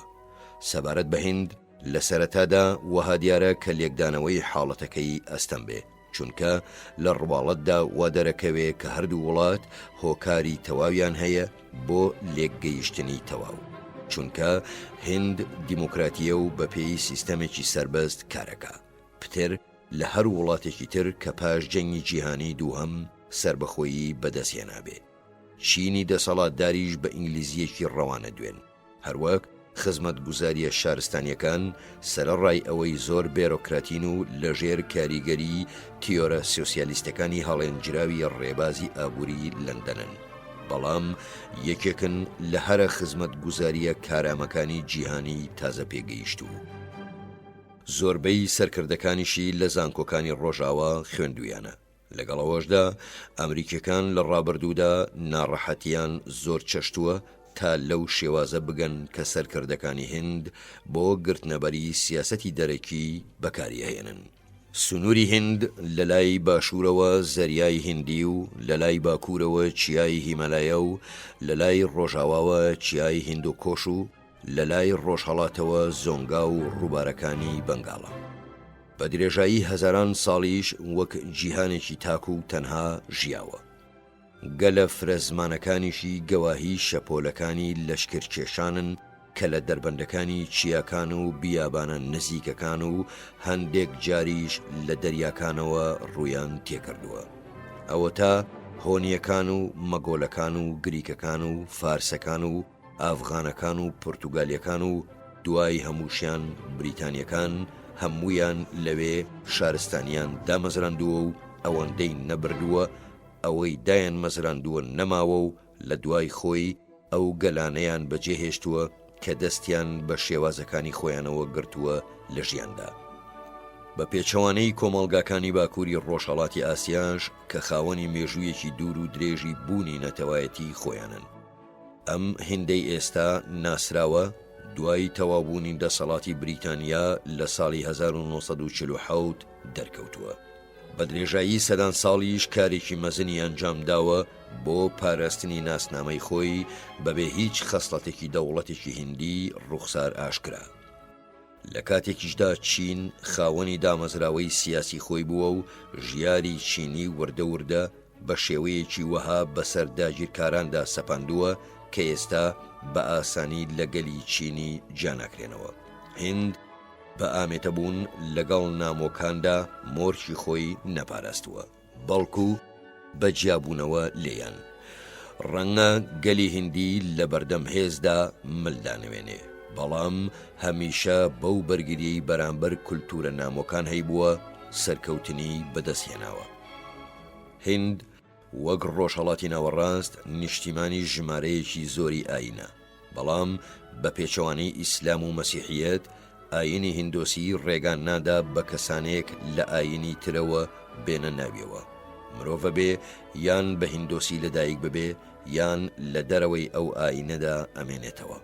ئەو حاڵەتە تایبەتمەندەش کە ئەو ئاینە لە ڕێی سیستەمی چینایەتی داخراوەوە فەراهەمیەکە بەڕادەیەک بەربڵاوە کە چینەکانی خوارەوە هەردەم مانەوەیان لە حاڵەتی خۆیاندا لە ناو ئاینی هیندۆسیدا هەڵبژاردووە لە بری چوونە ناو ئاینی تری وەک ئیسلام و مەسیحیەتەوە.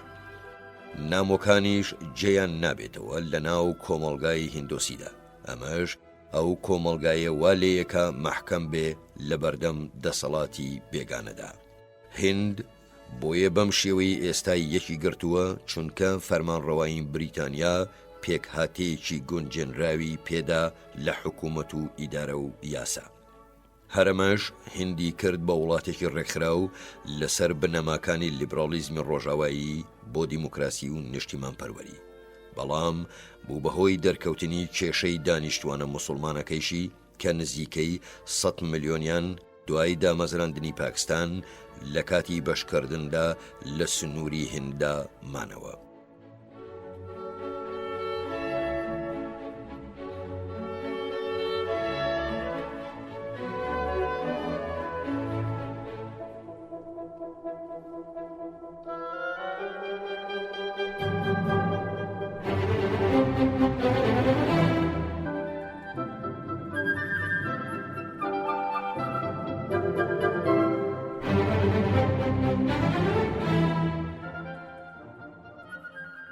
لەدایکبوونی پاکستان بۆ هیند تەحەدایەک پێکەهێنێ، تەنها لەبەر ئەوەنا کە لە خاکێکەوە دابڕکراوە و سەرکردە هیندیەکان بە بەشێک لە میراتی خۆیان ێزانن، بەڵکو لەبەر دەستەواژەی نابێت موسڵمانەکان لە وڵاتی هیندا بە ئاسوودەیی بژین وەک بۆمبێکی میقاتکرا وهایە و سەرچاوەی هەڕەشەی ململانەیەکی مەدەنی بەردەوامە. لەبەرەم هۆیەش هاوپەیمانی سەربازی وڵاتە یەکگرتوەکان لەگەڵ پاکستاندا لە پەنجاکان و شەستەکاندا ئەگەرچی لە بەرامبەر یەکێتی سۆڤیەت و چینیش دامەزرا بوو، پەیوەندەکانی ئەمریکا و هیندی بەرەو خراپی برد. بەڵام هۆکاری گۆشەگیری هیند لە سەردەمی شەڕی ساردا ڕەجی زۆر لەوە قوڵتری هەیە، چونکە هیند بە درێژایی مێژوو بەوە ژیاوە کە بەرگری کەلتوری و لێهاتووی دەرونی سەیری لە مامەڵەکردن لەگەڵ بیانیەکاندا کۆکردوێتەوە. بەرگریە ئاشتی خوازانەکەی گاندی ڕنگدانەوەی سیفەتە ئەخلاقیە نائاساییەکانی مەهاتمایە، هەروەک کاراترین ڕێگا بوو بۆ بەرەنگاری هێزی ئیمپریالیست، ئەویش لە ڕێ ئەوەی بەهاکانی کۆمەڵگای بریتانی لە سەدەی بیستەمدا بخەنە خانەی دژی ئیمپریالیزمەوە. لە ماوەی شەڕی ساردیشدا هیند بە بێلایەنی مایەوە لە کاروبارە نێو دەوڵەتیەکاندا. ژمارەیەکی زۆریش لە ڕۆشنبیرانی ئەمریکا ئەوەیان پەسەند کرد وەک پێوەرگەلێکی ئەخلاقی بەرزی باڵاتر لەوەی دوو زلهێزە مەزنەکە هەیەنە. بەڵام بناغەی لۆژیکی ڕەتدانەوەی هیند بۆ ئەوەی لە سەردەمی شەڕی ساردا پێی دەگوت سیاسەتی هێز بریتیە لە نەبوونی هیچ بەرژەوەندیەکی نەتەوەی خۆی لە ململانێکەدا، چونکە لە پێناوی ئازادکردنی بەرلیندا بۆ نمونە هیند خۆی ناخاتە مەترسیەوە بە بەدوژمنکردنی یەکێتی سۆڤیەت کە تەنها چەند سەد میلێک لێوەی دوورە و نایەوێ بیانووی بداتێ بۆ لایەنگریکردنی پاکستان. هەروەک خۆی ناخاتە مەترسی بە دوژمنکردنی موسڵمانان لە پێناوی دیموکراسی ئیسرائیل. بێگومان لە سەردەمی جەمال عەبدولناسری گەورە دوژمنی ڕۆژاواشدا جەواهر لال نەهرۆ هاوڕێیەکی بە ئەمەکی میسر بوو. هیند هیچ ڕێگرێکی بەدی نەئەکرد لە سروشتی شمولیانەی ڕژێمی هانۆیدا بۆ ئەوەی پشتگیری سیاسی تەواوی لێ بکە. سەرکردەکانی هیند سووربوون لەسەرەوەی خۆیان لە ئاقارە ڕادیکاڵەکانی جیهانی تازە پێگەیشت و دانەبڕن. لێکدانەوە کەشیان دروست بوو، چونکە بە پشتبەستن بە دامەزراوە دیموکراتیەکانی و بەڕەوان بێژیە بەرزەکەی بایی ئەوەندە دۆستی هەبوو لە ناو دەستگا لیبرال و ڕۆشنبیرەکانی ناو وڵاتەیە گرتوەکان کە ڕق و کینەی ئەمریکا لە سنوورێکی شیاودا بهێڵێتەوە. لە ڕاستیدا ڕەفتاری هیند لە سەردەمی شەڕی ساردا جیاواز نییە لە ڕەفتاری وڵاتەیە گرتوەکان لە سەراتاکانی دامەزراندنیدا. وەک پێشینانی دامەزرێنەریش سەرکردەکانی هیندی سەر بە بنەماڵەی نەهرۆ بڕوایان بەوە هەبوو کە باشترین ڕێگا بۆ پاراستنی وڵاتە ساواکەیان دوورکەوتنەوەیە لەو ململانیانەی پەیوەندیان بە بەرژەوەندیە زیندەگیەکانەوە نییە. بە شێوەی وڵاتەیە گرتوەکانیش هیند ئەم سیاسەتەی نەچەسپاند. بۆچوونەکانی وڵاتەیە گرتوەکان دەربارەی سیاسەتەکانی هێزی ئەوروپا لە سەدەی 19هەمدا هەرچی بوو بن خۆی لە بەکارهێنانی هێز دژی مەکسیک یان لە ناوچەی کاریبیدا نەپاراست.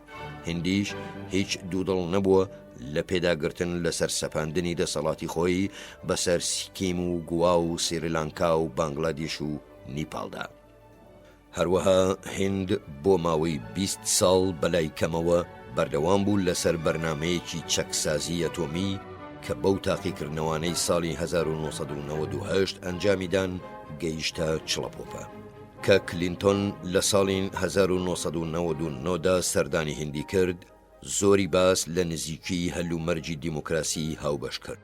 تەنانەت ئەو کاتەش کە قسەی بۆ خانەخوێکانیە کرد سەبارەت بە بێهودەیی بەرنامە چەکسازی ئەتۆمیەکەیان پێشناچێ هیچ کام لەو دوو پێشنیارە ببنە بناغە بۆ پەیوەندیەکی نوێ. هەروەها هێند نە سیاسەتی وڵسن ئەگرێتە بەر و نەدەست بەرداری بەرنامە ئەتۆمیەکەیە بێ. باشترین ڕێگا بۆ تێگەیشتن لە سیاسەتی دەرەکی هێندەوەیە کە لەگەڵ سیاسەتی بریتانیادا بەراورد بکرێ ئەو کاتەی فەرمانڕەوایی وڵاتەکەیە کرد، چونکە ئەو سیاسەتەی بریتانیا لە کەلکۆتای بارەگای یەکەمی حکوومەت و دواتر پاش ساڵی 1934 لە نیودەلهی داڕێژرا. ئاسایشی هندیشی لەسەر ئەوە بنیاتنا کە هێزە دەریاییەکەی لە زەریای هندیدا بەسەر وڵاتانی دۆستدا یان لانی کەم ئەوانەی دوژمنکارنین باڵە دەست بێ. لەو ناوچەیەوە کە لە سنگاپورەوە درێژە بێتەوە بەرەو عەدەن و لە ڕاڕەوی خەیبەرەوە هەتا هیمەلایە. بریتانیا پێی لەسەر هێڵی ماکمەهان داگرت کە سنووری مێژووی نێوان چین و نیمچە کیشوەری هیندی ڕەتدەکرد. چینی ئیمپریالیست ئەم هێڵکێشانەی بەدڵ نەبوو، بەڵام لەوە لاواستر بوو کە بتوانێت لە پێناوی دەستکاریکردنیدا بجەنگێ.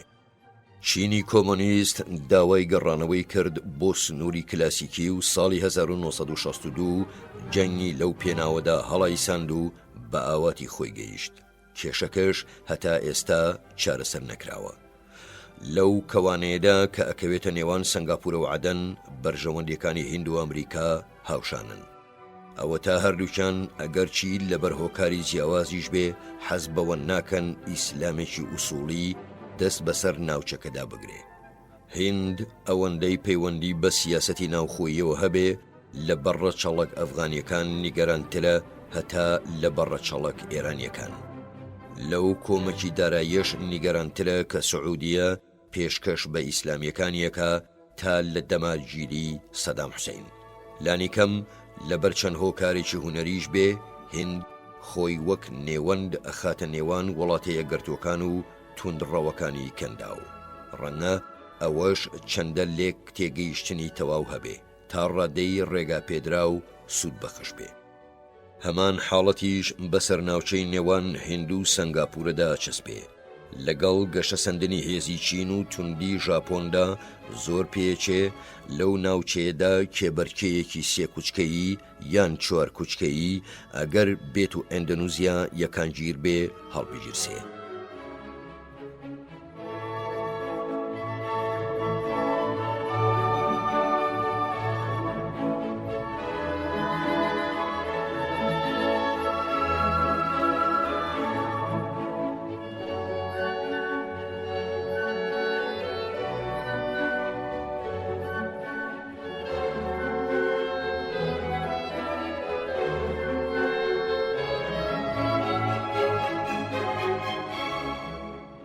بەرژەوەندی ئەمریکی باو وەها ئەخوازێ کە ڕێ لە باڵکێشانی هەرکام لەو لایەنانە بگیرێ.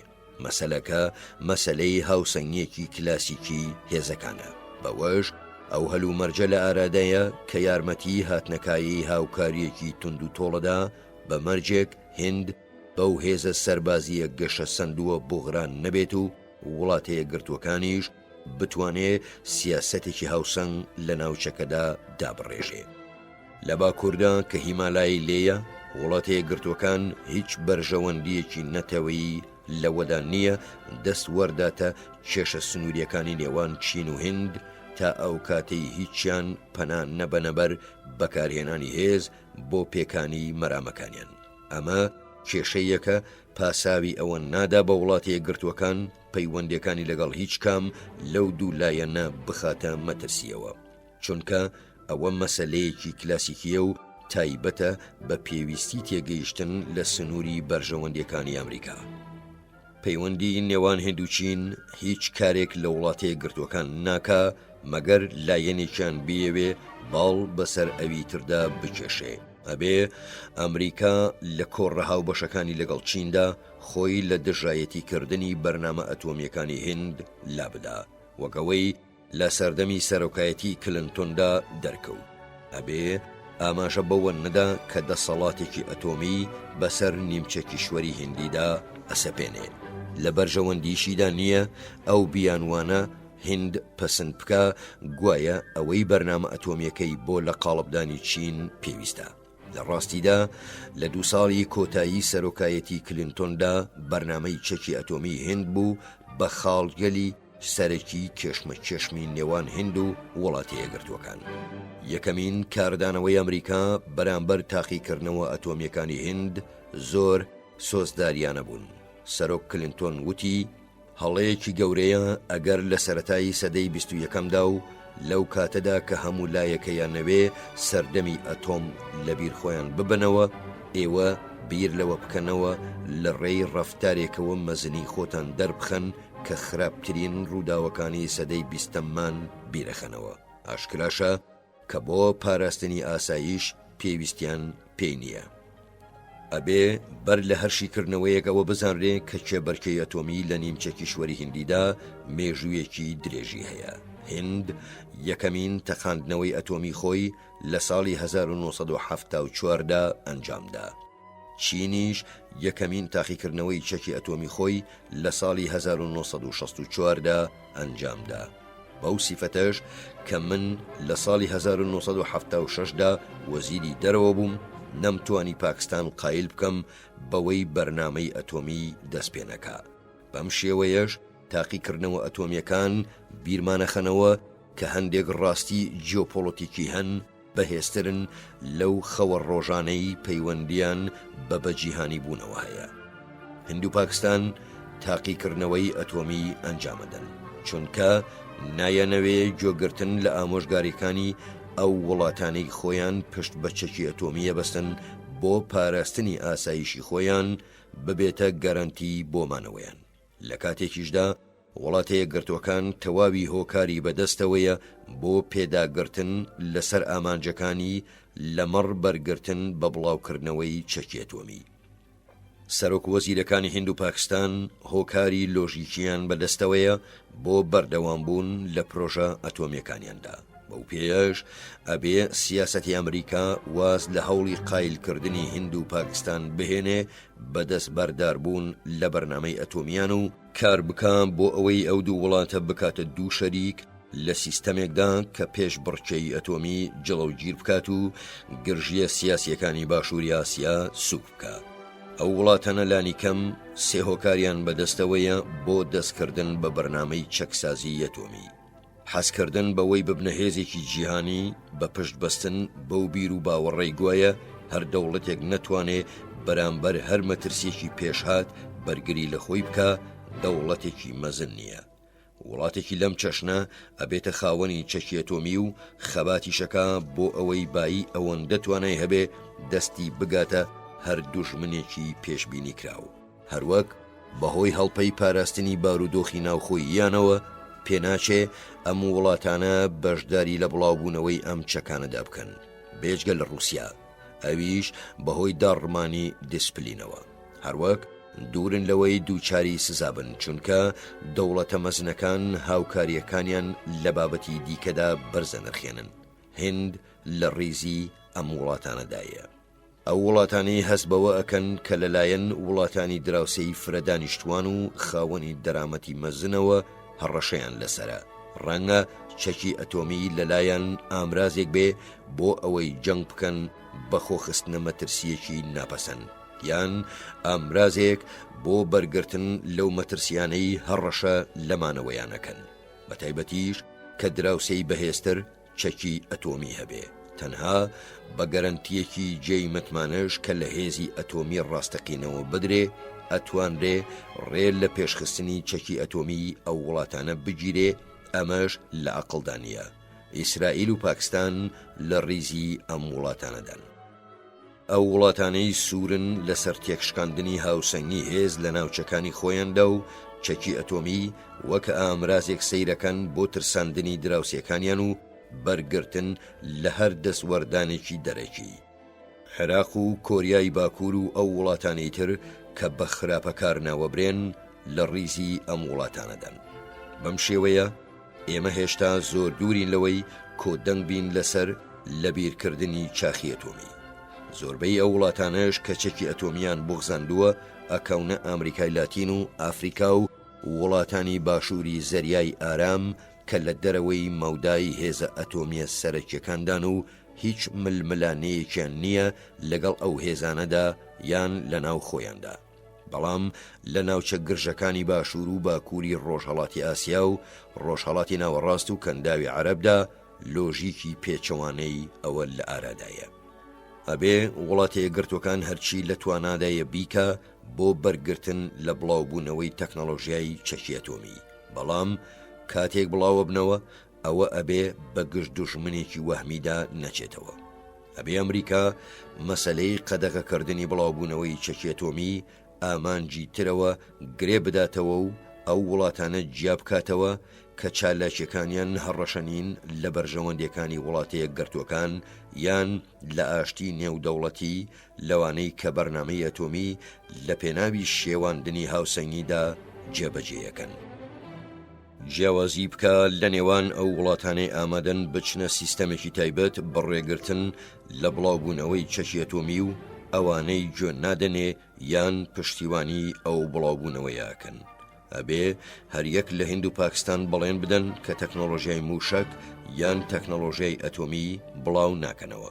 هەروەکە بێ ئەوە دەربخەن کە هەوڵێکی ڕاستگۆیانە ئەدەن بۆ سوکردنی گرژیەکانی نێوانیان.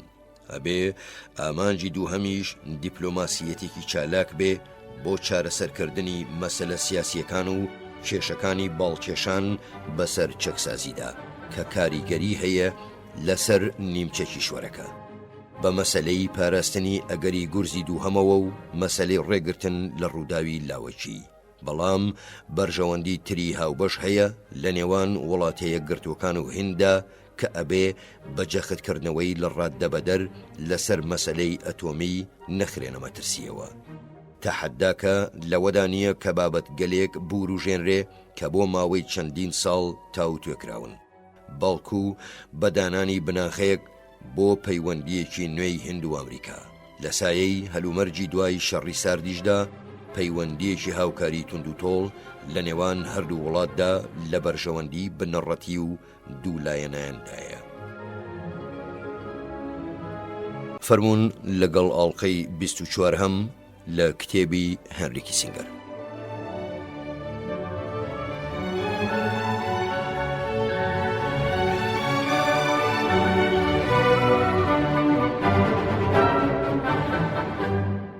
لێرەوە بەرەو کوێچین. ئەبێ سیاسەتی ئەمریکا لە ئاسیادا خۆی لە دروشمی سەرپێی ڕزگار بکات و لەسەر بناخەی ئەم چەند بنەما عەمەلیەی خوارەوە دەست بەکردەوە بکە. یەکەم، بەرژەوەندی نەتەوەیی ئەمریکان لە ئاسیادا لەوەدایە کە نەهێڵێ هیچ هێزێک باڵ بەسەر کیشوەرەکەدا بچێشێ، بە تایبەتی ئەگەر ئەو هێزە دوژمن بێ. هەموو بەشداریکردنەکانی وڵاتیانی ئاسیاش بخاتە خزمەتی گەشەی جیهانی. ململانەی نێوان وڵاتانی ئاسیاش سوک بکە بۆ ئەوەی بە باشترین شێوەش خزمەتی هەموو ئەو بەرژەوەندیانە بکرێ. ئەبێ ڕێگە بەکراوەی بهێڵڕێتەوە بۆ دامەزراندنی پەیوەندی بنیاتنەر لەگەڵ هەموو ئەو وڵاتانەدا بەبێ وەسفکردنی هیچ کامیان بەڕکابەر، مەگەر ڕەفتارەکانی هیچ ڕێگەیەکی ترمان بۆ نەهێڵێتەوە. دووەم، باشترین ڕێگا بۆ ئەوەی وڵاتە یەکگرتوەکان بەرگری لە ئاسیا بکە دژی هەر هەڕەشەیەکی دوژمنکارانە پتەوکردنی ئامادەبوونی سەربازی باڵادەست و پیادەکردنی سیاسەتێکی دەرەکی وهایە کە لەگەڵ ئامانجە نەتەوەییەکانی ئەو وڵاتە سەرەکیانەی ئاسیادا بگونجێ کە ئامانجیان لەگەڵ ئامانجی ئێمەدا ئەگونجێ. بەرگریکردن لە هاوسەنگی سەربازی هێزەکان لە ئاسیادا لە وڵاتانی ئاسیا خوڵقاندنی ئەو هاوسەنگیە بەسەر وڵاتانی ئاسیادا ئاسەپێنێ کە ئەخوازرێ بەرگری لێ بکرێ. ئەمەش هەوڵێکی سیاسی زۆر لەو هەوڵە ئاڵۆستری ئەوێ کە لە گۆڕەپانی ئەوروپادا دراوە. سێهەم، هاوپەیمانی لەگەڵ ژاپۆندا هەر بەردە بناخەی سیاسەتی ئەمریکایە لە ئاسیادا. ئەبێ دڵنیابین لە تێگەیاندنی سەرکردەکانی ژاپۆن کە وڵاتە یەکگرتوەکان پەیوەندیەکی نییە لە ئاسیادا لەو پەیوەندیە گرنگتر بێ لەگەڵ ژاپۆندا هەیەتی و کە دەنگی ژاپۆن لە کاتی داڕشتنی سیاسەتی ئەمریکادا گوێی لێگیرێ. بەدەستهێنانی وزە ئەبێتە شغلی شاغڵ و توخمی کێبەرکێ هەر ئەبێ ئەم کێشانە لە ئەژەندەی هەموو دایلۆگێکدا بن. چوارەم ئەبێ دایلۆگێکی چڕی وەکەوەش لەگەڵ هیندا بکرێ بە تایبەتیش لەبارەی ئەو ناوچەیەی نێوان سنگاپورە و عەدەن چونکە بەرژەوەندی ئەمریکا لە بنەڕەتدا جیۆپۆلۆتیکیە. هندیش بەرامبەر کاریگەری بڵاوبوونەوەی ئیسلامی ئوسوڵی بەسەر گەلەکەیەوە نیگەرانە. وڵاتە گرتوەکانیش بە شێوەیەکی بنەڕەتی لە عێراق و ئێران نیگەرانە. هەروەها هند تەرکیزەکاتە سەر ئەفغانستان و ئەو کۆمەکە داراییانەی تالیبان لە شانشینی عەرەبستانی سعودەوە دەستی یەکەوێ کە ئەمیش هاوپەیمانی ئامریکایە. لەگەڵەوەشدا هەلومەرجی ئەوە لە ئارادایە کە دەست بە دایلۆگێکی استراتیژی بەنیاتنەرانە بکرێ.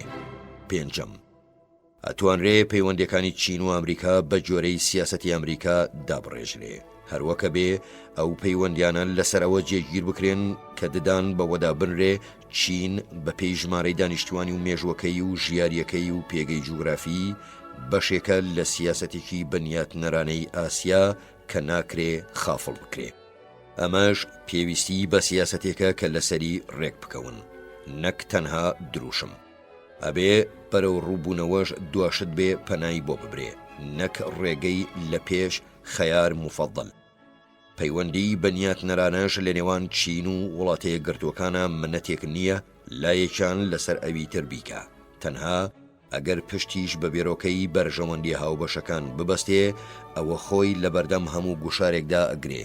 بەمەش دایلۆگێکی جیۆپۆلیتیکی لە نێوان چین و وڵاتەیە گرتوەکاندا مەسەلەیەکی دەستەویەخەیە لە پێناوی دامەزراندنی سیستەمێکی نێودەوڵەتی ئارامتردا و بۆ ئەوەی ئەگەر دایلۆگەکە نەشستی هێنا بۆ ڕایگشتی ئامریکا و هاوپەیمانەکانی بسەلمێنرێ کە وڵاتەیە گرتوەکان ئارەزووی زیادی پیشانداوە. تاحەداکە لەوەدا نییە ئەو وشانە دابهێنرێن کە دایلۆگەکەیان پێوەسف بکرێ بەڵکو لەوەدایە کە ناوەرۆکێک ببەخشرێ بەو دایلۆگە پەیوەندی بە پاشە ڕۆژەوە هەبێ وڵاتەیە گرتوەکان پێشکەوتوترین وڵات لە تەکنۆلۆژیادا و چین گەورەترین وڵات لە ڕووی ژمارەی دانیشتوانەوە ناکۆچەکانیان یەکلایی بکەنەوە و بەرژەوەندی هاوبەشەکانیان دیاری بکەن.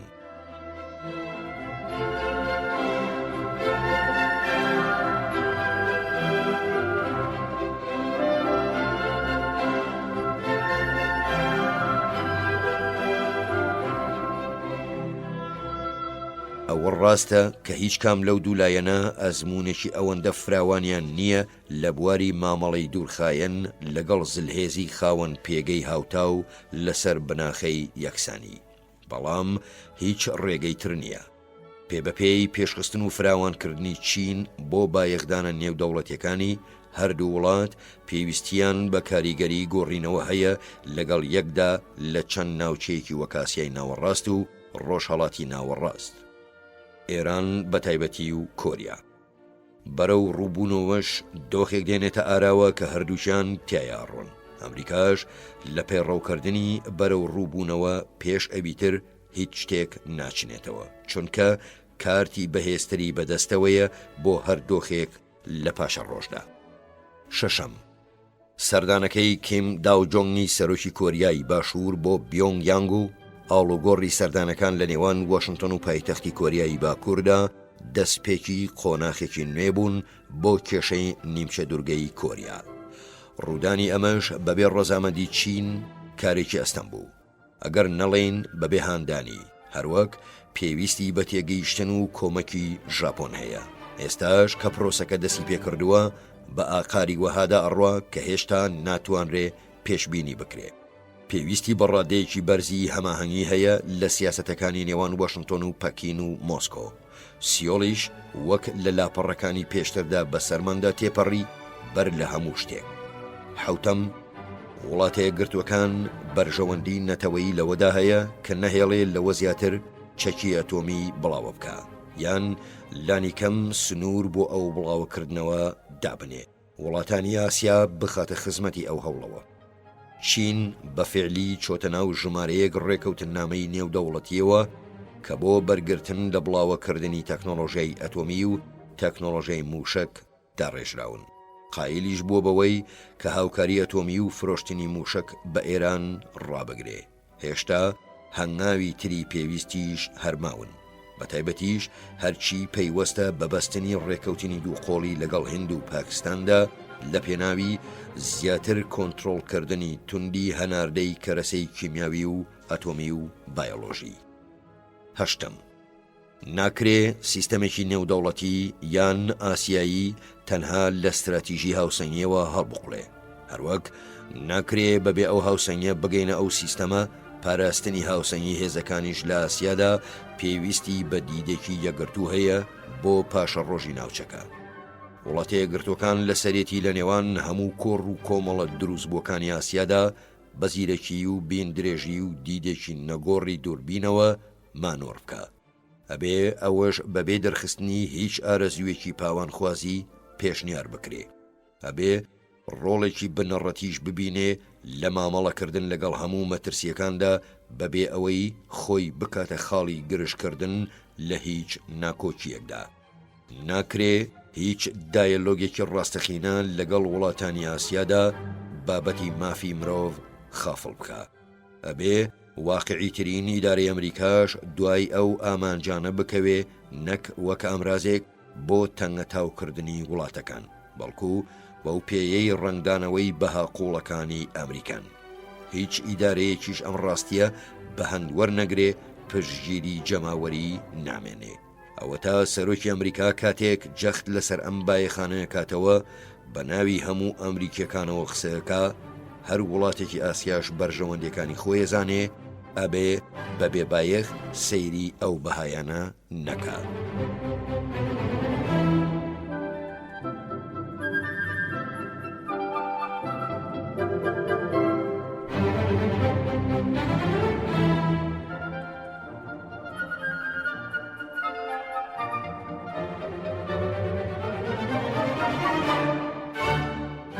ئازیزانم، لە ماوەی ڕابردووە ئەڵلقەی 24 هەممان لە کتێبی هەنری کیسینگەر پێشکەشکردن. تا دیدارێکی نوێ و ئاڵلقەیەکی نوێ بەختەوەربن.